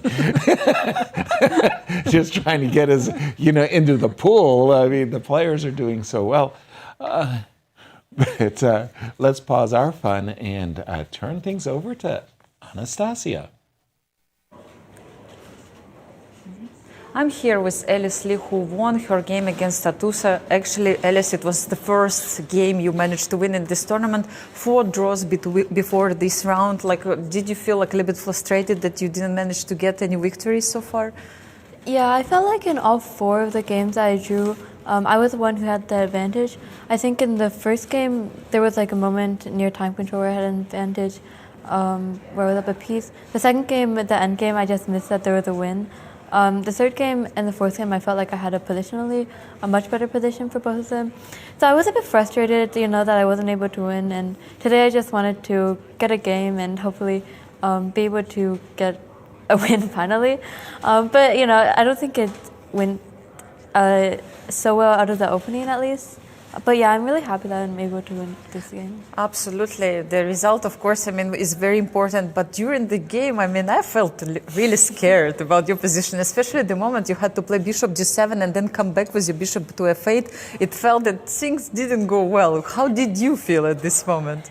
Yeah, honestly, I was having a headache. I'm not sure if it was from my position or something else. But once my position got better, I didn't have the headache anymore. So I think it might have been my position. When I played bishop g7. My intention was after d6 to play bishop f8, but then it seems like somehow it's just all my pieces are still on all their starting positions, so it just feels kind of wrong. But I was okay, she's the one who has to find something, and sometimes it's easier to defend than to attack. And yeah, I think she did find something where she got a slight edge, but then she just blundered this bishop takes f7. Bishop f7, yes. This was, you think, the crucial mistake, yes, in the game? Yeah. What I looked at was she took the pawn on f7, and then I won a piece. But if she had taken the pawn on b7, then I think I would have gone into an endgame where I was down a pawn. So, I wouldn't have any chances to win. But I think, I was at least happy that I wasn't, completely losing. So it's okay, I'll make another 5th draw in a row. How do you manage to stay calm, playing under such a pressure when you actually know that position is not good, and you understand that things didn't go well from the opening? How do you still manage, to keep yourself? What do you tell to yourself at these moments? Honestly, whenever I have a worse position, I'm okay, well, it's my opponents to mess up. So, when I have a better position, which did happen in the previous 4 games, and it's kind of frustrating, especially because I have to find the advantage. But when I'm worse, then it's okay. Do you think it's very important for you, for your self-confidence, this victory today, for the next rounds? Yeah, I think so. It's always for me, I feel like part of my style is I usually have very slow starts at the beginning of tournaments. I remember in last year U.S. Women's and this year U.S. Junior Girls, I started with I think 1.5 out of 4 and 2 out of 4. But I was able to get some momentum going, and I think that's very important. So, I can't say if I have any momentum now, but I'm glad I was able to get a win, because that's usually important to unstick the not momentum. Absolutely. Thank you so much, Alice, and I wish you all the best in the next round. Thank you. Thank you, Anastasia. Congratulations, Alice, but a very, very lucky win. We thought Atusa had just a decisive advantage out of the opening. It was that simple. Yeah. But as Alice said, sometimes it's easier to defend because you are just waiting for your opponent, but it's much more difficult to attack and to play those precise moves. Well, she was very, very fortunate today, for sure. Some of the remaining games, I'm thinking that Arena is better. Again, I want to go to Carissa, because what we have seen from Carissa thus far has been simply outstanding success. And this is the current position. When we left it, I must say, I had misjudged the position. I had thought that with the move c3, c4 by Carissa, we were edging towards bishop c3, and then the whole point was, as Cristian just clarified, queen takes a6, and there's no It looks winning. great, the bishop on the diagonal, but there's just nothing else to do. We cannot put the queen on that diagonal. I think Carissa was equally shocked, and then after the move queen a2, she has played the move knight f3. We were up to date with the players. Should this game end in a draw, well, there goes the winning streak. There goes the Bobby Fischer $64,000. I like this move, though. This knight f3 move by Carissa, right? Because right now, if you go for that a pawn, queen takes a6, okay, you're giving me the f7 pawn. That might be a bit more valuable, just for the simple fact that your king is so close to it, right? Now the king gets open. Now I have ideas of involving my bishop into the attack, and my king on g1. It's really, really safe. But you give a check, but that's about it. But what's happening in this queen and bishop ending? You're going to go king g. I'm not sure. I can go king h1 if I want to escape the checks very quickly. But then queen e2, and that's a draw, right? Yep. Queen e2. Okay, your bishop is dominated. That is true. I mean, you can check me a couple of times, but I've got h6 defended. So I guess if I want to play for a win, I have to go for something else. After queen takes f7, bishop e3. I was thinking you would almost have to play bishop f2, but I didn't believe that could. Let's go for it. Let's go for it. Why not? But why would this even be better? Why not? Because in a queen and pawn ending, you're going to have these guys, and they're not that great. They're good. They're really good. They are? They're very good. What planet are you on? Trust my pawns. Don't belittle my pawns. Okay, so let's just see them. King takes f2, yes. King takes f2. Okay, he's saying I shouldn't belittle his pawns, but I want to. How should I do that? Yes, I'm sorry. I think I'm a Christian with this. Well, thank you. Thank you. Yes. Okay, but I mean, the best you've got is g5, right? Right. But I can hide my king to h3. What are you going to be playing? Because anytime you push your pawns too much, I make a check and I capture your pawn. Let me play the worst. to get my king. The worst I can. I'm going to put my queen in a terrible state of affairs. Queen A. Or you want to go with your king to the center, Cristian? Sure. Let's go for it. Okay, king f3. Maybe king e3, because I want to keep an eye on that a pawn as well. Maybe right now king d2. Even though king d2, you go queen b2. I don't like it. That's at least a draw. I mean, you're not winning, that's for sure. I'm not as black, but I'm saying that you. I mean, I'm not. I agree with you. If your majority was f3 g4, you've got a passer. The only thing I can really see for you is that you will check me and get in g5. So let's do that with the king on f2. Why not? Or h3. So I just played a bad move purposefully, queen b6. So I'm angling maybe for queen b2 and to take, but I really just want to push my a pawn. So let's go queen e8 and queen e7 followed by g5. Queen e8. You showed me the way, Yasser. You showed me the way. Was this water world? A child will show you the way. I'll take a pawn. Okay, I'll take back. Now, am I greedy enough to check and take a pawn? You can go for it if you want. Okay. I'm greedy. King g1. I check and take a pawn. So you took my pawn. I did. Now I can always take back the a7 pawn, which would pretty much finish. They told but me. But Cristian, do you want to go to f3? Over. What if we go king f3 instead of g1? Yes, but then no. he takes, check king f3. He takes with a check. Right, but I go to g4. And you gave me what I want. Do you know that even without the pawn, without the c5 pawn, even without the a7 pawn, this is a draw. Might be. Oh, I don't know that. But are you sure I that would be playing for a win that game. I was shocked as well. Let's put this one on hold and go to the game of Ray Robson as he is playing against his teammate, Linear Dominguez. And he has 2 extra pawns. Yeah, this is wow.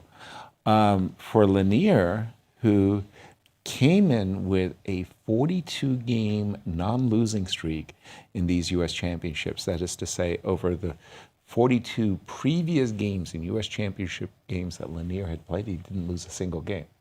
That's impressive. Incredible. I mean, because he's playing this type of field each and every time. He's lost. He's now down losing in another game. And quite frankly, Sam Shankland should have won as well. Right. So this is almost like, an untold disaster. Queen C8 check. So what do we do here? Do we block it with the queen f5, or do we push g4? You can even go up king h4. You know, it's funny, of the two alternatives that you suggested, I like the other two alternatives better. I wasn't a big fan of g4. It feels like a little bit too much open, right? Exactly. Next to the king. I wasn't a big fan of queen f5, but f5, as well as king h4, somehow held my attention more. So, for example, f5. Let's try this. So what I really want to do is just push my pawn. Maybe in an ideal world, my queen should be on d5, my rook should be on d7. I like this f5 move. I think f5 is not only because you want to push your b pawn, but also f6. If you don't pay attention, exactly, f6 is coming and that kills you on the spot, right? Exactly. So I like this move f5. Yes. Two extra pawns should be enough. In the open section, are there any other games? There is. Grigory versus Sam Sevian. Absolutely, because we kind of let this one slip away.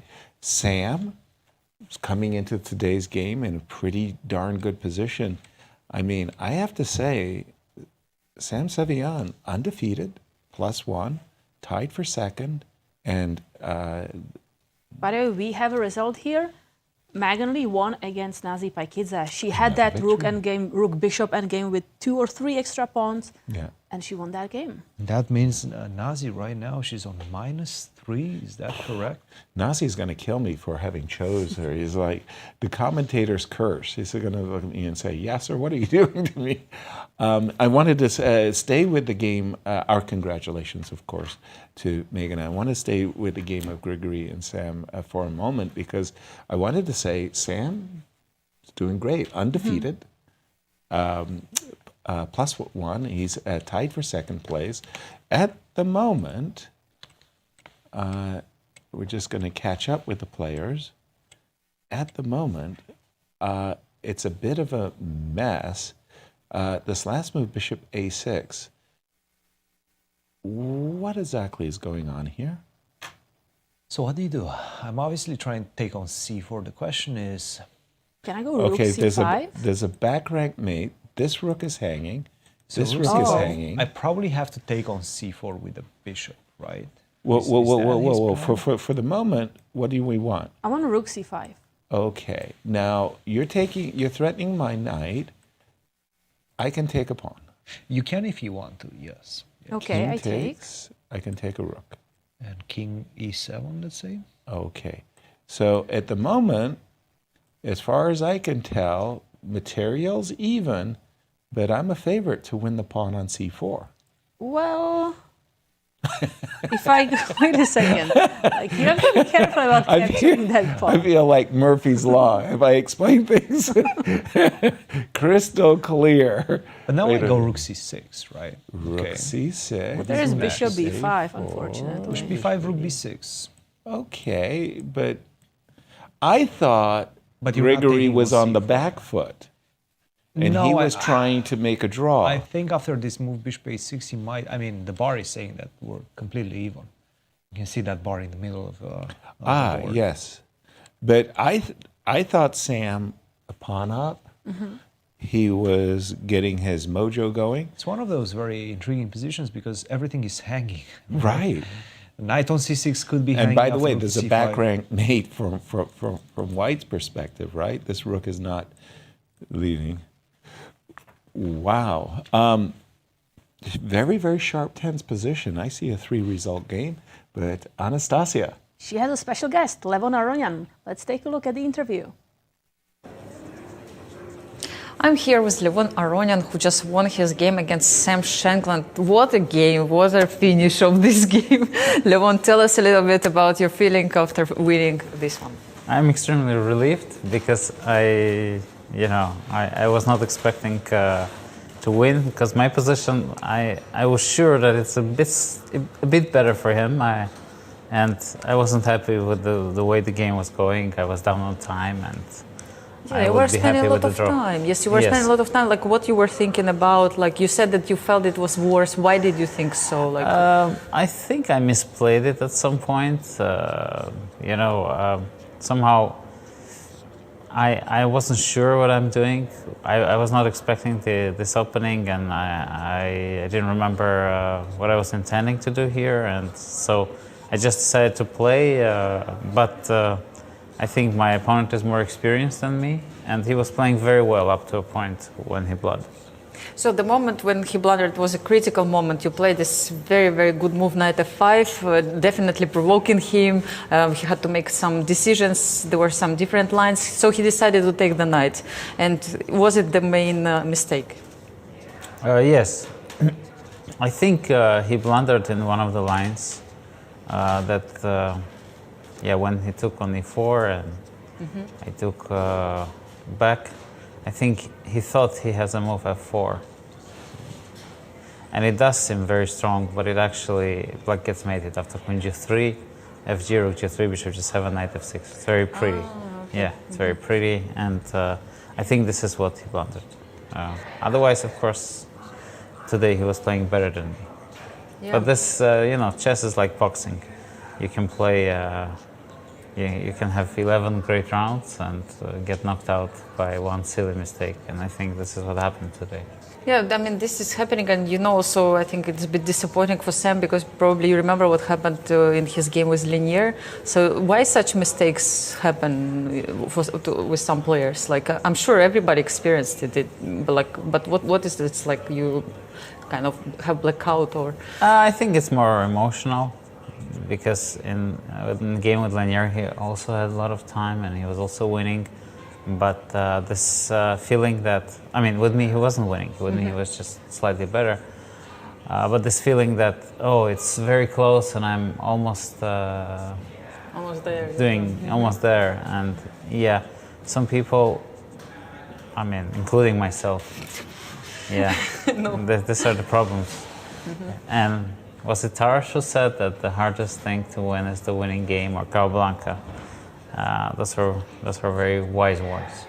Yeah. So, what do you think about your tournaments so far? Like now you're back to 50%. Like, what about the previous games and like your mood? So far, it's pretty bad, but I couldn't wait to have a rest day, and I think now I'm kind of invigorated, spending time with my wife, my daughter. So. Hopefully, from now on, and since now I got lucky, from now on I'll have good results. Absolutely. Thank you so much, Levon. All the best of luck in the next rounds. And we go back to the studio. Thank you, Anastasia. Thank you, Levon. I think we have to share with our viewers the analysis that Levon gave. He saw bishop h6, and he was explaining there was a f4 variation, right? It was here that maybe Sam missed, that he thought he has this f4 move that he can make. Exactly, in order to save the game by f4, but Levon had prepared a queen sacrifice. A really beautiful one. This is just the start. Takes. Now a check to the king. The king has no moves because the bishop covers f8. You have to play bishop g7, and now the stunner. Amazing move, knight f6. You cannot move the king because bishop captures bishop. That's a checkmate, no matter which way you go with your king. So you have to capture that knight. And then suddenly a back rank mate from this way. What a beauty. Nice that was pretty good. That was pretty good. Again, there was a brilliancy prize, and that had ended like that. That would be for the historical books. But Cristian, where's the action? Well, let's go back to Carissa versus Begim, right? And see what these two players are doing. I think we left it after knight to f3. That was where we left. Take. And king to g7 was played, not taking on a6. Just for the record, why is this so bad? Take bishop to g5. Why did we believe that this one was... No, I think we were taking on a6. You were taking on g5. Ah, I see. We were starting with this move. Yes. And then you were taking on f7. Yes, and then we got e3, into right? a queen ending, which I thought black had no issues. In fact, Right. black is worse after king to e3. it That was the seems move like. that you wanted to play. Yes, yes, yes. Black is worse. And if you go a5, queen to f8, king to h7, what is this? Queen to f5, king to h8, let's say, and then I just go towards the pawn, and that's a very crafty maneuver because if you try to check me like this, now I can go queen to c2. I can even try Really? to go towards the center with queen to d3, king to d3. Very, very complex endgame, obviously, and a lot of things could go wrong. Whoa, but whoa, whoa, whoa, whoa, whoa, whoa. it's important to put a queen on c4. Yes. This is a winning king and pawn endgame for black, isn't it? How? Queen b1 check. King c4. Take it. Take. a4. King d3. I can go back. Yes. You're in time. I am in time. I yes, thought yes. I had you in I am 6-1. in time. No. I am Nice. in time.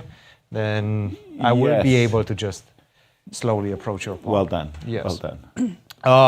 But again, not easy to understand. Right. Not easy to understand, and to be honest, you convinced me. live, you convinced me. Now that I see the engine, I'm not so convinced. But live, you convinced me that black shouldn't have any issues in that one. So she decided to go for knight takes first, not allow this, and defend the pawn on f7. Queen Right. to b7, and my guess is that right now She she's wants going to go bishop bishop g5. g5. Makes a lot of sense. I don't think you can take. That's a check. mating. And that's probably going to be a mate coming along. Queen Yes. d5, king h2. Okay, sorry. Queen e2. I mean, your bishop is Yeah, lost. yeah. Your bishop is completely gone. Gone. So it seems we're still in the balance right now. Bishop to d6 was played. I don't like this move that much. I really like my bishop on g5. It felt much more connected to the requirements of the position. Bishop to d6 attacking, or at least looking at the pawn on g3. But what if I just set up this nice little cocoon for my king with the bishop on f2? Mm-hmm. How do you get to my king? I don't think I do. And next I'm taking your pawn on a7. If I manage, look, give me two more moves. Right, Let me I take and get go it. back. That's Right. it. Game over. If I manage to take and go back, my pawn is promoting. So you need to be very careful. So Bishop by the way, d6, that's the idea, right? If you don't play bishop f2, but you first capture the pawn on a7, She played bishop. then there's queen a1. I think that's the correct. problem. Yes. Because Queen I'm to b1 pinning or the queen- bishop and threatening bishop takes g3, and you have no way of defending. That's right. Yeah. That's right. And this is going to be Easy, a perpetual, perpetual. most likely. Easy, Yes, maybe Bishop. more, but yeah. So you have to play bishop f2, which happened. It's on the board. Right. But now, how do you? I'm starting to get a little bit worried if I For would be in Begum. Begim's shoes right now, because Right. look, I'm taking that. I'm taking the pawn on a7. I don't see your defense against that. And by the way, let's envision something. Maybe have some fun with it. Okay. Let's say you go queen to e2, right? Right. I take. What did I want it to say? Queen f3. I had something in mind. Queen I had f3. something. Queen f3. But queen I b7. was trying to actually Oops. give you a check first. No, King queen h2. b7. Oh, this is what I had Apologies. in mind. Queen to e2, and I was thinking whether this works. And it doesn't, of course, because you also take on g3. But how is this endgame? Like, you have to defend with bishop to b8. And I thought that maybe I have some chances to win this one. G5, f, G4. Right, because the bishop is more or less stuck, stuck. there, right? This bishop is worth as much as my pawn on a6. But the fantasy, because Yeah. you do have bishop takes g3, of course. Yeah. Yeah, This is no, what happens when it's getting sharp. When you look at a lot of studies. Yes, you get inspired and you lose control of the. But okay, we do have, by the way, bishop f2, queen e2 on the board. Queen e2 is on the board. Yes. Are you sure? It is on the board. Yes. Yes. Queen to e2. Yeah, the thing is, I don't even have to take. Maybe I can go queen to c6 right now. This is starting to feel a bit unpleasant. Bishop f8 seems to be the one move that keeps the balance in the position. Not an easy one to make. Queen to d3 perhaps as well, but queen to d3, king to g2. You have to make some awkward moves. Bishop to e7. I don't like it anymore. I really don't like it. I feel like white's pieces are much better placed. Obviously, white has the trump of the pawn on a6. If you lose the pawn on a7, you're in trouble. So you need to be careful about a lot of things, and you're running out of time. 11 minutes for Begim, 14 for Carissa. Carissa with the pressure right now. What if she goes 5-0? Wow. What would that mean for the tournament? if she goes 5-0. How much of a dominant, and by the way, 5-0, defeating one of her main rivals, Becky. Well, she's already defeated Arena, so defeating two of her main rivals. This is a big game, guys. This is a big game right now, because if Carissa manages to squeeze in a victory and get to 5-0, it's going to be very difficult to stop her. I'm forcibly reminded. It was just perhaps the most exciting tournament. Wait, what did she play? Queen C6. We just missed her move, Queen to C6. One of the most exciting tournaments we've ever had the pleasure of broadcasting was Sinquefield Cup, where Fabi had a streak, 7-0. My God, it's unbelievable, 7-0. And I'm saying to Rex, we're walking back to his home, saying to Rex, in 15,000 simulations, you're not going to have 7-0, Rex. And following the tournament, all the players were in a press conference and asked in one question to sum up Fabi's performance. And it went from brilliant, outstanding, amazing, and it came to Magnus Carlsen, and he said, depressing. Well, for Carissa's it was the highest, by the way, performance in a chess history. It was like 3,060. Crazy. For Carissa's opponents, this is depressing. When somebody's going 5-0. Queen C6, you said Bishop F8 is the only way to keep Bishop a balance? F8, no. Bishop F8 and Bishop E7, you have to stay on that diagonal. Bishop E7 covering G5. Makes a lot of sense. I still got Queen takes G4 in my pocket. But Bishop so let's go Bishop E7. Let's just put it on. Yeah. I'm assuming we do have a result. That's a draw. Looks like the kings are in the Oparin middle. and Sevian, they just agreed to a draw. For Sam Sevian, he keeps his +1 score. For Gregory, is that his fifth draw? Fifth draw, Fifth draw in a row. Very solid performance. Very solid. Yes.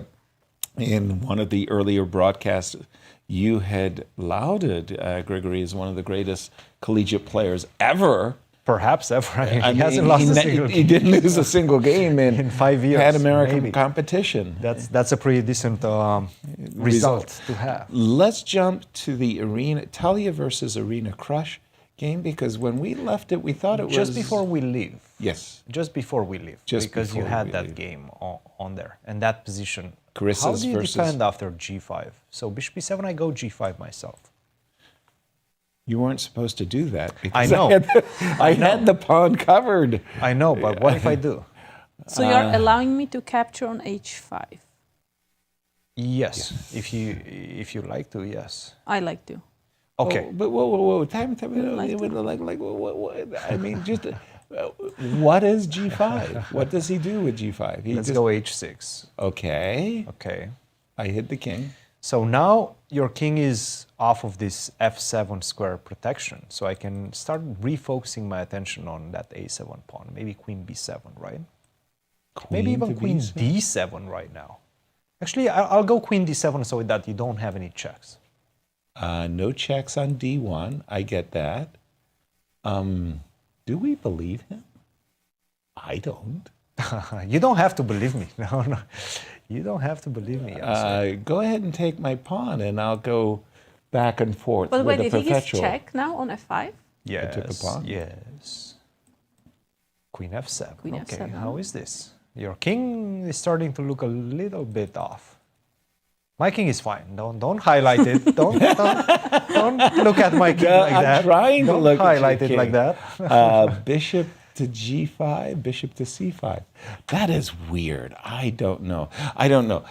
Sorry, I did want to get to the Talia position just because it looked to me like Arena's clock times to help me out here. Yeah, so What is Arena has going- 5 minutes and Talia 14 minutes. Okay, so more or less we were about here. I liked everything that Arena had been doing, and the last move was rook E1. But actually, I'm curious if maybe Arena has extra 30 minutes, or is it the last 5 minutes of the game? No, this is the last This is the last 5 minutes of the game, for Okay. sure. Yes. No further bonuses for the players. Okay, so let's just try to catch up and understand what's going on. Arena had been eyeballing opportunity for rook takes c3. She can't do it right now in this moment because her queen is on pre. So let's imagine she goes queen f4.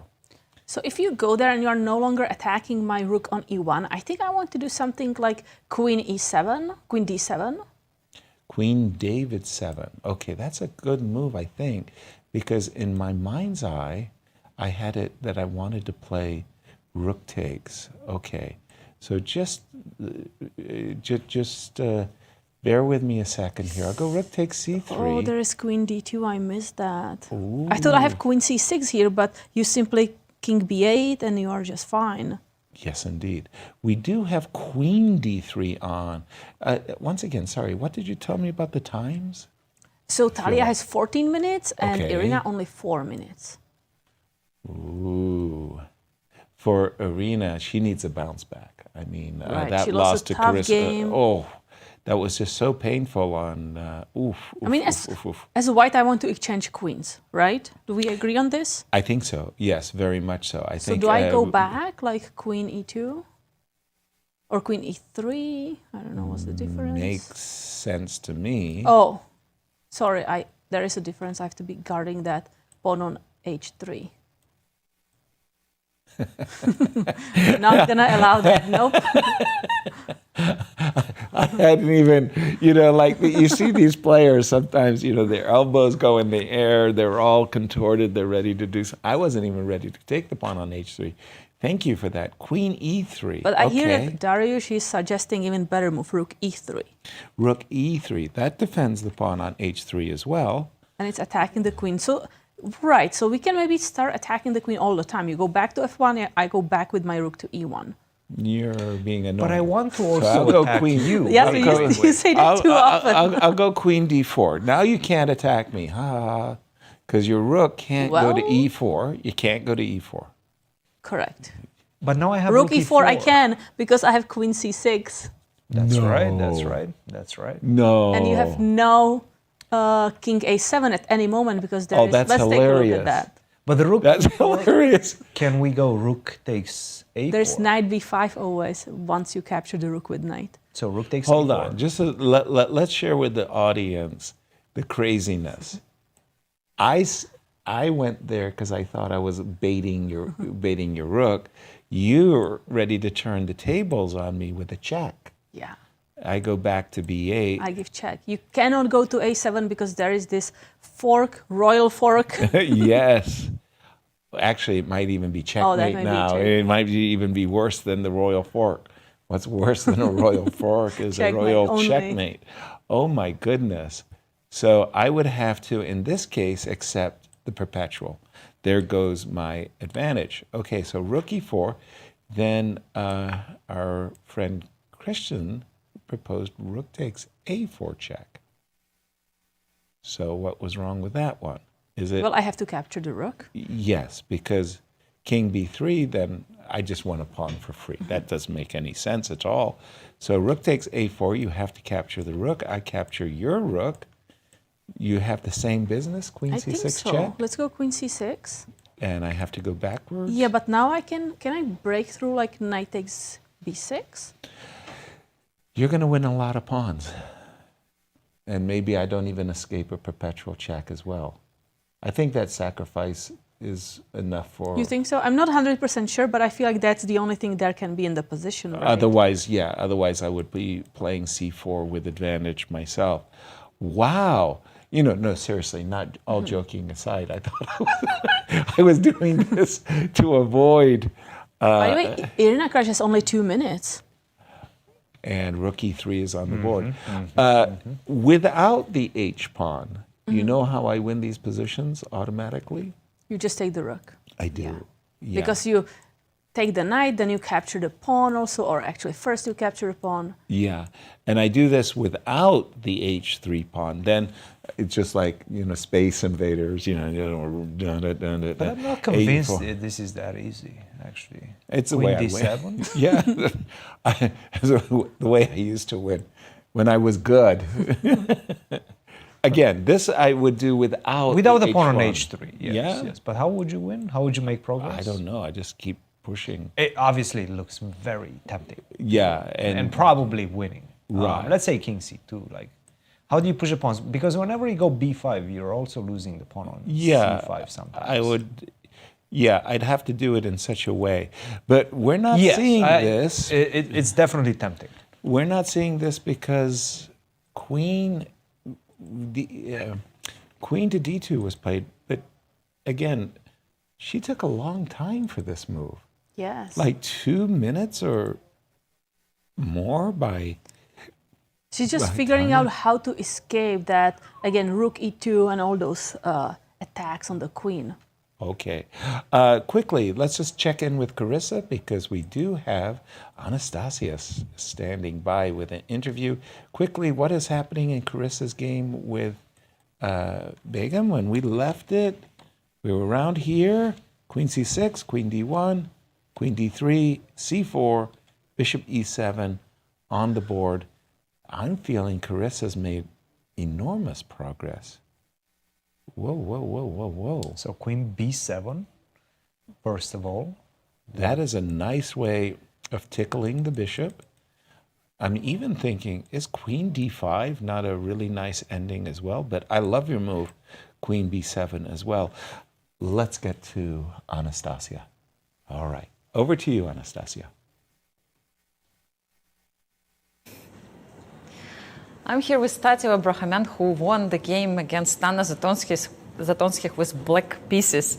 Congratulations, Tati, first of all, on your victory. And after losing in the previous round, sorry for reminding you about it, but still, I mean, how did you manage to put yourself together and come today, and what was your mindset? Oh, don't worry, I haven't forgotten about that loss, and I'm not going to forget for a very long time.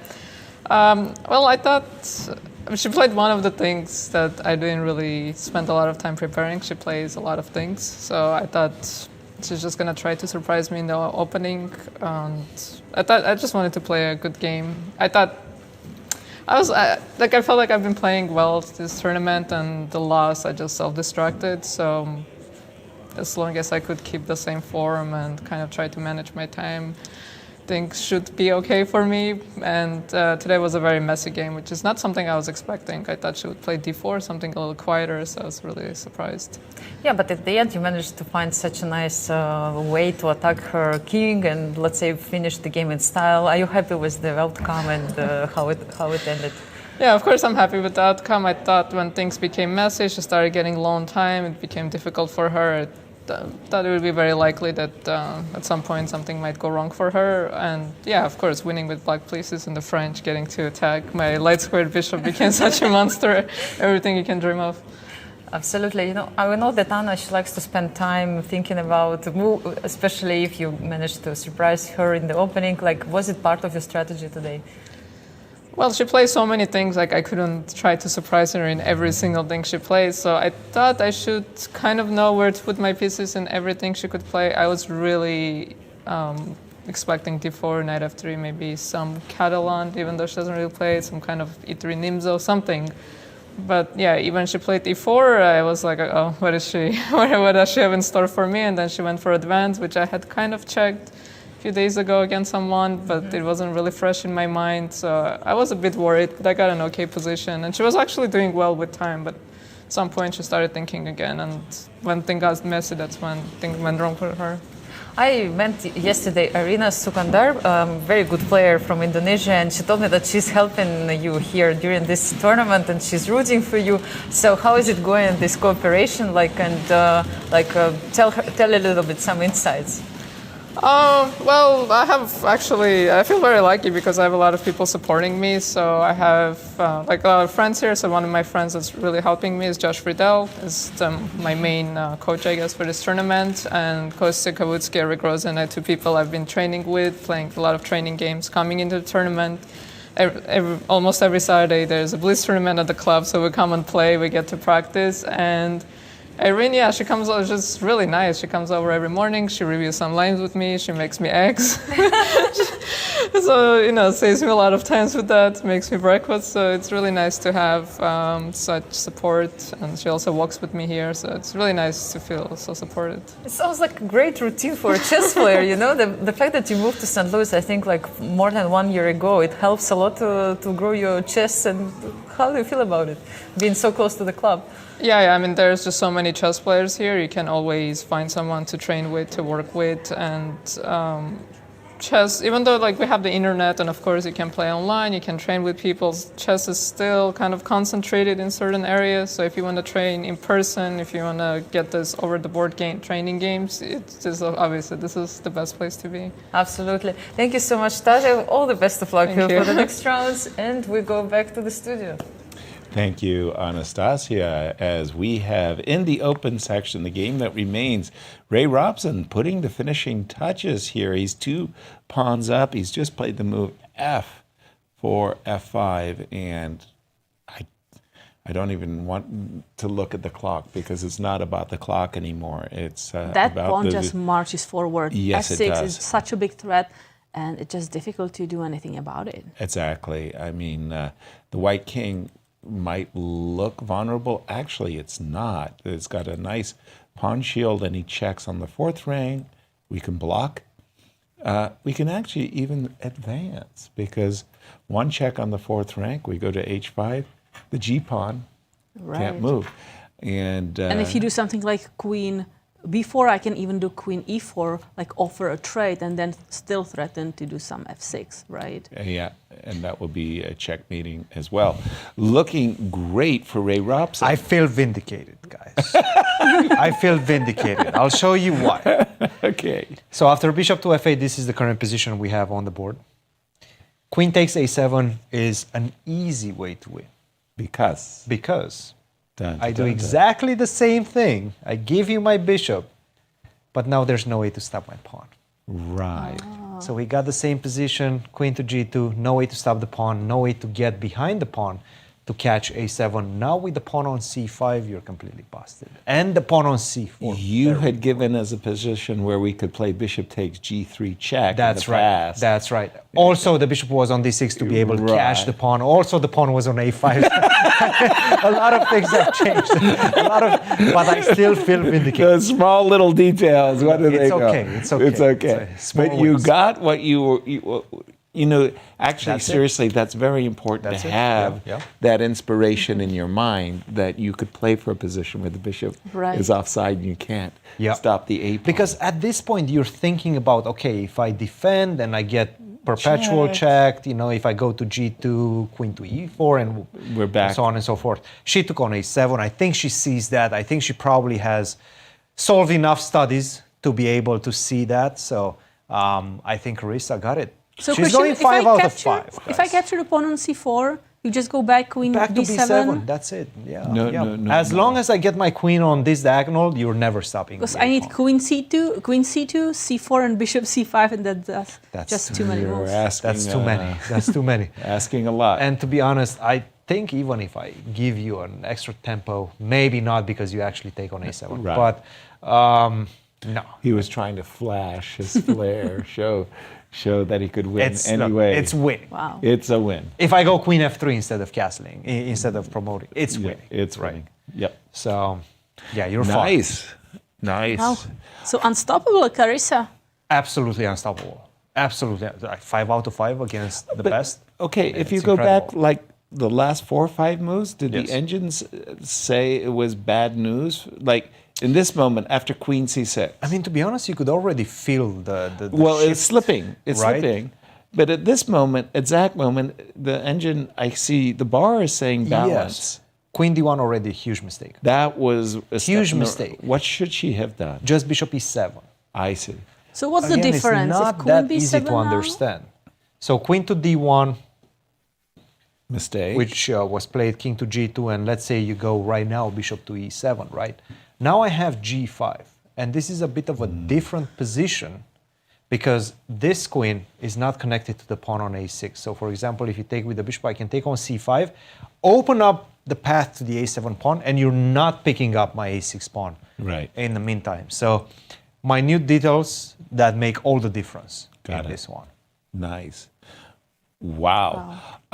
Ray Robson, when we came in, we thought f5, but one more move, king, no check on b4, just king h8 in order to sidestep the deadly effects of f6. Okay, what's the... It's crickets. I'm looking if you are really sidestepping it, if I can still play f6. Queen takes f6. Queen takes f6, g takes f6. Should be a winning rook ending. Mm-hmm.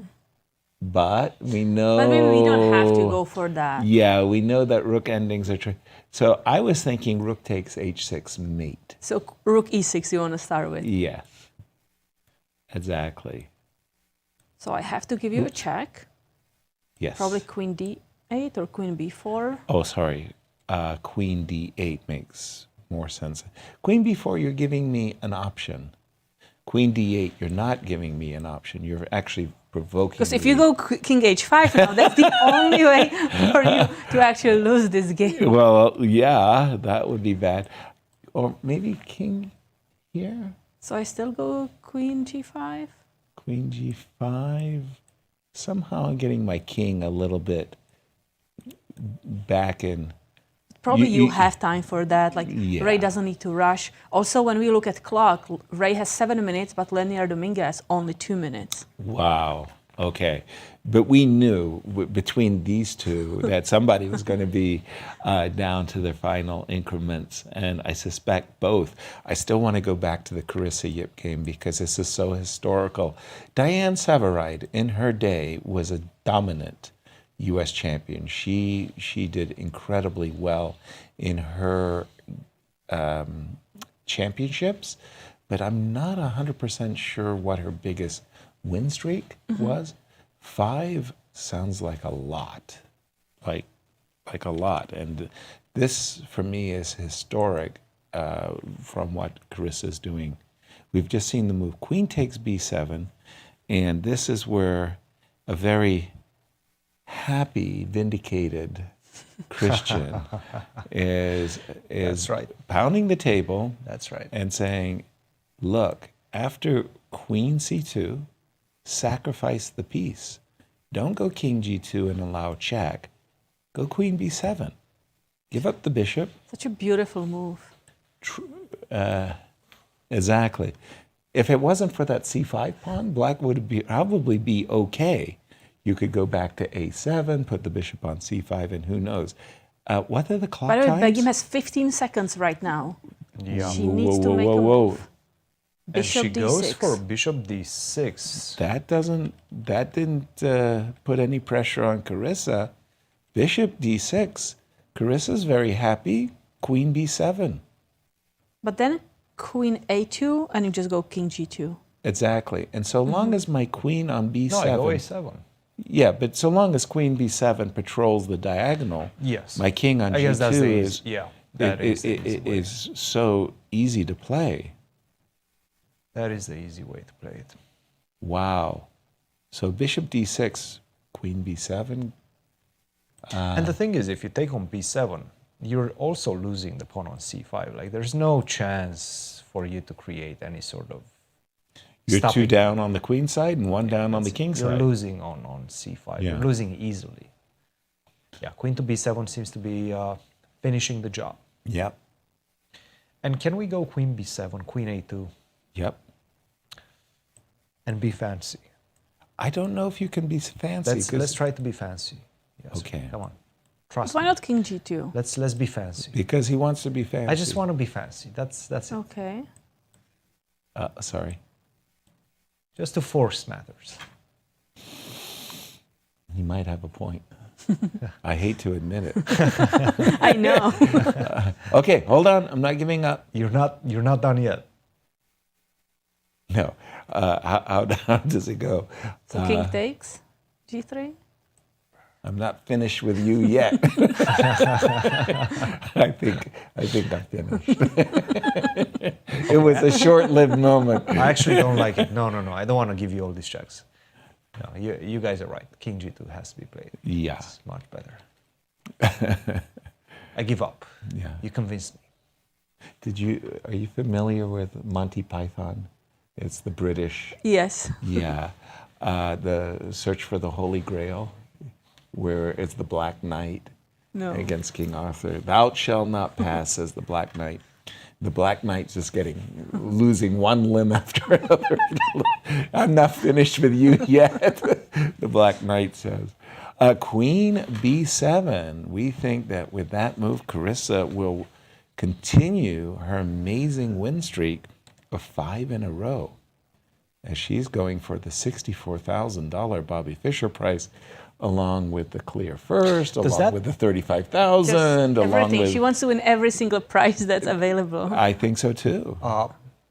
Also, like 11 out of 11 might get her very close to 2,500, which to get the Queen's Award. That's another $100,000 if she makes the Grandmaster title, and she's getting very close to that. Right.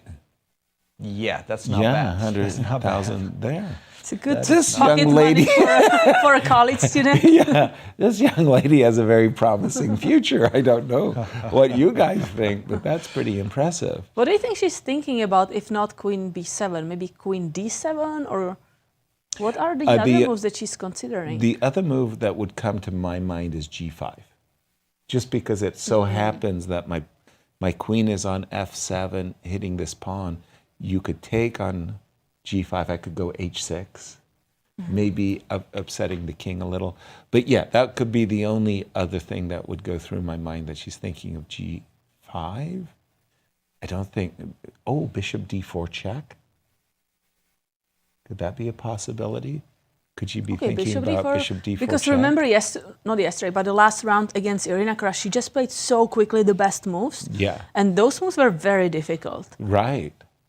Bishop D4 is a nice idea. Only because you forced me to think of something other than Queen B7. The Bishop D4 check is one of those checks that could easily be hidden, because the square D4 is protected, but there's an X-ray. But it's also a little risky to make sure your king is not in perpetual check. Correct. I wouldn't risk it. I would go Queen B7, and as we know. Queen B7 has to be played. Tandem to this, we've got Ray Robson's game going on, and we've got Irina Krush's game going on. By the way, in Ray Robson's game, Ray just started to march with his B pawn. As well as his king. I see a king on H5. Lanier has just played the move Queen F3 check, forcing... Actually, it's not forcing King H4. No, it is. King G6 is actually legal. King G6. I was looking at G4 and no, you don't want to touch that pawn because there's Queen take H3 and actually you are getting checkmated. You're absolutely right, but there is, after Nigel Short tasered the entire chess world by marching his king to G6. And look at that. No, he did. No, King G6 is going back. He's not yet ready. Look, Lanier has 40 seconds on his clock. It is a crazy thought, right? It definitely works, right? That the king G6 definitely But you have to be careful because you don't have like Rook takes G7 here, so you are still not threatening that much. That's a good point. This did not happen. King H4, in fact. Actually, maybe we should show that, because that's actually quite beautiful. What's that? King G6, why you don't have Rook takes G7. Yes, let's say you play just... Queen D3, yeah? Yeah, Queen D3. And now if you want to be tricky, sneaky, now it's going to backfire with Queen takes G3. Ouch. You have to be careful. You are winning, but you still need to win that game. That is really the cold shower. Yeah. And you lose from a winning position to a lost position in one move. Yeah. I'm so familiar with these situations. But to be honest, I really like King G6. And if you do this Queen D3 stuff, then I can just simply try to push G4. But okay, King H4 is completely winning as well. Yes. He's taking a different path, still winning. Steady, slow but steady wins the race. Queen A4 check. So I suspect he will go back H5, and say, hey, I'm making very fine progress with my B pawn. And F6 is coming now. I think F6 is... You have to be careful not to allow F6. Also on the agenda. So Ray, can we show another cold shower?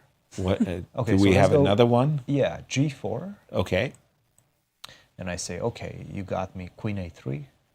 play a random move. And now you go f6 because, of course. Yeah, you show your understanding. And now g5. Uh-oh. Queen takes h3, boom, cold shower. Oh my!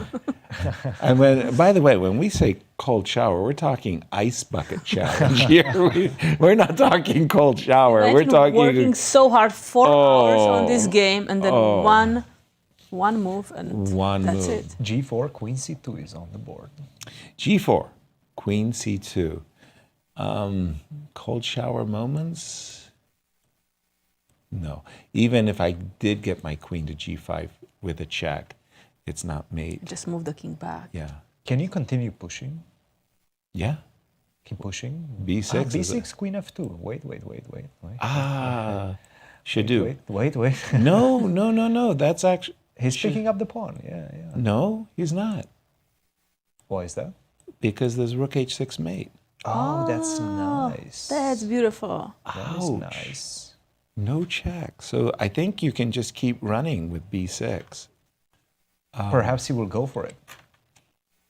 Because once you get to b7, that's it. Yes. Once you get to b7, I'm threatening b8. Too many threats. Forever. I'm threatening g7. I'm threatening f6. Too many threats. Too many threats.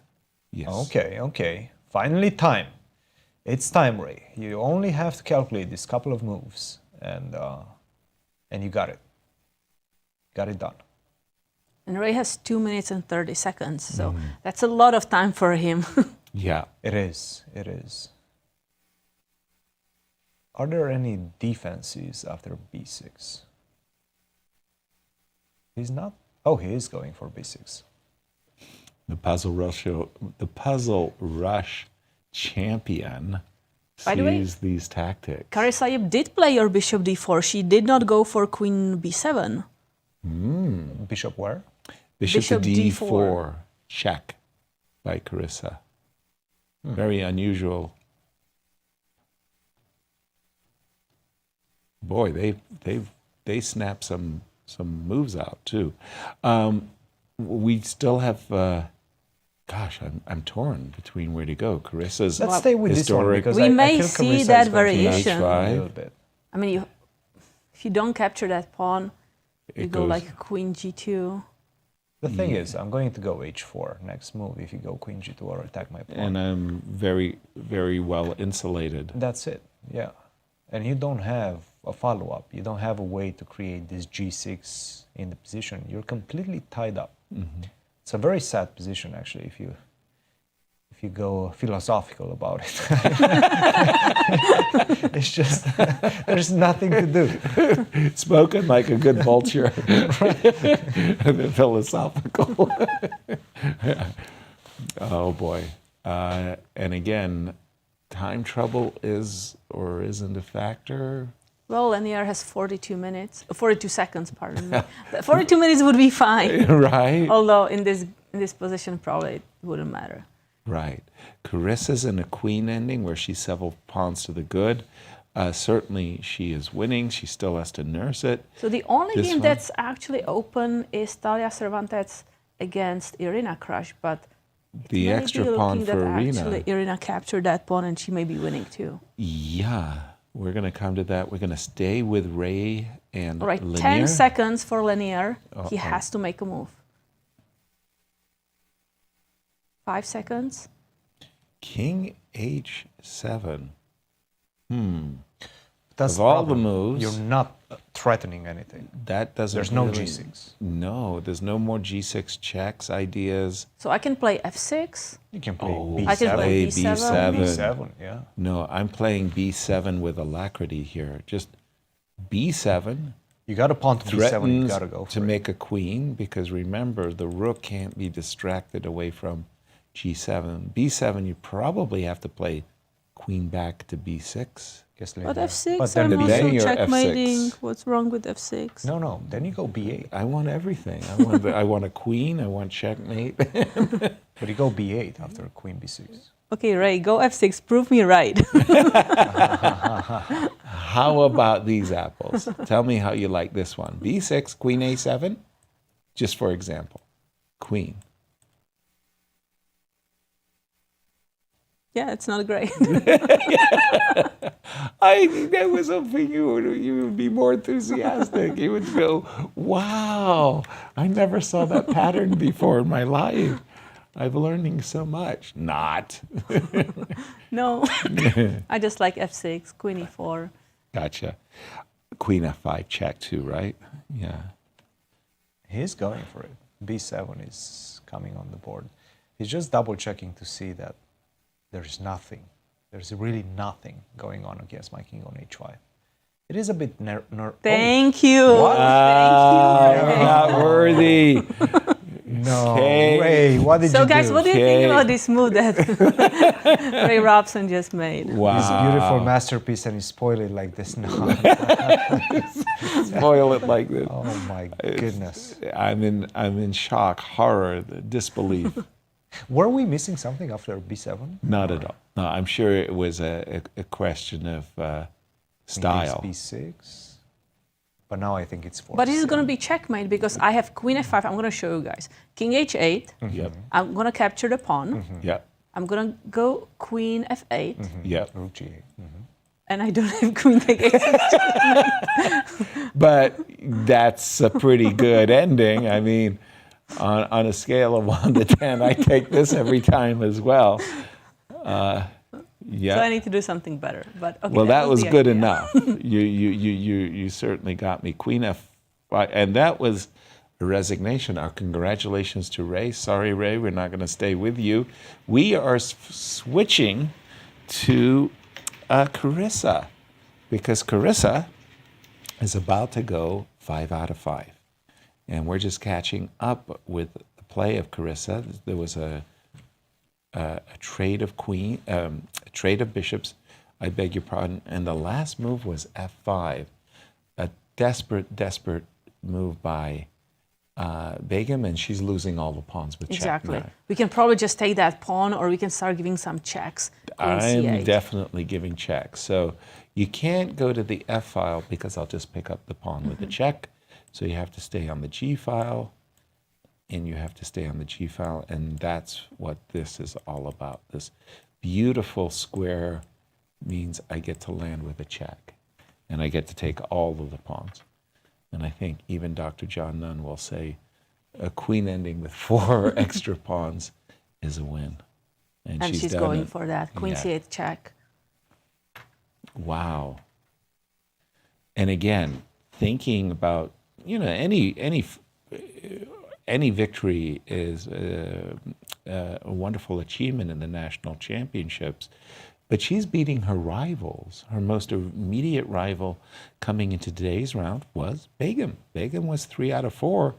Such a nice score, gets Fabi first place. Begum clear second. And look at this, another victory for Carissa. And as we said, she won against Irina Krush. Now she's winning against Begum Janova. I'm going to say to Tatev. No, I did not say that. So Tatev comes in, and I know exactly what she's talking about. She's in a cocoon of support here. Tatev is, because all the neighborhood. it's like a neighborhood watch. They're all supporting Tatev, and she says, "Hey, if you're trying to improve your game, St. Louis." Begum, down on the clock. So she's moving King g8. Now I can just pick up That all your pawns. move was made with 5 seconds on the clock. 35 seconds. Am I reading? A7 looks so tempting right now because I can. Don't you dare! I mean, I can take back on g4 with a queen with a check. Oh. No, go to Queen e8. Just capture all those pawns. Okay. Okay, she's gonna think. She's gonna capture all the pawns and play a7. Queen e. I'm for Queen e8 too. By the way, that was the first thing. I'll be the instantly contrarian on this one. I'll go a7. I think she's gonna in play a tournament Queen e8. game. You can capture 3 pawns with a check. I know. And like I said, it's not what I would do, but I know. A7. A7. Yes. Wow. First Kate, now you. Destroying the harmony. Check. Queen takes g4 comes with a check. That's a what good Begim check. wanted to see. Not what she wanted to see. King f7, box, only move. Right? Yes. Yes, you have to get off the 8th rank, otherwise Queen c8 followed by a8 is coming, and But I'm going to go Queen f3 check, and yes. Ooh. At this point, it's just a matter of preference. Ooh, Queen. And How now- would you like to finish? King things off, h7, basically? Queen e4 on the board. Yeah, she's just speeding Wow. to promotion. She wants to get that queen. off. Carissa, what? We're not worthy. Very, very impressive. Very, very impressive, Carissa. Our congratulations. Simply outstanding as she keeps her hope for a $64,000 payday, Bobby Fischer Prize, alive. Yeah, incredible incredible. performance so far. Just unstoppable. And again, In she fact- was never in trouble in this game. Maybe it was drawish. Maybe there was a moment where Begim just equalized. But Carissa she's not in trouble in But this who's game. going to stop her? Well, right that's now? what I've been asking. She's a point and a half in the lead right now. Okay. Tatev is the only one in Right. sole second with 3.5 points. Everybody else, the rest And of actually, the field. she is playing Tatev in the next round. There That's you go. going to be a very big game. Well, there you go. Dare Yeah. I say, what will be our marquee matchup? Let's jump to the game of Talia and Irina for a moment. The last game. Two more games. Rose Atwell also I'm against sorry. Jennifer Oh, there's Yoo. I Rose. thought that We Jennifer's thought that two the two rooks and the queen, that's going to be over soon. It's not over, but it will be over. Yes. It's not and over. This one, it seems like probably will be over as well. Irina Krush is breaking through. Yep. She's winning this endgame. Talia with 8 seconds on her clock. She needs to make a move. And in fact, Whoa, gives whoa, up whoa, the whoa. pawn. With rook to h3. Can I take that pawn? Oh, yes.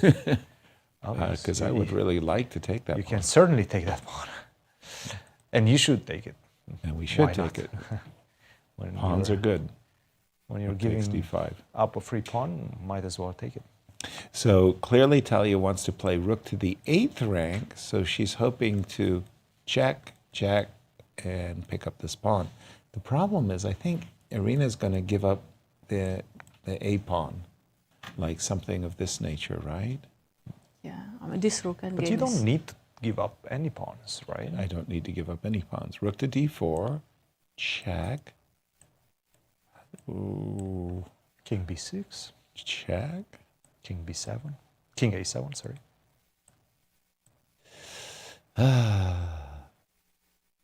You don't need to give up any pawns. I don't think I need to. I mean, you No. can still go rook d8, and I have to find a way, but I'm sure there will be a way. Wow, wow, wow.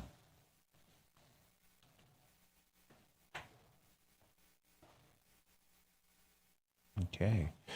Well, as we come to the end of our broadcasts, guys, it's been historic. I mean, I will have to ask Ed Gonzalez, our U.S. champion historian, when the last time a woman has gone 5 out of 5 to start the tournament. That's it hasn't been that incredible often. performance. I don't remember even Diane Savaride, and she had some really great performances if she's done that. And meanwhile, I mean, this is Carissa Yip playing against the whole Olympic team and doing really impressive Cristian. And I remember Jennifer Yoo when she won her national championships. Also with big scores. She did 9 out of 11, maybe But she 9.5 lost a out of game 11 too. early on. Yeah. Yes. So this $64,000 Fisher Never- bonus was completely out of her way for a very long Never time. issue. Right. But right now she really has a chance. She only needs to win 6 more. She already won 5, right? I understand. Hear what you just said. I understand, but she already won 5. Look, Right. I win 5 more, and then I take the last round as it comes, right? Right. Why not? It's not out of the realm of possibility right now for Carissa. She defeated Begim. She defeated Irina Krush, the only grandmaster in this competition. She Right. defeated Atusa Pourkashiyan. Who else did she defeat? Rose Atwell, if I'm not mistaken. And Jennifer Yoo. And Jennifer, I mean, look, this is a great start for her. She has, of course, Tatev tomorrow. Then she will have to face Alice Lee. I think that one is going to be a huge matchup. Nevertheless, she's right now unstoppable. Congratulations for Ray Robson, by the way. I gotta say, bouncing back, it's so easy when you're down on your luck. You have one draw out of 3 games. I mean, it looks like you're facing Mount Everest. Well, guess what? 2 He's games right in a row, and you're back in the fight. And Fabi, what can you say? Outstanding performance there as he takes a 1-point lead going into tomorrow's game. Kate? Cristian. Great show, guys. Great show. We'll see you tomorrow. It's good to be back after the rest day. It feels like we got renewed energy. And, see you tomorrow. Exactly. Thank you all for joining us. Tell your friends where you're hanging out. We'll see you all tomorrow. Bye, everyone.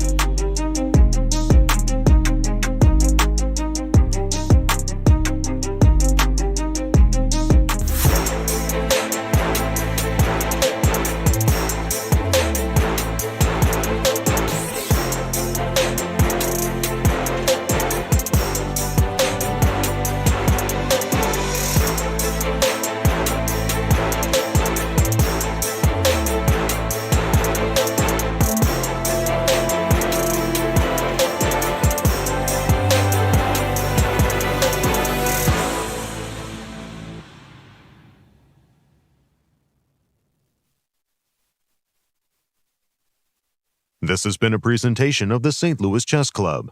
Any reproduction or distribution of this content without the express written consent of the St. Louis Chess Club is prohibited.